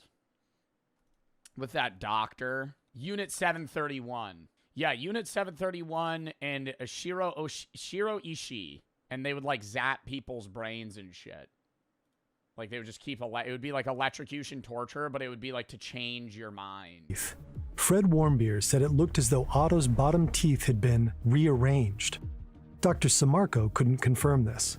We also consulted our forensic dentist, Dr. Wright, and I had him take a look at the imaging, specifically dealing with the lower teeth and mandible. He agreed with us that there is no evidence of trauma to the lower teeth or mandible. In the lawsuit, this finding was disputed. Two of Otto's private dentists testified that his post-mortem dental x-rays, when compared to previous x-rays, indicated that some of his lower teeth had been bent backward, movement consistent with an impact injury. The New York Times had reported that Otto had been repeatedly beaten. That's not impossible. An ex-North Korean spy who was familiar with, though not directly involved in Otto's case, said he'd heard Otto was roughed up by prison guards.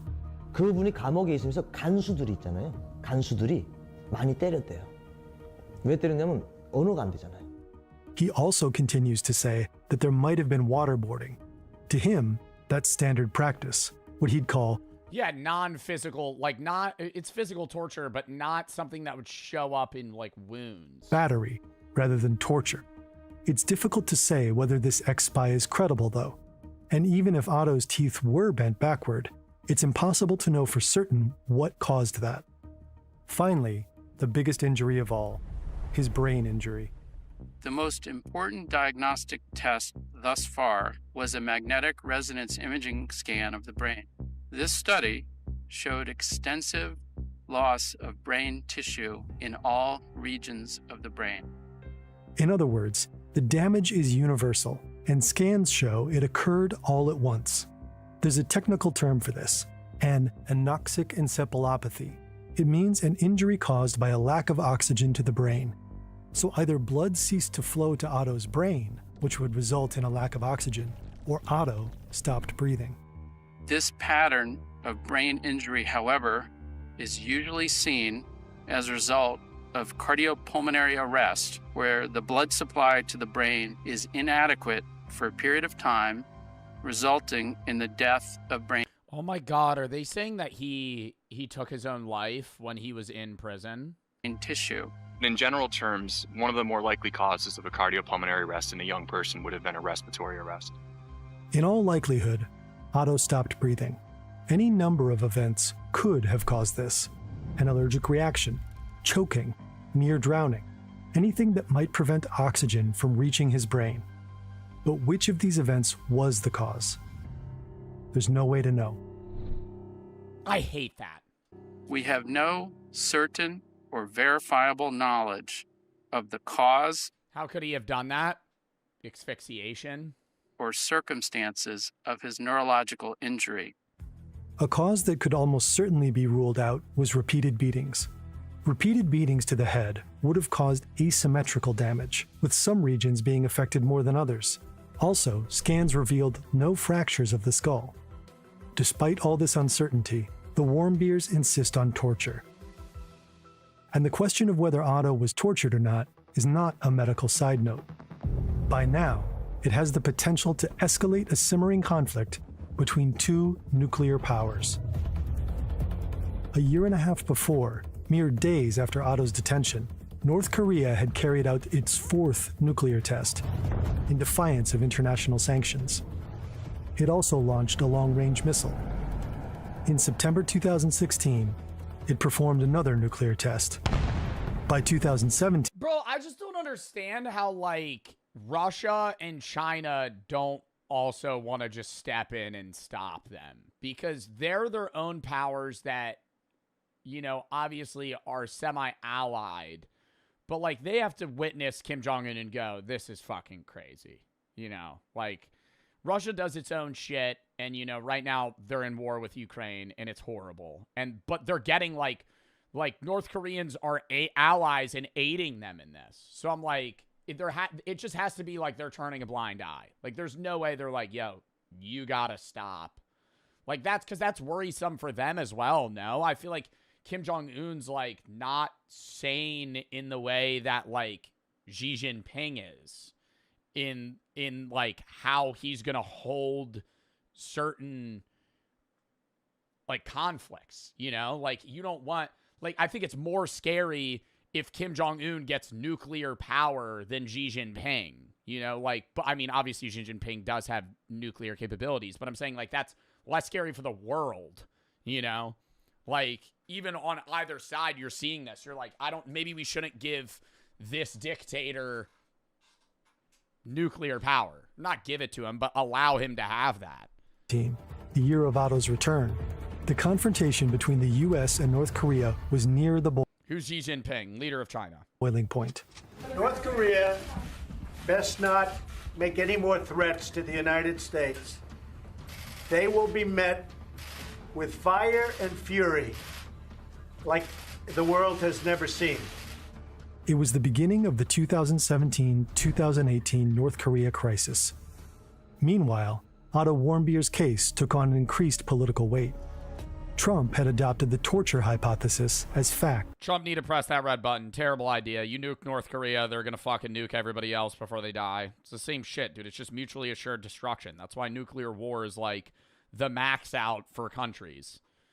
It's just, it enables you to have like an ultimate last defense of like, okay, even if you wipe my country off the map, we'll still kill you.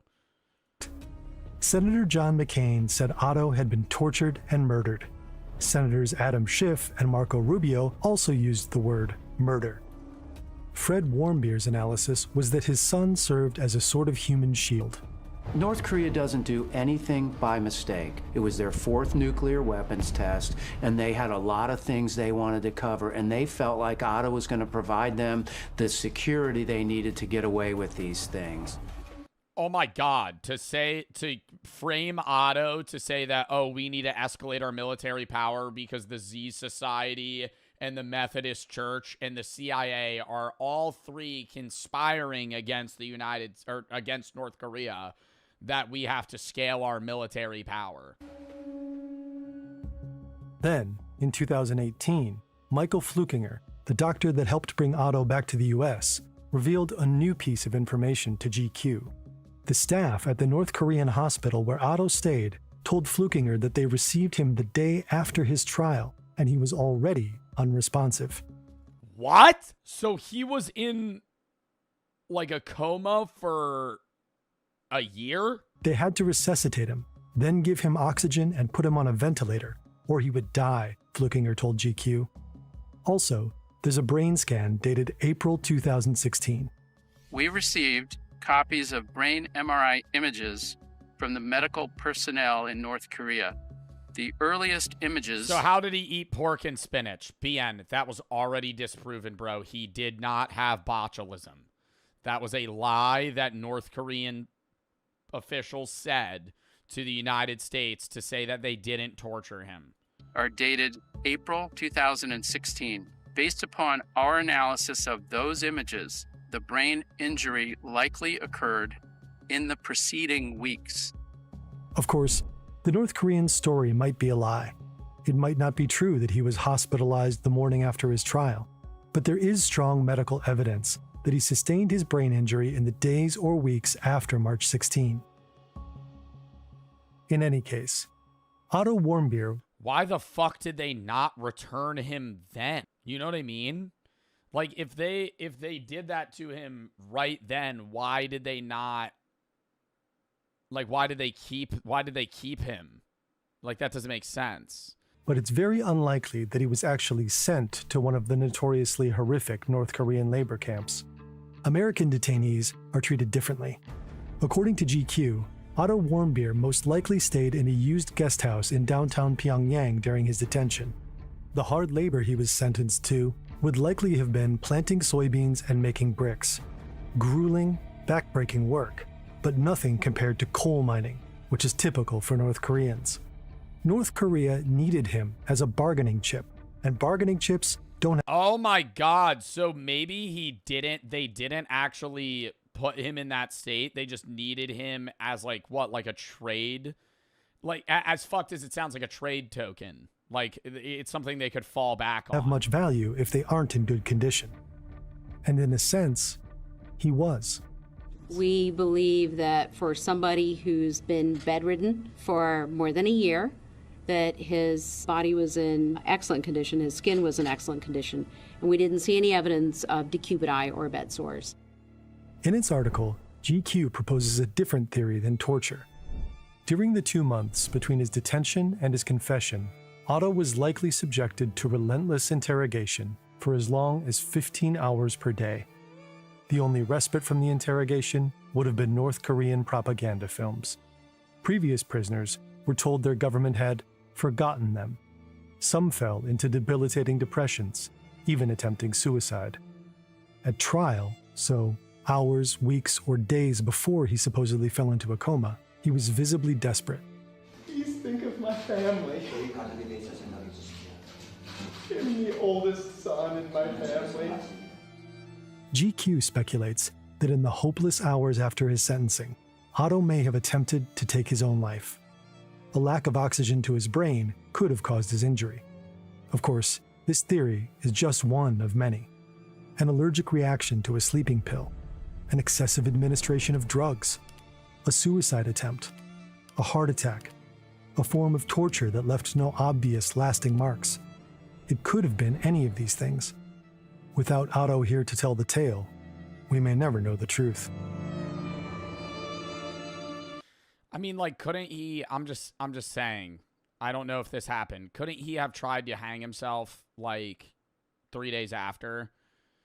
Cut oxygen to his brain, didn't die. They save him, but now he's perpetually in this state, and the wounds that would be on his neck would have healed by the time he was sent back.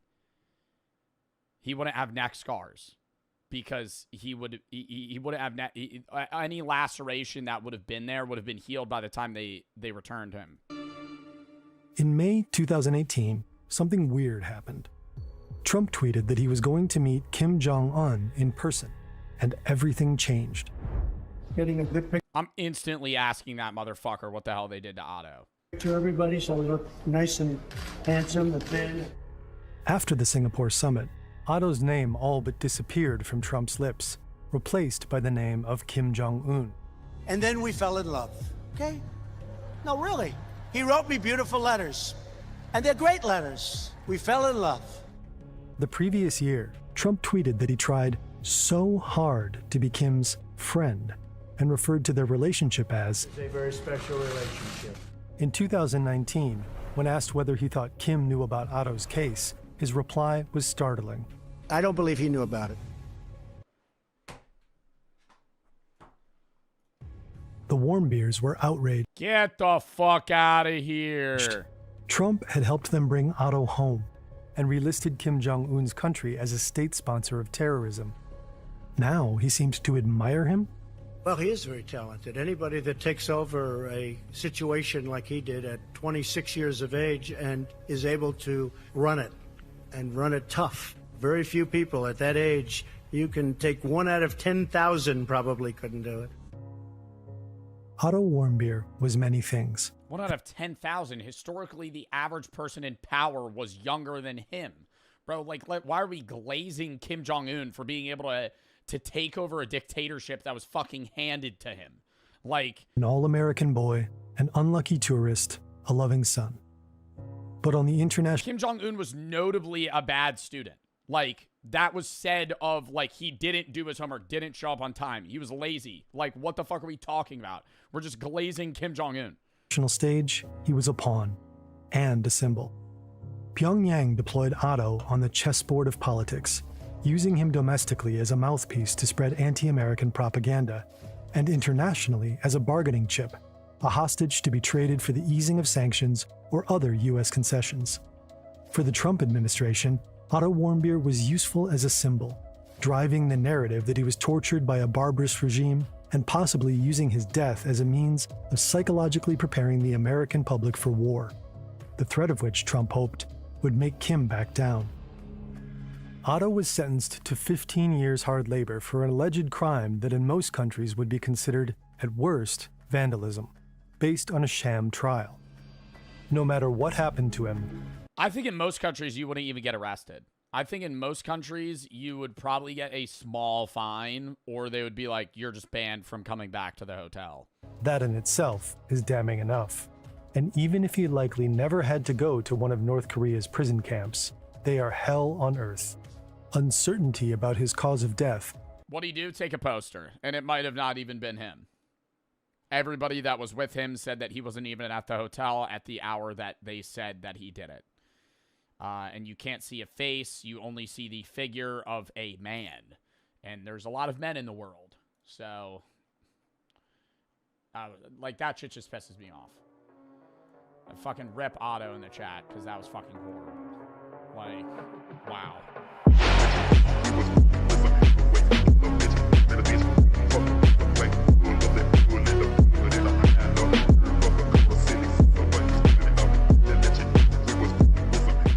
Smash or pass, hear me out edition. Surely this is going to be a banger, right? Welcome to a new video. Let's play Smash or Pass with the Hear Me Out characters from our... Oh, is that an AI voice? Ew. ...viewers. There are some interesting ones. Let's go! Would you smash? Smash. Smash. Nick Wilde, smash. Smash, or would you pass? Smash. Hunk. Smash. It's not even close. Are you kidding me? That's not a Hear Me Out edition. Like, you're Zootopia? That's like the most... Smash. Smash. Smash of the Bird, too. Are you kidding me? Mufasa?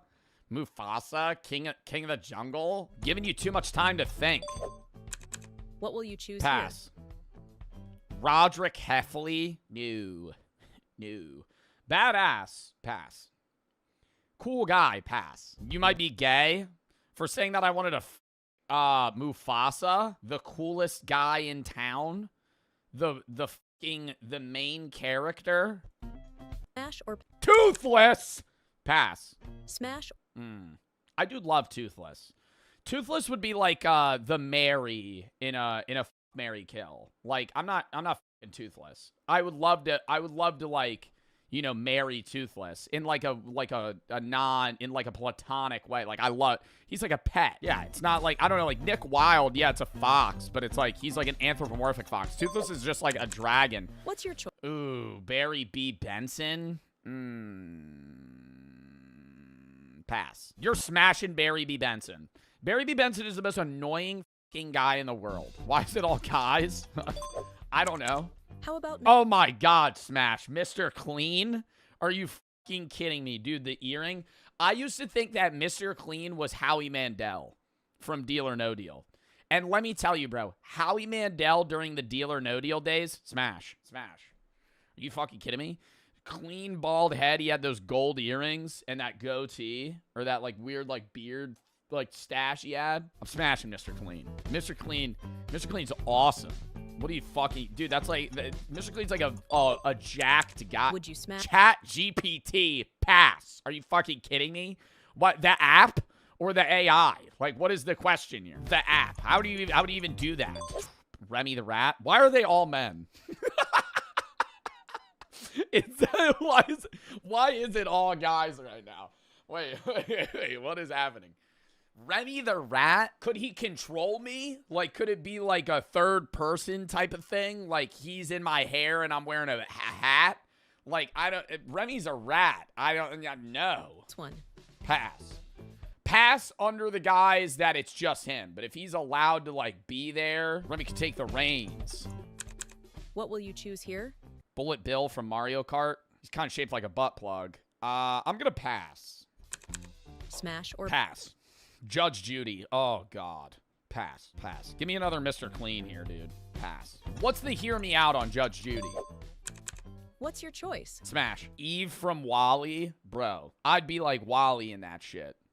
Smash. Eve is awesome. Eve is awesome and also, like, the coolest robot in the universe, in that world. Childhood Clippy. Clippy. Ooh. This is a hard one. I don't think I'm fucking Clippy. I think I'm going to pass. How would that even work? How would that even work? He's a paper clip. I'm going to pass on Clippy. Would you smash? Smash. Gloria from Madagascar. I had a crush on Gloria from Madagascar. Are you kidding me?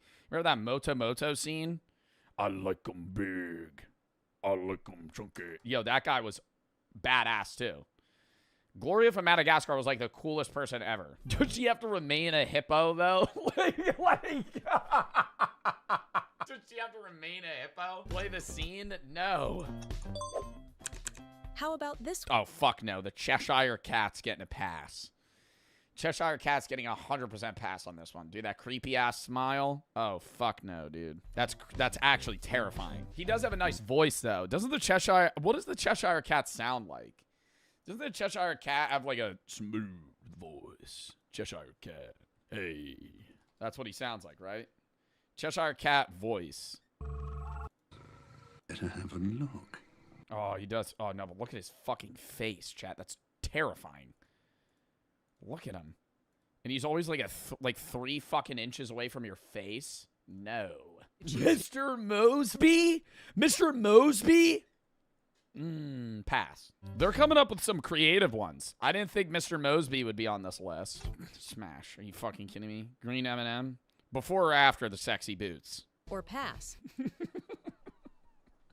Before or after the sexy boots? Is this pre or post woke green M&M? Is this Tucker Carlson green M&M? I think it's the green M&M in the image. Pre-nerf? What's your choice? Megamind? Pass. Is it blue? Smash. How about Winona Ryder in Pass. Beetlejuice? Pass. Probably smells bad too. Pass. Gross. Pass. Would you smash or Pass. would you pass? Any character from Phineas and Ferb is a hard pass. Hard pass. For multiple reasons. How about this one? Pat the handy hammer. Handy bandy hammer. Pat. Pass. I feel like I'm passing on a lot of these. What will you choose? Blue's Clues, but Steve from Blue's Clues. Pass. God, man. Why Smash? So many people are saying Smash. The dog? No. Steve, the guy. I feel like that's bestiality if you say Smash to the dog, bruh. It's different with the hippo, like Gloria, because she's an anthropomorphic hippo, and she's like human, like she is like a human consciousness. I feel like if you're saying like Smash with the Blue's Clues dog, bro, the Mufasa talks. Doesn't Mufasa talk? He speaks. Or just Smash. Lola? Smash or pass?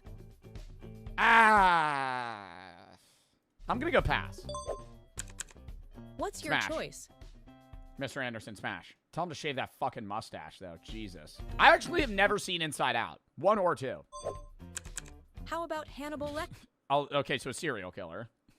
Who's saying Smash? What is the hear me out on Hannibal Lecter? I mean, he's in a fucking straitjacket and he kills people. Like, what? Why are people saying Smash? What is the Smash? What is the Smash? He's a fucking... Oh, he's a serial killer. Hannibal fucking Lecter. That's probably the biggest pass of the century, dude. Are you kidding me? Would you Smash. Guido. Fastest hands in cars. Fastest hands in the entire film, dude. He changes tires better than anybody. That's an immediately. How about this Smash. one? Smash. I had a crush on the dragon from Shrek when I was a kid. I remember being like, damn, Donkey got it good. It's kind of a legacy Smash, but I think I'm going to go pass off of the fact that I look up to him too much. Am I smashing prime Bill Nye the Science Guy or current Bill Nye the Science Guy? I think I'm going to pass either way. Write your hear me outs in the comments so we can... Oh, gosh. Wait, I kind of want to read some of these. Lego Batman Smash. Johnny Depp as the Mad Hatter. Pass. Not even close. Wolf from the Bad Guys movie. Smash. The Slenderman. Pass. Demogorgon. Pass. Bambi's dad. Don't remember what Bambi's dad looks like. I'm going to go pass. Pyramid Head from Silent Hill 2. That's a smash. Magma Cube from Minecraft. Ooh. Pass. Smash. Pass on the Ghast. Handsome Squidward. That's a pass. Optimus Prime. I think any of the Transformers, really. It's metal, though. Feature them in one of our upcoming videos. We're excited and can't wait to see your unique hear me outs. Fuck out of here. Johnny from Sing. I hate every character from Sing. I wish they would all die. Pass. Hate every character from Sing. They're so annoying. That movie sucks. Baymax. That's a smash. What's your choice? Larry the Lobster. Ooh. Bit of a looks maxer. You know, but he does skip leg day. He's really all in the fists more than anything. The arms aren't really there. I think I'm gonna pass on Larry the Lobster. I don't think I'm gonna hit Larry the Lobster there. How about Robin Williams as Teddy Roosevelt? The Smash. Yeah. Robin Williams as Theodore Roosevelt's definitely a smash. I think even regular Teddy Roosevelt. Is Teddy Roosevelt the one that gave a speech when he got shot in the chest? I mean, that's just fucking badass. And now it's Robin Williams, too. Would you smash or would you pass? Isn't she venomous? Pass. Wouldn't that kill you? How about this one? What the fuck is that? Jungle's Clog? Jungle's Clog? What is that? Is that is that a teddy bear from IKEA? Pass. What is that? What will you choose here? Maleficent. Smash. Maleficent? That, I mean, that's not really... Smash or pass? Yo, Simon from Alvin and the Chipmunks.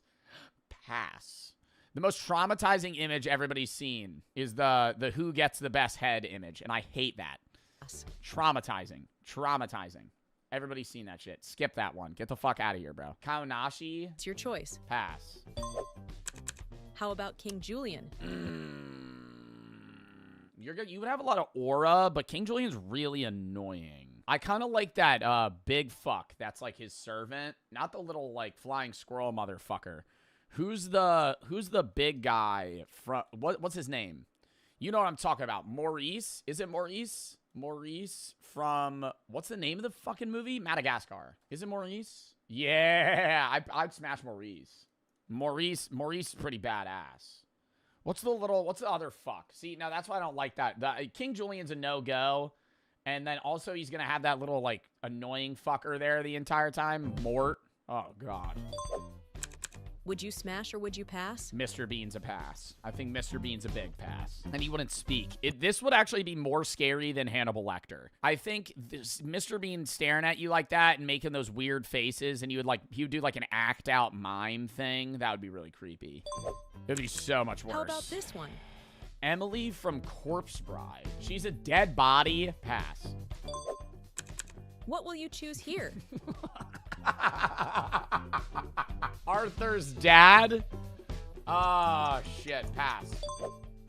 Smash or pass? Smash. Smash. Maximus. Craziest horse in the fucking movie, dude. But he doesn't speak. Pass. It's like, he's like What's an animal. Your choice? The pepper robot. This is like a waitressing robot or like a waiter robot. Pass. I feel like I'd pass on most of them. How about Flounder? The Flounder from My Little Mermaid's also a pass. And even more so for the live action because both of them are fucking creepy. Would you smash? I'm or smashing would you Stuart. pass? I'm smashing Stuart Little. How This is about getting this boring. one? The Vine app. What the fuck? Smash. What's your choice? Oh, here we go. Yeah, I mean, dude, handsome Squidward doesn't have the nose problem that regular Squidward does. I don't know. I feel like this is a pretty hard choice. I think I'm going to go no, though. Handsome Squidward's not really that handsome. He just has, like, a strong jaw structure. He's the Holy Grail. How about Oscar the Grouch? Oscar the Grouch literally lives in the trash. Smash. Smash or pass? Pac-Man Ghost? Miss Pac-Man's a smash. Pac-Man Ghost is a pass. What's your choice? Smash. Interdimensional being, basically a god. Cat in the Hat could effectively kill, like, anything. Like, he literally has, like, superpowers better than most Avengers. He can spawn things out of thin air. He's chaos. Effectively. That was the last one. Wow, that was really interesting. That was fun. Oh, God, they have another one. Let's crank through these real quick. We're just going to skip around. Crush from Finding Nemo is a smash. Circle Guard's a smash. Scar's a smash. Judy's a smash. Tafiti is a smash. Lord Farquaad's a pass. Bambi's father, definitely a smash. Mad Hatter, pass. Pass. Pass. Smash. Smash. Smash. Smash. Pass. Smash. Smash. Pass. Smash. Pass on Benson. Pass. Pass. Smash. Smash. Smash. Pass. Smash. Smash. Jason Voorhees, pass. With or without the mask. If he keeps the mask on, smash. If he takes it off, pass. King Triton, smash.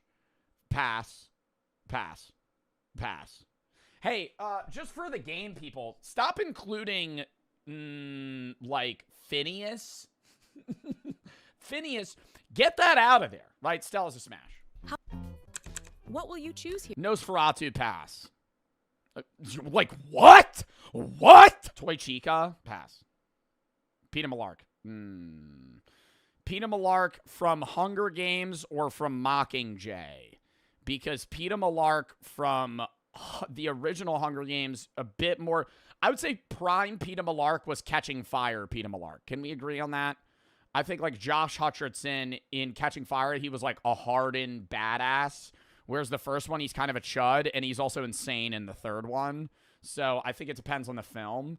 Demogorgon's a pass. Blue from Rio's a pass. 2D's a pass. Roger Rabbit's a pass. JJ from Outer Banks a pass. Diego's a pass. Pyramid Head's a smash. Shrek's pass. Bruno's a pass. Ghost from Call of Duty's a smash. The fucking Bill Cipher, evil god from Gravity Falls, smash. Villagers from Minecraft, depends what job they have. Thanos, smash. And yeah, that's it. All right, well, that was fun. All right, let's get into the next video.